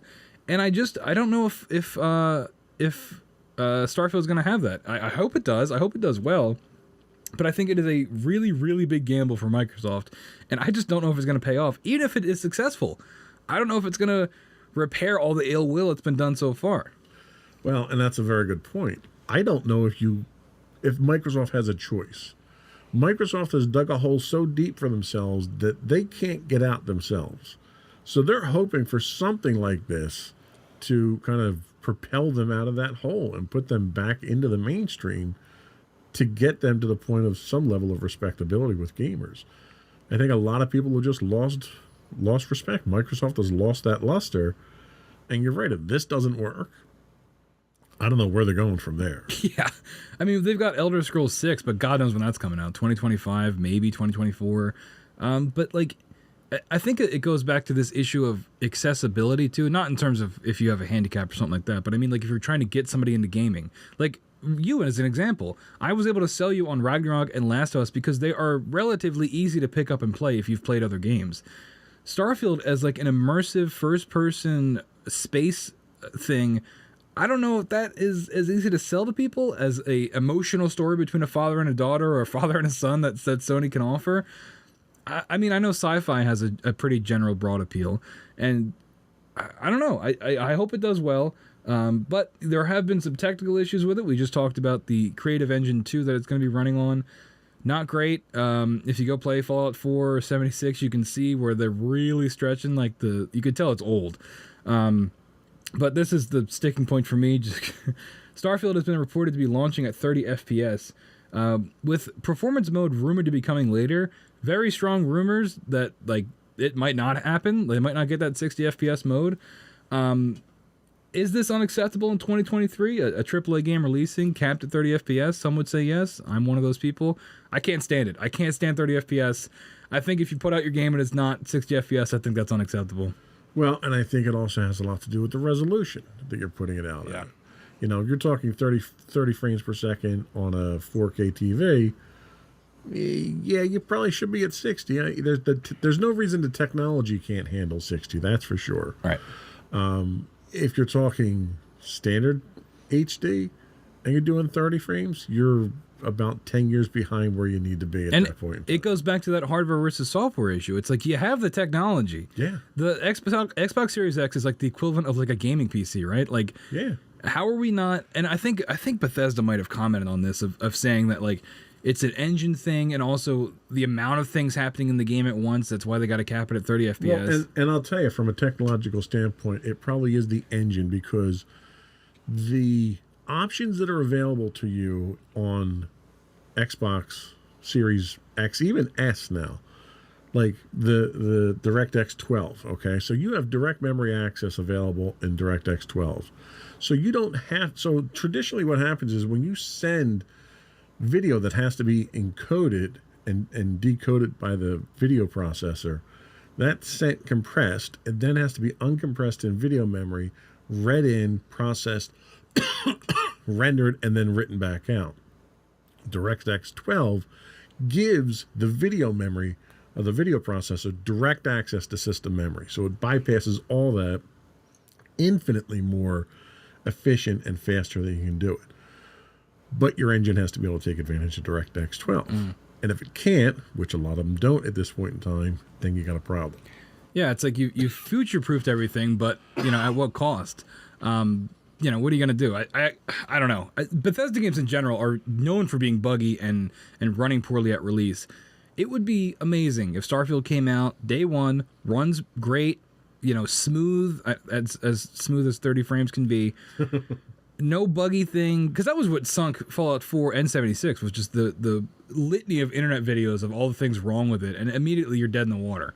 It's just, I don't know, and it goes back to what is next for Microsoft if this doesn't work out. It's like, what do they have lined up? They've had some good AA games come out. Hi-Fi Rush, great game, highly recommend it. But it's these big tentpole games that Microsoft is just lacking, that I think overall is why they are, to the traditional gamer, why they are losing to Sony in these, you know, in game to game, if we're going to compare it. Yeah, well, and I'll tell you, if 30 frames per second is considered acceptable in this case, don't expect a lot of action. Yeah. Because you're not going to see anything that requires high frame rate in there. If it's a first-person shooter. Good luck with that. I know, that's I don't get that. Like, that's why in Fallout you had the Vault, or what was it, the VAC system, whatever the thing where you could like stop time and like target different areas. It's because Fallout is not a good shooter. Right. That's why you had to have like auto aim essentially. Fallout is all about the characters and you know the characters you meet and the world itself. It's not really supposed to be a shooter. It just happens to have guns in it. They kind of did that a little better in Fallout 4 by making it more actiony because it was more updated. But Starfield, it looks like they're really trying to do that more of a shooter and make it a space epic where you can explore. I forget, there was a line they had said a couple months ago where there's like 1 billion planets or something like that. Right. It's like, no, there's not. First off, that's not true. There's no way that's true. And it's like, I don't know. This feels very cyberpunk to me, of a game that's been hyped up for years that is going to, like, people are going to go into it and never want to come out, that they're going to have to be, like, drip fed, like, you know, like the feeding tube so they don't have to come out of the game. And it's like, how are we still in 2023 making these grand assumptions about games when the only people that can pull that off is Sony? That's true. And unfortunately, what you're going to find is this is going to be a judgment time for Microsoft. If they can't meet expectations and they don't have anything else in the pipeline, you might start seeing those Game Pass subscriptions drop off. Yeah, especially if the price continues to raise. You know, or there's retro gaming. You know, everyone loves retro gaming, and that's, I think, the direction that Game Pass is going to go. Well, they just announced the last of the backwards compatible stuff they're putting up. So Yeah. I've bought so many 360 games again on Xbox. I'm not proud of it, but I did because they're all right there and they're easy to play. And you can get an FPS boost sometimes too, which is pretty nice. Right.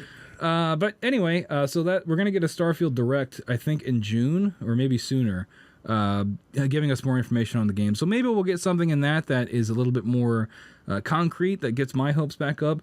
Or maybe we'll get a delay. Who knows? Well, if I had to put money on it, I'd say you're looking at 3 to 6 month delay till the next delay. Yeah. I don't. Who knows? That'd be bad because then they wouldn't only have Redfall this year, and that would be a real bad look.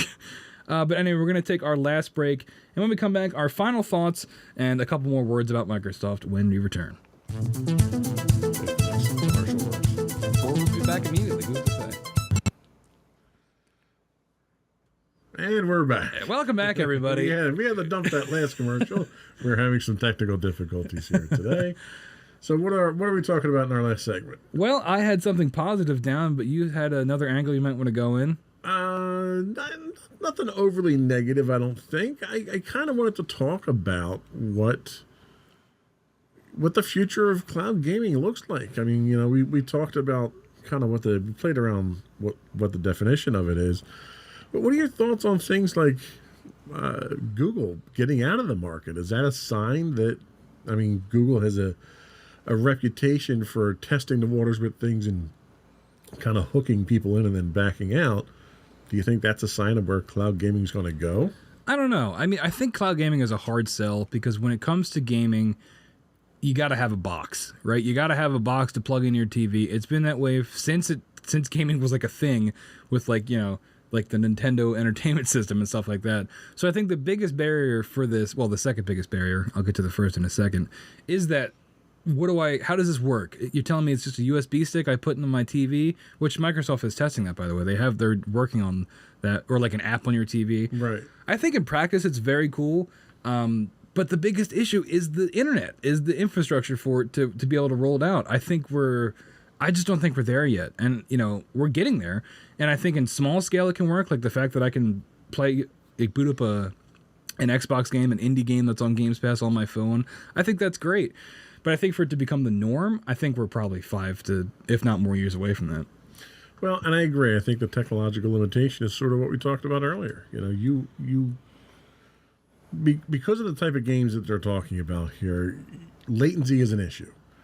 And, like, when you transmit something over fiber optic, you get pretty much, with the exception of conversions on one end or the other, you get the speed of light. But we can transmit across copper, which most people tend to wind up doing. You know, all your big networks that you're connecting to are copper networks.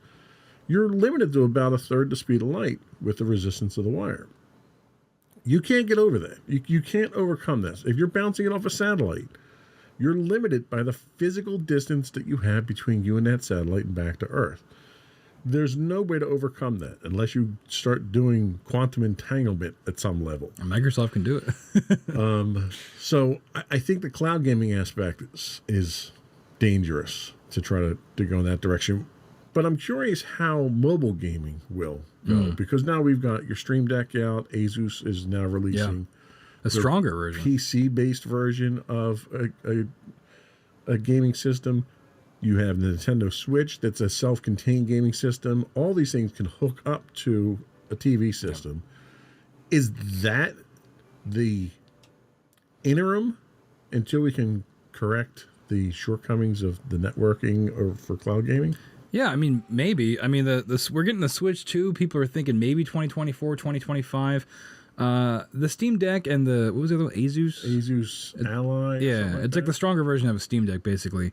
Those things are cool. I had a Steam Deck for about a week before I returned it. It's just not for me. I think it depends on the kind of gamer that you are. If you're somebody that wants to boot up and play a couple matches of Call of Duty and then, you call it a night, I think cloud gaming might be able to work if they can figure out the latency. Otherwise, you're going to have the 165 gigs that Warzone takes up in your console. If you want to get that intense single-player experience, cloud gaming could work for that because it's, you don't have to worry about it as much. Sure, yeah. And handheld, I think, is good to if you travel a lot. I think it depends on the consumer on base to base.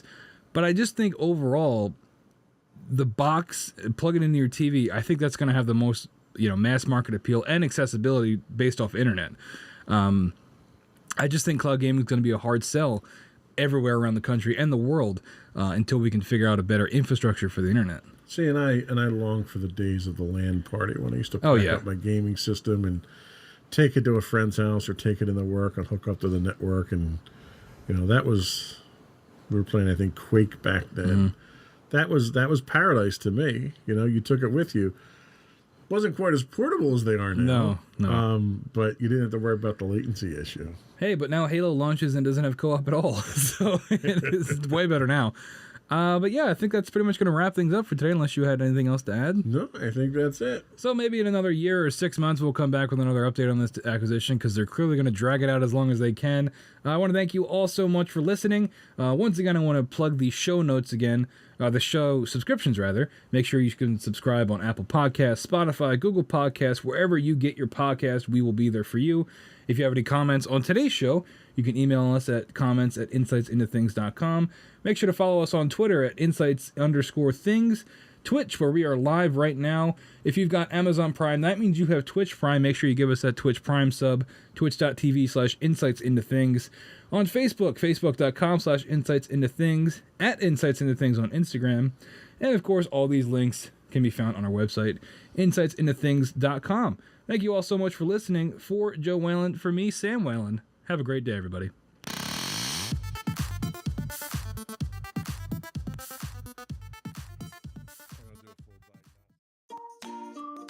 Insightful podcasts by informative hosts.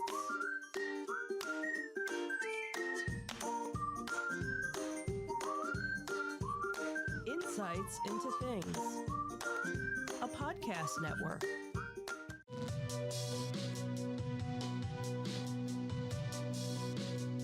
Welcome to Insights into Tomorrow, where we take a deeper look into how the issues of today will impact the world of tomorrow. From politics and world news to media and technology, we discuss how today's headlines are becoming tomorrow's reality.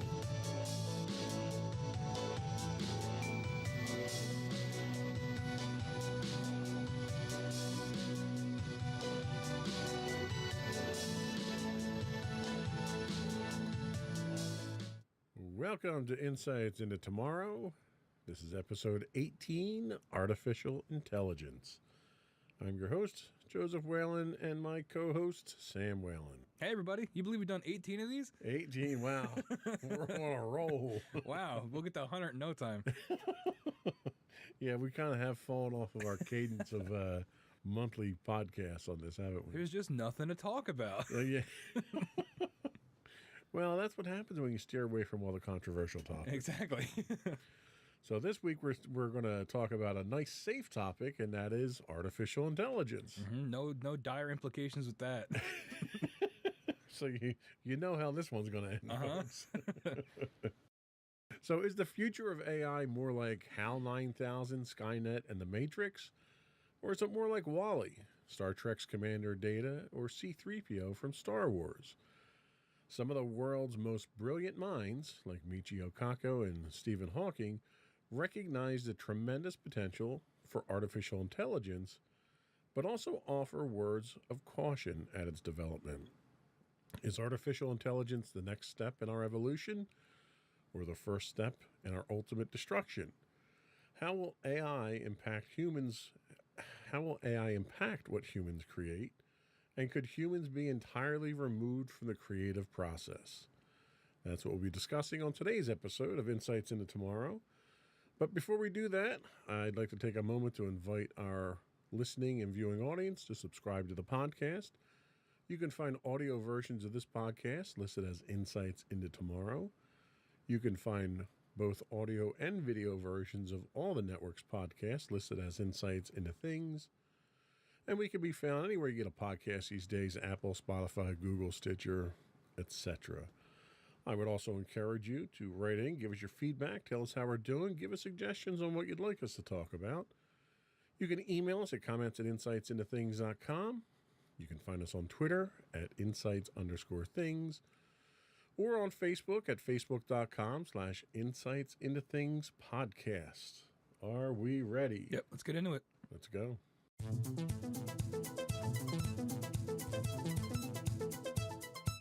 So what is artificial intelligence? So John McCarthy, head of computer science department at Stanford University in 2007, defined artificial intelligence as the science and engineering of making intelligent machines, especially intelligent computer programs. It's related to the similar task of using computers to understand human intelligence, but AI does not have to confine itself to methods that are biologically observable. Like a brain. Exactly. And this is kind of a different approach to artificial intelligence than what has traditionally been the measure of artificial intelligence. And that was really something called the Turing test that was created by Alan Turing back in the 1950s. So the Turing test basically said if it's observable and convincing enough to be a human. The test basically was two people having a conversation, a third party watching that conversation, and if the third party watching that conversation, it's all text-based, can't distinguish the AI for the human, then it's passed the Turing test. So kind of a loose definition of what AI was back at the time there. So it was basically how well it could emulate a human being. But I think AI has changed significantly in that time, don't you think? Yeah, definitely. I mean, we have to, change what we define it as well. It's not just text-based. It can do way more than that now. It's expanded, pretty exponentially since then. So what is a modern take on artificial intelligence? So we have some information here from Stuart Russell, professor of computer science at the University of California, Berkeley, and Peter Norvig. I apologize, Peter, if I mispronounced your name there. He's the director of research for Google, published Artificial Intelligence, A Modern Approach. It became one of the leading textbooks, I believe this is Norvig's book, in the study of AI. In it, they delve into 4 potential goals or definitions of AI, which differentiates computer systems on the basis of rationality and thinking versus acting. So we have the human approach, systems that think like humans, systems that act like humans as well, and the ideal approach, systems that think rationally, and then systems that act rationally. Turing's definition would have fallen under the category of systems that act like humans. And there's a little bit more here that I'm going to keep reading. I didn't realize that was part of it. At its simplest form, artificial intelligence is a field which combines computer science and robust data sets to enable problem solving. Basically, we're making these things as a sort of extra brain to help us out. It also encompasses subfields of machine learning and deep learning, which are frequently mentioned in conjunction with artificial intelligence. These disciplines are comprised of AI algorithms, which seek to create expert systems which make predictions or classifications based on that input data. So AI right now, some of the biggest things in AI right now probably are algorithms. You have the famed Google algorithm for searches, and they apply it to YouTube. And is the algorithm itself that basically looks at usage patterns and what you're doing online, and then determines what else you would like? is that considered a form of artificial intelligence? I think it would be. I mean, it's interpreting data and then I guess projecting and it's making its own conclusions based on that data and then sort of showing you that conclusion, right? So if you click on something on Instagram and you read the page long enough and you go back to Instagram, it'll have more things like that. Or it happens to me all the time because every device is listening to you all the time. You mention a product and then 5 seconds later an ad for it pops up on your Instagram, or you text somebody about it and the same thing. So it's definitely always watching and always learning. Yeah, no, and I agree. And I think we've run into that in the house here because I've got a whole boatload of Amazon A products. I don't want to say the name because I don't want to actually activating. But that's the same sort of thing. That and Siri and what's the Android version of voice Bixby? assist? Bixby, is that it? So all of these assistants are some type of artificial intelligence as well. But how intelligent are they really? Not very. Yeah, that's kind of like none of them are thinking on their own. They all require some level of input. They all require some source of data that they go out and get. Like if you ask the Amazon devices for information on something, they'll come back and tell you a Google contributor added this. So they don't even seem to compile their own set of knowledge. So it's almost like it's more of an interface to the web than it is really an artificial intelligence. It might be an intelligent way to interface with it, but we're not talking HAL 9000. Right. It's not learning and adapting necessarily. Right. And it can't take its own actions or anything like that. You know, when we get into stuff like that, we might be looking at something like a Tesla or a self-driving car, where it takes input from outside sensors and has the ability to make decisions on its own at that point in time. Right.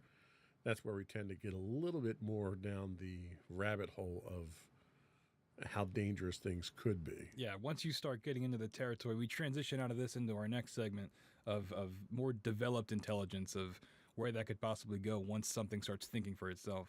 Right. So let's take a quick break. We'll come back and we'll dig a little bit deeper into the types of artificial intelligence that are out there. We'll be right back.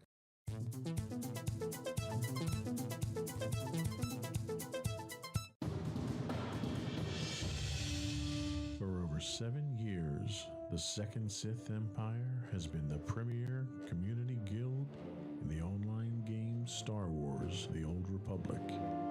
With hundreds of friendly and helpful active members, a weekly schedule of nightly events, annual guild meet and greets, and an active community both on the web and on Discord. The Second Sith Empire is more than your typical gaming group. We're family. Join us on the Starforge server for nightly events such as operations, flashpoints, world boss hunts, Star Wars trivia, guild lottery, and much more.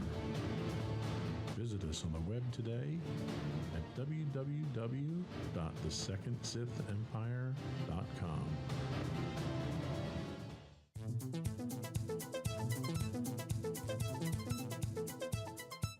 Welcome back to Insights into Tomorrow. We're talking artificial intelligence today. So and I don't want to go through every line that we have here, just kind of throw a few things out there. So the types of artificial intelligence that we're really kind of referring to here can be broken into two categories. One's capabilities and the other's functionalities. So under your capabilities, you've got narrow AI. And an example of narrow AI is sort of like what we talked about with Siri, where, you know, it's also referred to as weak AI. It focuses on a narrow task. You could even classify IBM's Watson that was used for chess playing in something like this as well. It's not robust. It's not thinking on its own. You then get into your general AIs, and your general AIs tend to be a little bit more sophisticated. These are your strong AIs. You can understand and learn intellectual tasks that humans can do. So you're getting a little bit smarter with these, but the requirements from a hardware standpoint, you need a supercomputer. You know, the couple that are listed here are two of the fastest supercomputers in the world in order to accomplish this. Yeah, and do we know what these? We have the Fujitsu K. Do you know what those are used for? Like what type of computing we're using these like intense supercomputers for? Most of these are being used for simulating weather, simulating nuclear explosions without actually having to fire them off. So Oh, that's helpful. they're highly complicated and powerful devices just to get this next level of AI. And then the last level of AI from a capability standpoint is what's referred to as super AI. This is where AI, this is your Skynet. This is where it surpasses human intelligence. None exist at this point in time, thankfully. But is this the direction that we're going as we're seeing this natural progression? Are we going to see super AI? I don't know. I mean, I don't know if I want that. And then you get into like the Blade Runner discussion of like what makes something human. When you give something a will of its own, like what we're getting into like deep sci-fi territory here. But I don't know if we would ever get to that point. If what would we need something like that for? I mean, maybe to like run a city, like monitor trains and public works and stuff like that on like a city level. I don't know what we ever need something that smart for, honestly. Yeah, I mean, I could certainly see from an infrastructure standpoint, most of what we do now, you've got positive train controls, a great example you just mentioned with trains, where if the human operator fails to make certain checks, the computer can kick in and run things safely or shut the system down safely. So there's lesser versions of that now, but I think seeing something like that on a grand scale might be something where a super AI would work. What about functionality-based AIs? Tell us about that. So we've got the reactive machine. Reactive machine is the primary form of AI that does not store memories or use past experiences to determine future actions. It only works in the present. So an example of this would be IBM's Deep Blue chess-playing computer. That thing's really cool, by the way. Yeah. I've seen some videos of that. It's really neat. Gary Kasparov would differ. We've also got limited memory AI, which trains from the past to make decisions. They do have a memory, but it's very short-lived. And an example of this would be used in self-driving vehicles, like we mentioned, Teslas, things like that. And then finally, we have theory of the mind. On the show, we like to say theater of the mind. It's kind of like that. Theory of the mind AI represents an advanced class of technology and exists only as a concept. They would require a thorough understanding of the people and the things within the environment, including understanding feelings and behaviors. There's no examples because they don't exist, but attempts at mimicking human emotion in automatons is as close as we can get. One of the things regarding that is that people are trying to experiment with this, and they're doing it through the same type of training that they're using for Chat GPT and the other AI engines that are out there. We'll talk more about those in a little bit. But what they're doing is they're having human beings emulate emotions, facial expressions of emotions, sadness, happiness, that type of thing. And they're having multiple iterations of people doing these. They're sticking them in a database, and then they're having a computer look at these and interpret them. So just by facial expressions, they're trying to get computers to understand emotions. How effective do you think that would be? How effective would it be for you to have no other communication method whatsoever, but just be able to see someone's face? Do you think they would be able to convey emotions accurately enough? I don't know. It would depend on how they're measuring it, right? Like if you're looking at like specific muscle movements for like a frown versus a smile, but everybody expresses emotion in different ways. So you'd have to have some kind of baseline to do that. And I forget the name of it. We learned it in college, but it's that thing where you show us an image of a guy's face, and it's that effect where you can interpret it however you want. Like it's the same face over and over again, but if you interpret it as in he's happy, you can kind of see it, or he's sad, you can kind of see it. And so I wonder where you get into something like that, where it's like it's sort of a gray area of, well, is this person really happy?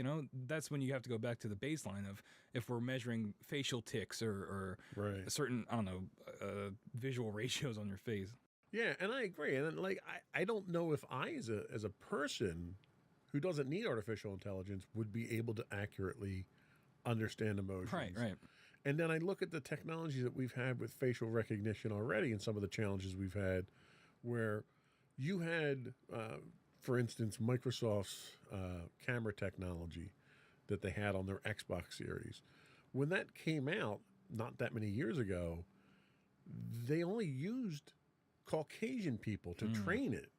And as people with darker skin, Asians, African Americans, and so forth, started using it, the technology didn't hold up. Right. And it was because of the way that the technology itself was developed and trained and The foundation of it. exactly. So it's like, if you can't get that right, then I have a very difficult time thinking you're going to get emotions. Yeah, that's the thing, right? You're gonna like user error at that point. If you're trying to emulate human behavior, but you don't account for the whole world, how are we going to apply this in any Right. practical sense? Right. And that's why you'd almost have to think you need multiple forms of input, voice inflection, body movement, you know, the micro tics that people have. I could certainly see you coming up with enough data points that you could infer what emotions are. But you need to have those data points there, and it has to be more sensors than just trying to read someone's face. Yeah, and do we need this? Why would we need this? Right, right. And that's another point. You know, one of the implementations that people have talked about with this is customer service. You know, they had the one hotel in Tokyo that didn't last very long, that the front desk was entirely run by automaton. I'm sure that was a blast. And it was because they thought the automatons would interact better with people than people would, which I'm not really sure why you would think that. But the problem you run into is you get into that uncanny valley scenario where people are just creeped out by it. It looks enough like a human to make you think it is, but not enough to know it is. So it made people feel very uncomfortable. But I could see in a situation like that where you're implementing emotional stuff, detection, where you want to know if someone's angry. You know, do I really need to get a manager? Are you like stuff like that where you're interacting with I could see that. It's funny that they're exploring that path now when you have grocery stores that are doing away with their self-checkout because people dislike not having a human to deal with at a register now. So it's like, I don't know if it's a cultural thing, if it's a regional thing or what, but it seems people are kind of finicky. Yeah, I don't know. And also, it's like, is it cost effective to build a robot to talk to people than to just hire someone for minimum wage to work at the front desk? Right. That's a And very good I know point. the argument is that, well, the robot could do it for forever, whereas we have to worry about this person, you know, their livelihood, and, you know, they need to go to the bathroom, take a break, things like that. Robots don't have to do that. But it's like, I mean, come on. You don't have to contribute to a 401k with robots either. Exactly. Yeah, you just got to swap out a few parts every once in a while. Right. So I don't know. And the practicality is where I get hung up on of how are we really going to use these things, and are they going to be worth the effort and time we're putting in to try to figure it out? I agree, and I think it's almost like it's a fun school project people are working Yeah. on. But you know, the golden ring or the prize of artificial intelligence, at least as far as sci-fi tells us, is self-awareness. Self-awareness is where the AI, they only exist hypothetically right now, and only in science fiction for the most part. Yeah. But these are the types of systems that can understand internal traits and states and conditions and perceive human emotions. And these machines are smarter than the human mind, which is really what's terrifying, I think, to a lot of people. They'll be able to understand and evoke emotions in those it interacts with, but it'll also have its own emotions, its needs, its beliefs. You know, this is where we get into things like a HAL 9000 from 2001 or Skynet or something like that. I don't know if anyone's shooting for self-awareness. Is self-awareness possible with today's technology? I was actually just thinking about that because, like, you have in here about it having its own emotions and needs, and I think it would be more terrifying if it didn't have emotions, if it was purely logical, right? Because, you know, you make a AI and it instantly determines that humans are bad for the planet and decides to wipe us out. Right. Because, like, I mean, we could make that conclusion, but we're also, you know, we are humans. We're not going to wipe ourselves out, you know, intentionally. So it's like, I don't know if we would get to the point where that's possible. I don't know. I obviously don't know anything about programming, but how would we program emotion? I guess, you're seeing the baby steps with this facial recognition software, but at what point are we able to program emotions? Is it something like using a human brain as the blueprint? I have no idea where this would go, but it sounds like fantasy, but one that is close enough to reality that, maybe, but I just don't know how they would do it. And you make a very valid point there. I think humans in general have a very difficult time dealing with emotions, recognizing emotions, and coping with them already. I don't know how you would possibly translate that into software. No, I think it would have to be. You can't. I mean, it's all math based, right? So you can't. That's the whole point of emotion. You can't quantify it, right? Right. Unless you measure like heart rate, I guess, if you're angry or sweating or biological reactions. But when it gets to the thinking about interpreting emotions, I just think it's too nebulous. And if we did have a self-aware AI, it would have to be, maybe based off of personality, or it would just be purely logical. So then we're talking something more along the lines of RoboCop, where we take the ex-con and we stick his brain into the robot there, and that's the artificial intelligence. Yeah, I was thinking that, or in Halo, if you guys are familiar with that, they use a human brain to then make an AI. Right. So the AI is like part human, kind of.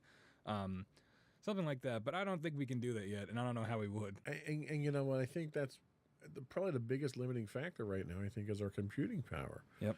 In order to produce the amount of computational power that the human brain has, you need the fastest supercomputer right now to even approach it.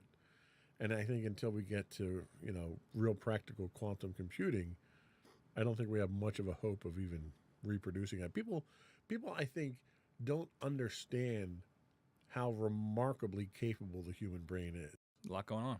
Yeah, how fast it operates, how many different things it can do at one time.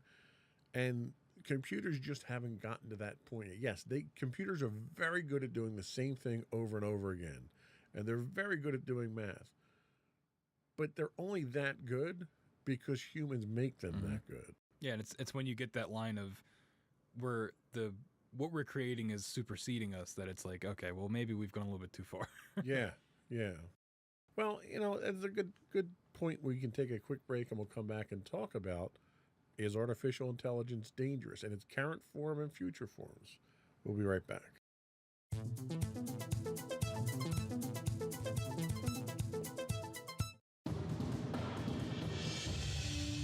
For over 7 years, the Second Sith Empire has been the premier community guild in the online game Star Wars: The Old Republic.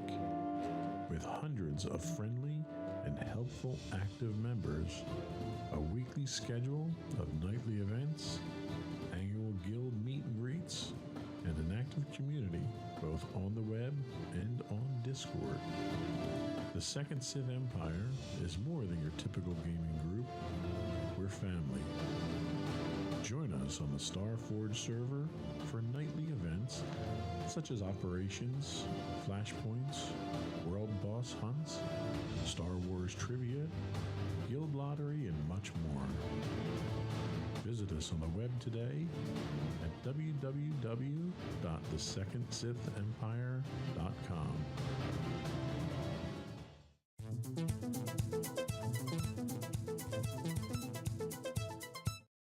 So Elon Musk wrote, the pace of progress in artificial intelligence, he says, I'm not referring to narrow AI, is incredibly fast. Unless you have direct exposure to groups like DeepMind, you have no idea how fast. It's growing at a pace close to exponential. The risk of something seriously dangerous happening is in the next 5-year time frame, 10 years at most. Where was this quote from? So this was from Elon Musk. I didn't see where the quote. I just wanted to see if we were still in the window or not. I didn't get a date on that, but I have to imagine we're pretty close to that window. Any day now, the robot uprising is going to happen. Well, the fact that he made cars that are self-driving and running people over and Yeah, killing right. them tells me right now that AI actually physically is dangerous. He can make himself sound smarter by just becoming a self-fulfilling prophecy. So, what do you think of that? I mean, I think there's a lot of scholars, there's a lot of scientists that talk about AI. Elon Musk is a guy who's neck deep in it. He's building them. He's releasing them. You see what we do. SpaceX has rockets that fly back to Earth and land themselves. Tesla has cars that can drive themselves and park themselves and stuff. So that's real practical AI that's in the world now. How serious do you think you take this kind of warning from Elon Musk? Not that seriously. Just because I don't see any like real world application of this idea, right? I also don't know what DeepMind is, but it sounds very scary. But I just don't think. I don't know. I feel like we would be seeing more examples of it, other than the Teslas running people over and causing traffic. But that's just faulty hardware. That's not necessarily, the AI thinking for itself and choosing to kill all humans. That's a functionality issue, right? So I don't know. I don't think it would be this quick. I just think we would see more implementation of AI in our day-to-day lives for it to then turn into something dangerous. The most I could see it being is like an over-reliance on computers and AI instead, and when then they malfunction, then you have problems like the recent airport, the what was it, the FAA systems went down, things like that, things where we have large-scale operations being run by AI, and then the AIs break, and then we have a problem. So Musk was quoted in a separate quote comparing AI to the dangers of the dictator of North Korea. Now, yes, it's Elon Musk, so there's a lot of Take it with a big old grain of salt. there's a lot of self-promoting, angles that he goes through here. But we've got artificial intelligence in machines that are capable of killing people. Not designed to, but capable. Right. We also have it designed into devices that are designed to kill people. You've got Predator drones that are AI driven. You've got Tomahawk cruise missiles that are AI driven. You've got Phalanx Sea-Wiz close-in war weapon systems on ships that are AI driven. These are machines that are built already to kill and are powered by AI. Are those potentially dangerous, or do you think we have enough control over those? Well, I mean, they're weapons, right? So they're inherently dangerous. It would be more about, again, I just think, are we shooting for the notion of them like rising up and like actively trying to kill people? Because I think it would be much more realistic for them to just be taken over by another human, right? To have somebody hack into them or to have them malfunction and instead of targeting here, you're targeting somewhere else where you're not supposed to. I just don't think it would be the AI necessarily choosing to kill a bunch of people. I think instead it would be a malfunction. So to paraphrase, we're hoping that it's humans that are the problem, Right. and not the AI that's Exactly. the problem. And we can count on that. Yeah, to a certain extent, that logic makes sense because you can count on that human factor. Like, it's very likely that you would have a foreign entity attack our infrastructure here before I think you would have an AI go rogue and shut down the power grid. That's exactly what I'm talking about. Like, you're not going to, you talked about the Predator missiles. Like, the Predator missile's not going to wake up one day and go, hey, I'm going to go blow up that town. Someone's going to have to tell it to go do that. We're not at the point where these things can, actively, pursue missions or pursue goals on their own unless they're told to by somebody else, like an operator. So, all right, let's run with that for a second. So they're not going to rise up. You're not going to have a Skynet take over the world and nuke the entire world. But you have machines that are trusted to go do a job that may involve violence. Mm-hmm.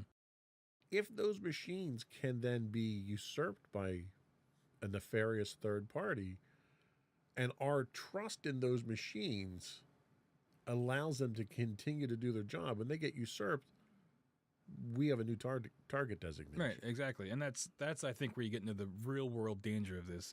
But I mean, that's our world in general has a heavy reliance on computers, right? And so I think that comes with the risk, right, of the ease of use and the scale of our operations. You need something like AI to run it because it's not feasible for people to do it all the time. And I think that just comes with the territory of, if this is how we're going to run things, then there's a chance that someone could take it over. It's no different than, well, it's different, but we're reducing a little bit. But if you had a gun and someone took your gun and killed you with it, it's the same thing. So AI is the tool. Yeah. It's not the intent. For now, yeah. Okay. Until we get to the point where, we have a fleet of drones that are, flying around the globe just taking pot shots wherever they want, that are programmed. Well, I guess they wouldn't be programmed at that point. But I'm saying, like, instead of a fleet of jets flown by pilots, if it was a fully automated, a bunch of drones where they could all communicate and make their own decisions, once they get into that level of autonomy, that's when you're running into more of an AI-based issue, I think. So Russia's president, Vladimir Putin, we're getting all the banner people out here today. He said at one point in time, artificial intelligence is the future, not only for Russia, but for all humankind. It comes with enormous opportunities, but also threats that are difficult to predict. Whoever becomes the leader in this sphere will become the ruler of the world. That's a little extreme. First off, do you agree with that? I mean, I guess, because at that point, wouldn't you just have the strongest army too? If he says it's got enormous opportunity, right? So then by that logic, you would, unless those unpredictable threats like make it worse for you. I don't know. Like, I don't think it's any different than having the strongest standing army, right? And whoever has that, you're by default the most powerful, unless you control like the economy. That's different. But in terms of like military force, if you have a bigger or more effective army, yeah, you're going to be more powerful, right? So, do you think that in order to combat nations, like assuming Russia's gearing up towards artificial intelligence, do you think the only way to combat nations like that is with your own artificial intelligence? I think so. I mean, that's how these things usually go, right? Like an AI arms race, which, hey, sci-fi authors out there, that's a free title. But, yeah, I just think it's going to... And you're going to dig yourself into a hole, right? Because the more we go into this AI route, the more you're getting into these threats that are difficult to predict, like he's talking about. So the further we go with this technology, the more we're getting on that edge of accidentally making something that could either get its own intelligence or something that is more likely to be, like you said, usurped and used against the, whatever country's making it. Okay. Now we're talking AI in actual active weapons there, but there's potential danger elsewhere too. What about social manipulation?